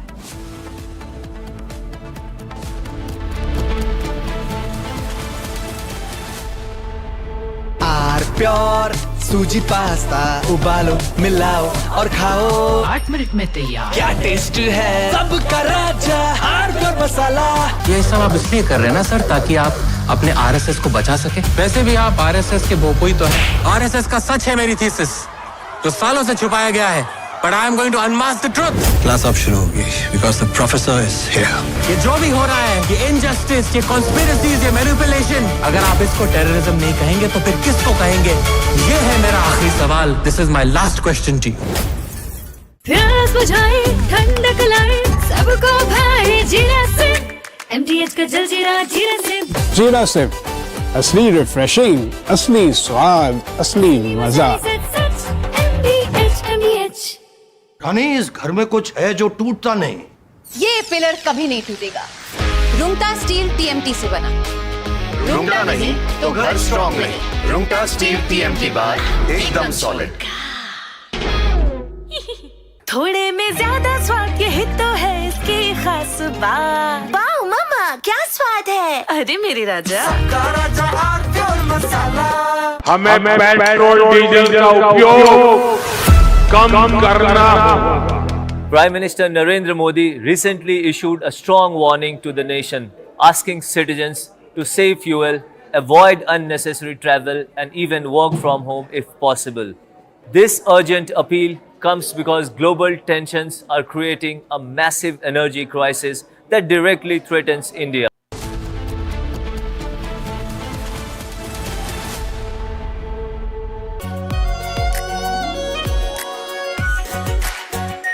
Are pure shahi paneer masala delicious, healthy, every day. अरे ये debate बाहर की सोचे Vicky. Debate यानी विवाद, भारत विवाद नहीं, संवाद यानी कंस्ट्रक्टिव डिस्कशन, इसमें भरोसा रखता है। सच नरेट नहीं करना होता, नरेटिव को सच बनाना होता है। जब भी भगवे के ओर कोई कालिक दिखता है तो उसी स्याही से इतिहास लिखा जाता है। चमकी चाट से क्या बना है? आलू चाट या फ्रूट चाट, स्वाद बनाए चमकी चाट। क्या बात है, स्वादिष्ट पकोड़े और फरसान, अरे चमकी चाट है इसकी जान। असली स्वाद सिर्फ चमकी चाट।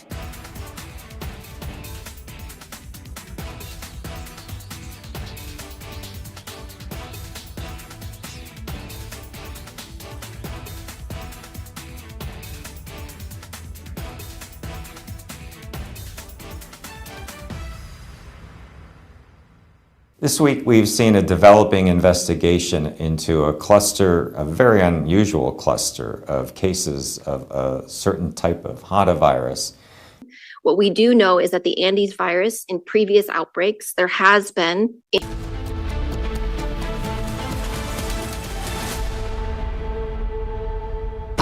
प्योर सूजी पास्ता, उबालो, मिलाओ और खाओ। 8 मिनट में तैयार। क्या टेस्ट है, सबका राजा hardcore masala.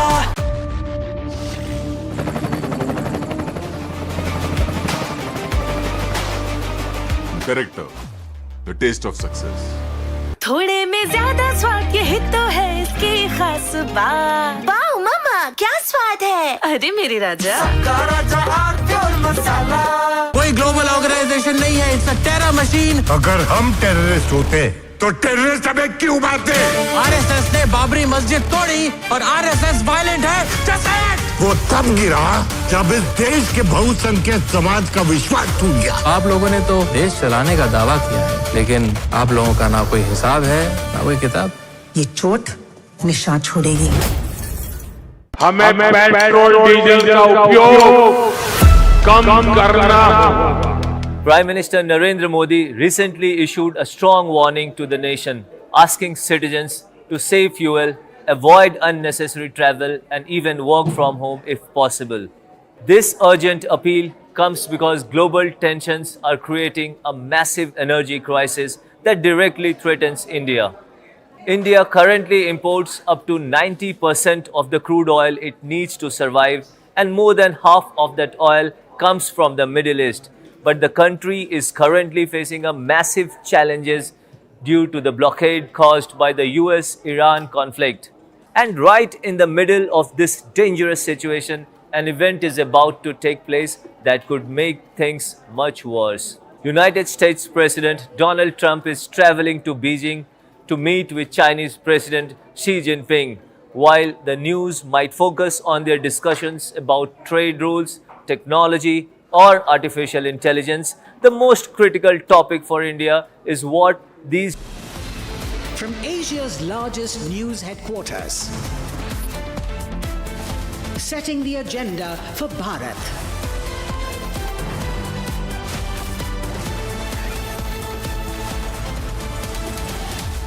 You're watching Republic.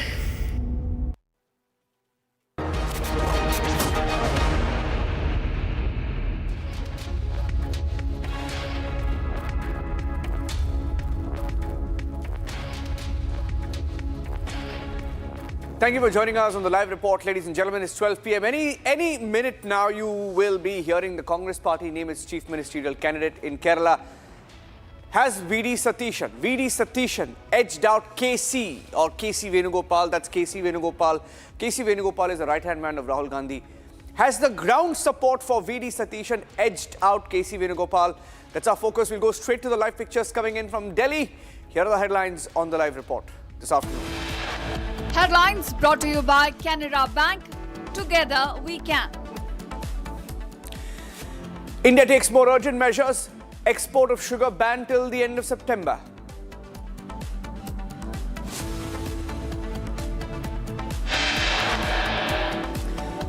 RBI Governor hints at a fuel price hike next. Talks about the shock being absorbed by oil companies. Says it may not last too long.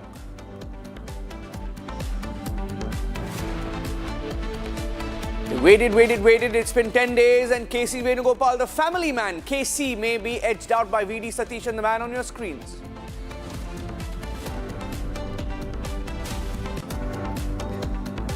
So-called secular party TVK openly joins DMK in attacking Hindus, says they have joined politics to eradicate Sanatana Dharma.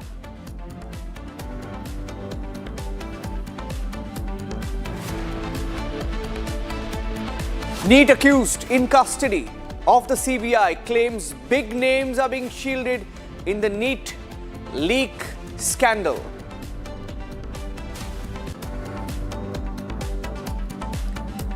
As the BRICS foreign ministers meeting gets underway in the national capital, Iranian Foreign Minister Arakchi, Russian Foreign Minister Lavrov in Delhi meet Jaishankar.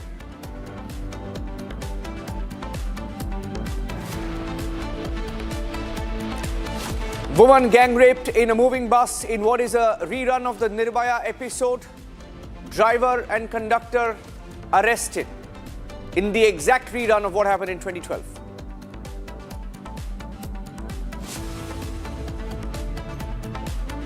Trump is in China. He's looking extremely desperate to try and seek Chinese investment.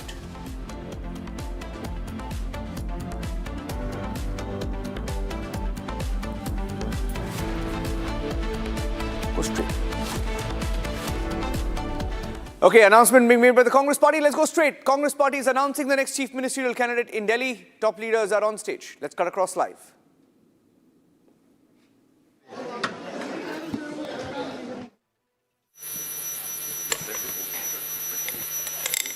ये सिर्फ घोषणा करेंगे, उसके बाद सवाल जवाब नहीं होगा। इनफॉर्मली हम बातचीत करेंगे, पर अभी घोषणा करने दीजिए क्योंकि इसका आपका इंतजार भी है।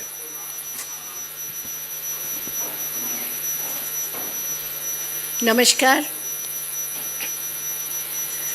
The Congress Legislature Party had met in Thiruvananthapuram on May 7th, 2026 and had unanimously resolved to authorize the Congress President to appoint the new leader of the CLP in the state of Kerala.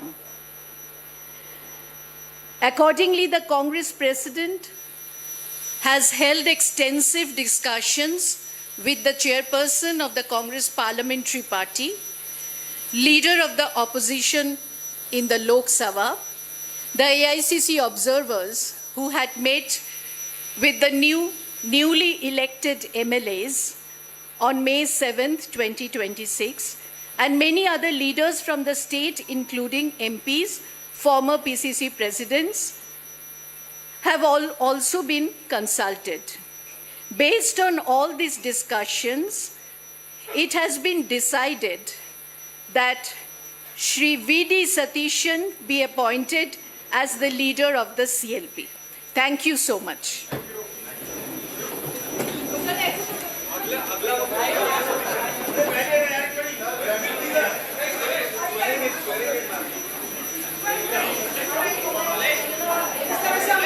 Breaking news coming in. Just one line response from the Congress Party. They waited 10 days and they've ended all of that. And Satishan, V.D. Satishan has been named the Kerala leader of the legislative party in Kerala, which means it's they've cleared the decks. He's going to be the chief minister. Satishan beats KC. Shankar, it's official now. Yes, it's official. Six-time MLA and without holding a minister post, V.D. Satishan has risen to the CM post with the announcement just has happened right now. When we take a look at the developments even from the local body elections and the assembly election, we could see how he was leading the United Democratic Front to success. You know, when in 2021 the party was facing a major debacle as a communist party came back to power for the second time ever in the history, as in the history of Kerala. Every friend was coming back to power. The people in Kerala has a tradition of voting the alternative front to power in every elections. But rewriting history for the first time, CPM came back to power, and from that pathetic position, it was V.D. Satishan who took the term of the Congress party led United Democratic Front and took the party to success as it could emerge victorious with as many as 102 seats in the 140 assembly constituencies. Now the much awaited decision has come. The V.D. Satishan has become the Chief Minister of Kerala, and the official and the further procedures will also be formed. The Congress Legislative Party meeting will also be held, and we should understand one thing that is clear. AICC had a different decision, that was to appoint K.C. Venugopal. Yes, AICC.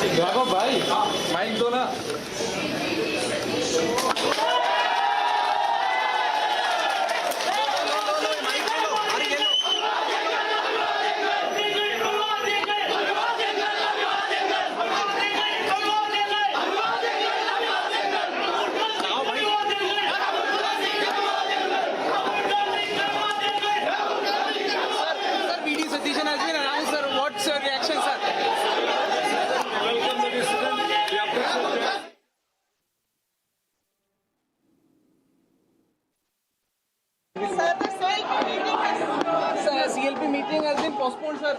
Any announcement on Deputy CM, sir, from IUML or something? Yes.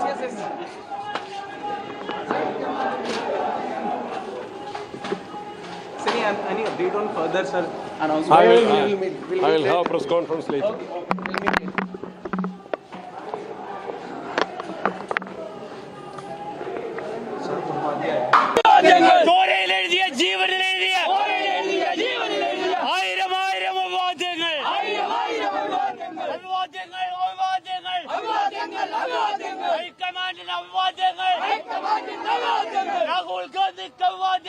Rahul Gandhi ഞങ്ങളുടെ ഓമന നേതാവേ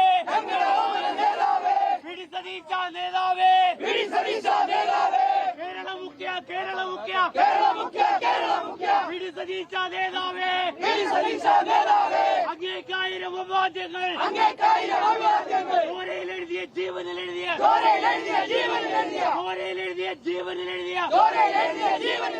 ആയിരം അഭിവാദ്യങ്ങൾ ഞങ്ങളുടെ ഓമന നേതാവേ കേരള മുഖ്യ നേതാവേ Okay, those are pictures of the celebrations that have broken out instantly outside the home of V.D. Satishan. Obviously, the supporters of V.D. Satishan all charged up. He's the ground man. He's the strong man. He's the man whose leadership took the Congress party into the elections in Kerala. It was under his leadership that the Congress party not just conducted, went into the elections and contested these elections in Kerala, but also came out on top. The face is that of V.D. Satishan. He's the leader. K.C. Venugopal was trying to, they were going to parrot drop him. They were going to parrot drop him as the Chief Minister. High Command wanted him as the Chief Minister. He was not the people's candidate, but the High Command candidate. But eventually, the Congress party has had to give in to the mood of the workers on the ground. It is going to be V.D. Satishan. And I think it's telling, that somewhere the Congress party has learned that lesson that you can't really always play games, go against the mood on the ground. Can't always follow the diktats of the High Command, isn't it, Sankar? Look at the mood on the ground. The celebrations are coming in. People are happy. Hopefully, this all ends well, because even the allies of the Congress in the UDF wanted Satishan as the Chief Minister. Yes, there is a common talk here that the AICC was going against the ground reality in Kerala, and finally the people in Kerala, the voters in Kerala, the Congress party workers in the grassroots level had to teach the AICC a lesson, and finally they rectified the AICC, and the AICC has to change the decision, and it has been around 11 days after the votes were counted, and of these 11 days, till the 6th or 7th day, the AICC was in a decision to appoint K.C. Venugopal as the Chief Minister, and the AICC was kept on telling that K.C. Venugopal had an upper hand. You know, as many as 50 MLAs backed him. He held ministerial positions in the central and the state governments. He was a Rajya Sabha MP, he was a Lok Sabha MP, and he had a number of positive qualities. But on the other hand, the ground reality, which, nothing could have surpassed the ground reality and the mood of the common man in Kerala. As they all say, when I went to the KPCC office 2 days ago, the Congress party workers were saying they are unable to face the voters. As you know, the V.D. Satishan, the man who led the UTF in the last couple of years, and in the meantime there were 4 by-elections, and in all the 4 by-elections the Congress party could emerge victorious in a huge margin, and even then the trend was witnessed. And in the last local body elections, the V.D. Satishan devised several strategies and held meetings with so many of its allies, RSP, Muslim League, Kerala Congress, and even there are allies who he planned to make some other allies as well to join the Congress party, and his wisdom, political wisdom, it was the only key reason why the UDF could come back to power after remaining without power for the last 10 years. And after the announcement, the K.C. Venugopal faction created some sort of developed some sort of tactics to become the Chief Minister of Kerala, but the people in Kerala were not willing to accept that. They say V.D. Satishan deserved the CM post, as they know how much hard he had worked throughout these 4 years for taking the party to the shore of success. And finally, the much awaited decision has come from the High Command, but it is not over.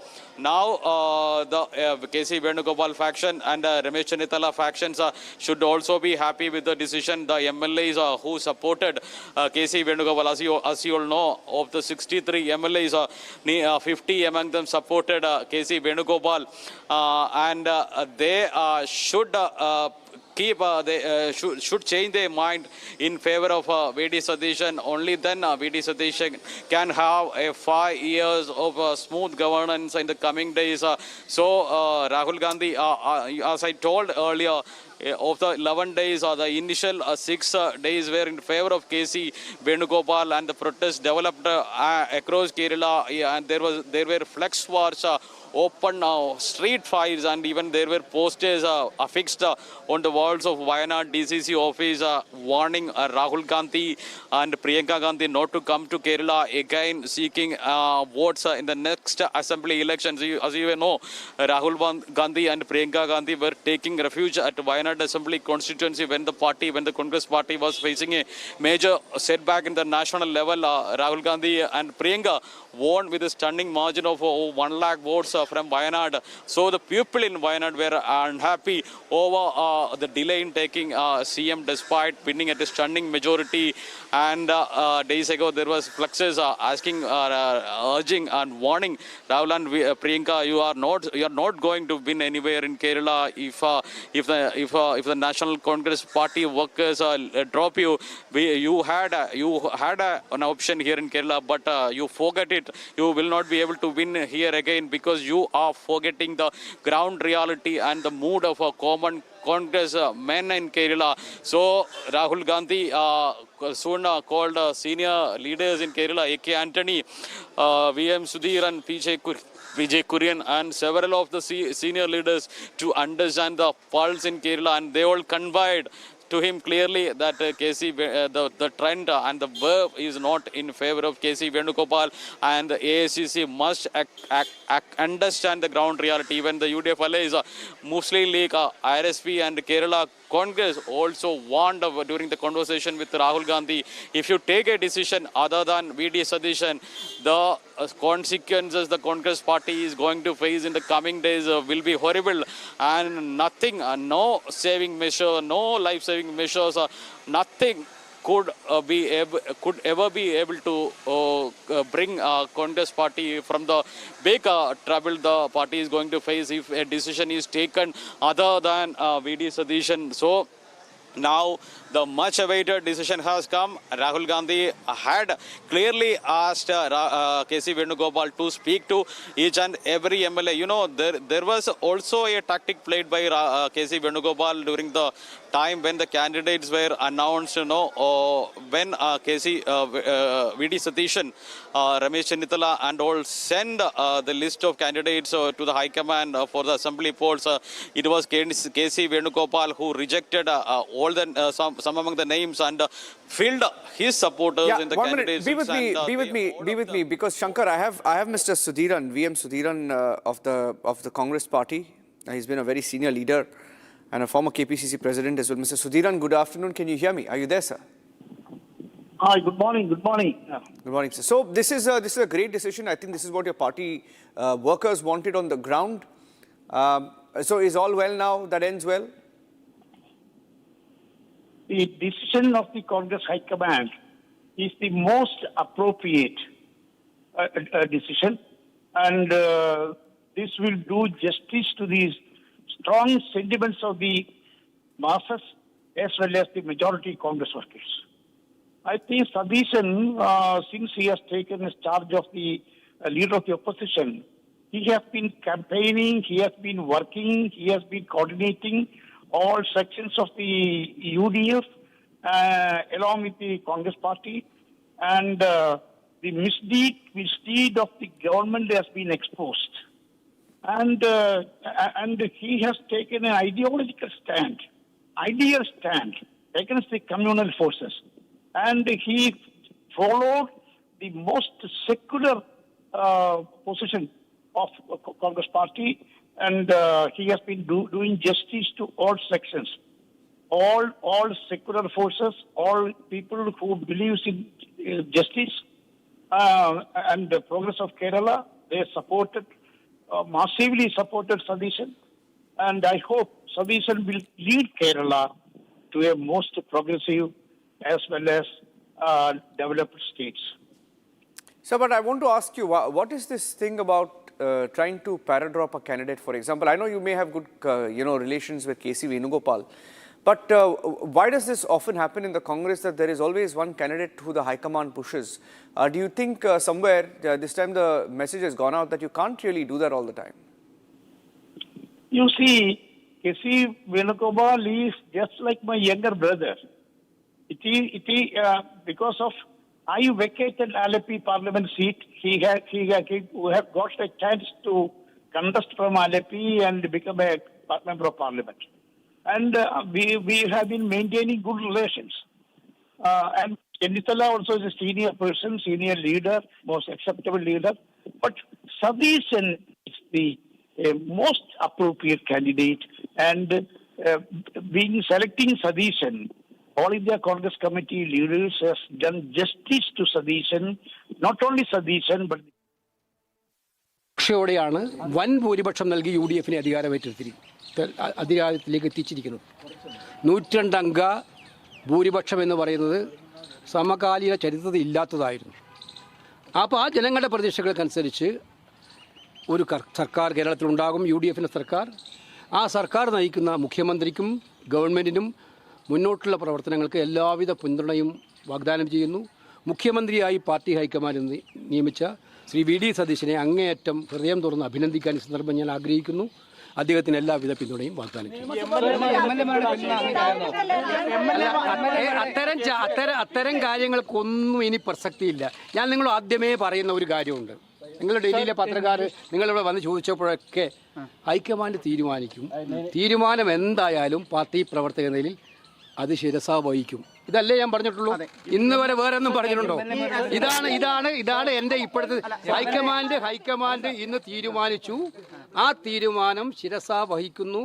ആ തീരുമാനം നടപ്പിലാക്കേണ്ടതിന്റെ ഉത്തരവാദിത്വത്തിന്റെ ഭാഗമായിട്ട് നിൽക്കാനാണ് ഞാൻ ആഗ്രഹിക്കുന്നത്. പിന്നെന്താ സംശയം അവിടെ? എന്താ സംശയം? ഞാൻ അടിയുറച്ച കോൺഗ്രസ്സുകാരനാണ്. ജീവിതത്തിൽ ഞാൻ പറയാറുണ്ട്, മുമ്പേ പറയാറുണ്ട്, എന്താണ് ഏറ്റവും വലിയ ആഗ്രഹം എന്ന് ചോദിച്ചപ്പോൾ ഞാൻ പറയാറുണ്ട്, ത്രിവർണ്ണ പതാക പുതപ്പിച്ച് മരിക്കണം എന്നാണ് ആഗ്രഹം. അത് തന്നെ ഇപ്പോഴും ഞാൻ പറയുന്നു. അതിനകത്ത് ഗവൺമെൻറ് എല്ലാവിധ പിന്തുണയും കൊടുക്കും. അത് മുന്നോട്ട് പോകുന്നതിനുള്ള മറ്റുള്ള എല്ലാ സഹായങ്ങളും എൻ്റെ ഭാഗത്തുണ്ടാവും.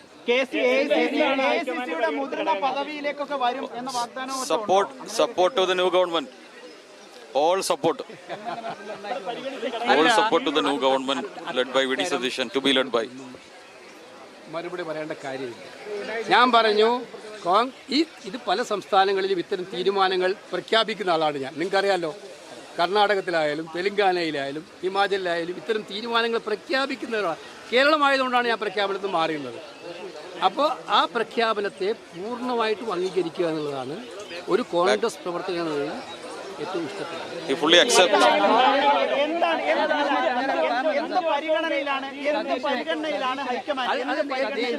നേതൃത്വം എല്ലാ വശങ്ങളും ആലോചിച്ചിട്ടായിരിക്കും തീരുമാനമെടുത്തിട്ടുണ്ടാവുക. നേതൃത്വത്തിന് പല പാരാമീറ്റേഴ്സും ഉണ്ടാവും തീരുമാനമെടുക്കാൻ. ആ തീരുമാനമെടുക്കുന്നതനുസരിച്ച് അവർ ആ തീരുമാനമെടുത്തു. അല്ല, ആ തീരുമാനം അനുസരിച്ചിട്ട് അവർ തീരുമാനമെടുക്കും എന്നുള്ളൊരു സംശയത്തിൽ അങ്ങനെ എടുത്തിരിക്കുന്നത്. No, he accepts the High Command decision. That's what he says. അതൊന്നും ഉണ്ടാകാൻ പോകുന്നില്ല. കോൺഗ്രസിനെ അങ്ങനെ ഒരു പ്രശ്നം ഉണ്ടാക്കാൻ ആർക്കും പറ്റൂല. There won't be any issue in the further government. You will support. അല്ല, അതിപ്പം വേട്ടയാടിനെ കുറിച്ചൊന്നും ഞാൻ പറയുന്ന അതൊക്കെ എനിക്ക് പ്രത്യേകിച്ചിട്ട് പാർട്ടിക്ക് ഉപരിയായിട്ടുള്ള ഒരു ഇമേജ് ഉണ്ടാക്കാൻ. പാർട്ടിയാണ് എനിക്കെല്ലാം. Party is everything for him. Nothing beyond the party. Party പ്രവർത്തകന് വേദന ഉണ്ടാകുമ്പോൾ അതിന്റെ Nothing beyond party. പാർട്ടിക്ക് ബുദ്ധിമുട്ടുണ്ടാകുമ്പോൾ എനിക്ക് ജനങ്ങളും പാർട്ടിയോടൊപ്പം നിൽക്കാൻ എന്നും ആഗ്രഹിച്ചിട്ടുള്ള ഒരു പ്രവർത്തകനാണ് ഞാൻ. അതുകൊണ്ട് എന്നെ അങ്ങനെ സൈബർ ഇടങ്ങളിലൊക്കെ ആക്ഷേപിച്ചിട്ടുണ്ടെങ്കിൽ അത് ഞാൻ സഹിച്ചോളാം. അതിനകത്തെന്താ? അതൊക്കെ തന്നെ കേരളത്തിൽ ഞാൻ ഇന്ന് തുടങ്ങിയതാണ് രാഷ്ട്രീയം. കഴിഞ്ഞ 40-45 വർഷമായില്ല. ഒരു സുപ്രഭാതത്തിൽ മുളച്ചു വീണതാണ്. I started politics 45 years ago. അപ്പോൾ അതുകൊണ്ട് എവിടെയെങ്കിലും വെച്ച് ശക്തമായിട്ടുള്ള കടന്നാക്രമണങ്ങൾ കടന്നാക്രമണത്തിൽ ഭയന്നോടുന്നവരാണ് നമ്മളെല്ലാം. ആക്രമിക്കട്ടെ, ഇനിയും ആക്രമിക്കട്ടെ. അവർക്ക് ആക്രമിക്കുന്നവർക്ക് അത് സധൈര്യം തുടരാം. പക്ഷെ എൻ്റെ തീരുമാനം വളരെ ക്ലിയർ ആണ്. പാർട്ടിയാണ് വലുത്, ജനങ്ങളാണ് വലുത്. ആ തീരുമാനത്തിനനുസരിച്ച് എൻ്റെ പാർട്ടി ലീഡർഷിപ്പിനെ കുറിച്ച് എനിക്ക് അഭിമാനം തോന്നുന്നു. മുഖ്യമന്ത്രിയാകണമെന്ന് പറഞ്ഞ് അങ്ങ് മുഖ്യമന്ത്രിയാകണം എന്ന് പറഞ്ഞ് ഫ്ലക്സ് വെച്ചവരുണ്ട്. അവരൊക്കെ ഒരുപക്ഷെ നിരാശയിലാണ്. അവരോട് എന്താണ് അങ്ങേക്ക് പറയാനുള്ളത്? അവർക്ക് എൻ്റെ ശൈലി അവർക്ക് നന്നായിട്ട് അടിയുറച്ച പാർട്ടിക്കാരാണ്. എനിക്ക് പറയാനുള്ളത്, ഈ തീരുമാനം അംഗീകരിക്കുന്നതിനും മുന്നോട്ട് കൊണ്ടുപോകുന്നതിനും അവരെല്ലാവരും കൂടെ ഉണ്ടാകണം എന്നുള്ളതാണ് എനിക്ക് പറയാനായിട്ടുള്ളത്. പാർട്ടിക്കുപരിയായിട്ടുള്ള ഒരു ഇമേജ് കേരളത്തിൽ ഉണ്ടായതായിട്ട് കണക്കാക്കപ്പെടുന്നുണ്ടോ? അങ്ങനെ ഞാൻ പറഞ്ഞു. എങ്കിലും അങ്ങനെ ഒന്ന് ചോദിക്കാതെ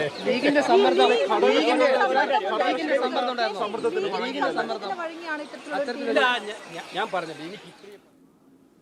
Okay, so that was KC Venugopal there speaking in Delhi minutes after his party named VD Satish as the Chief Minister of Kerala. And with that, of course, the Congress, after waiting for 10 days, has managed to make up his mind. But ladies and gentlemen, I think the biggest takeaway is that the Congress party can't just drop candidates. The biggest takeaway is that the workers, the grassroots workers, and the people who do the hard work will have to be acknowledged. And High Command can't just drop candidates. That seems to be the biggest takeaway. Taking a break here, coming back with all the breaking news updates here on Republic. Stay tuned.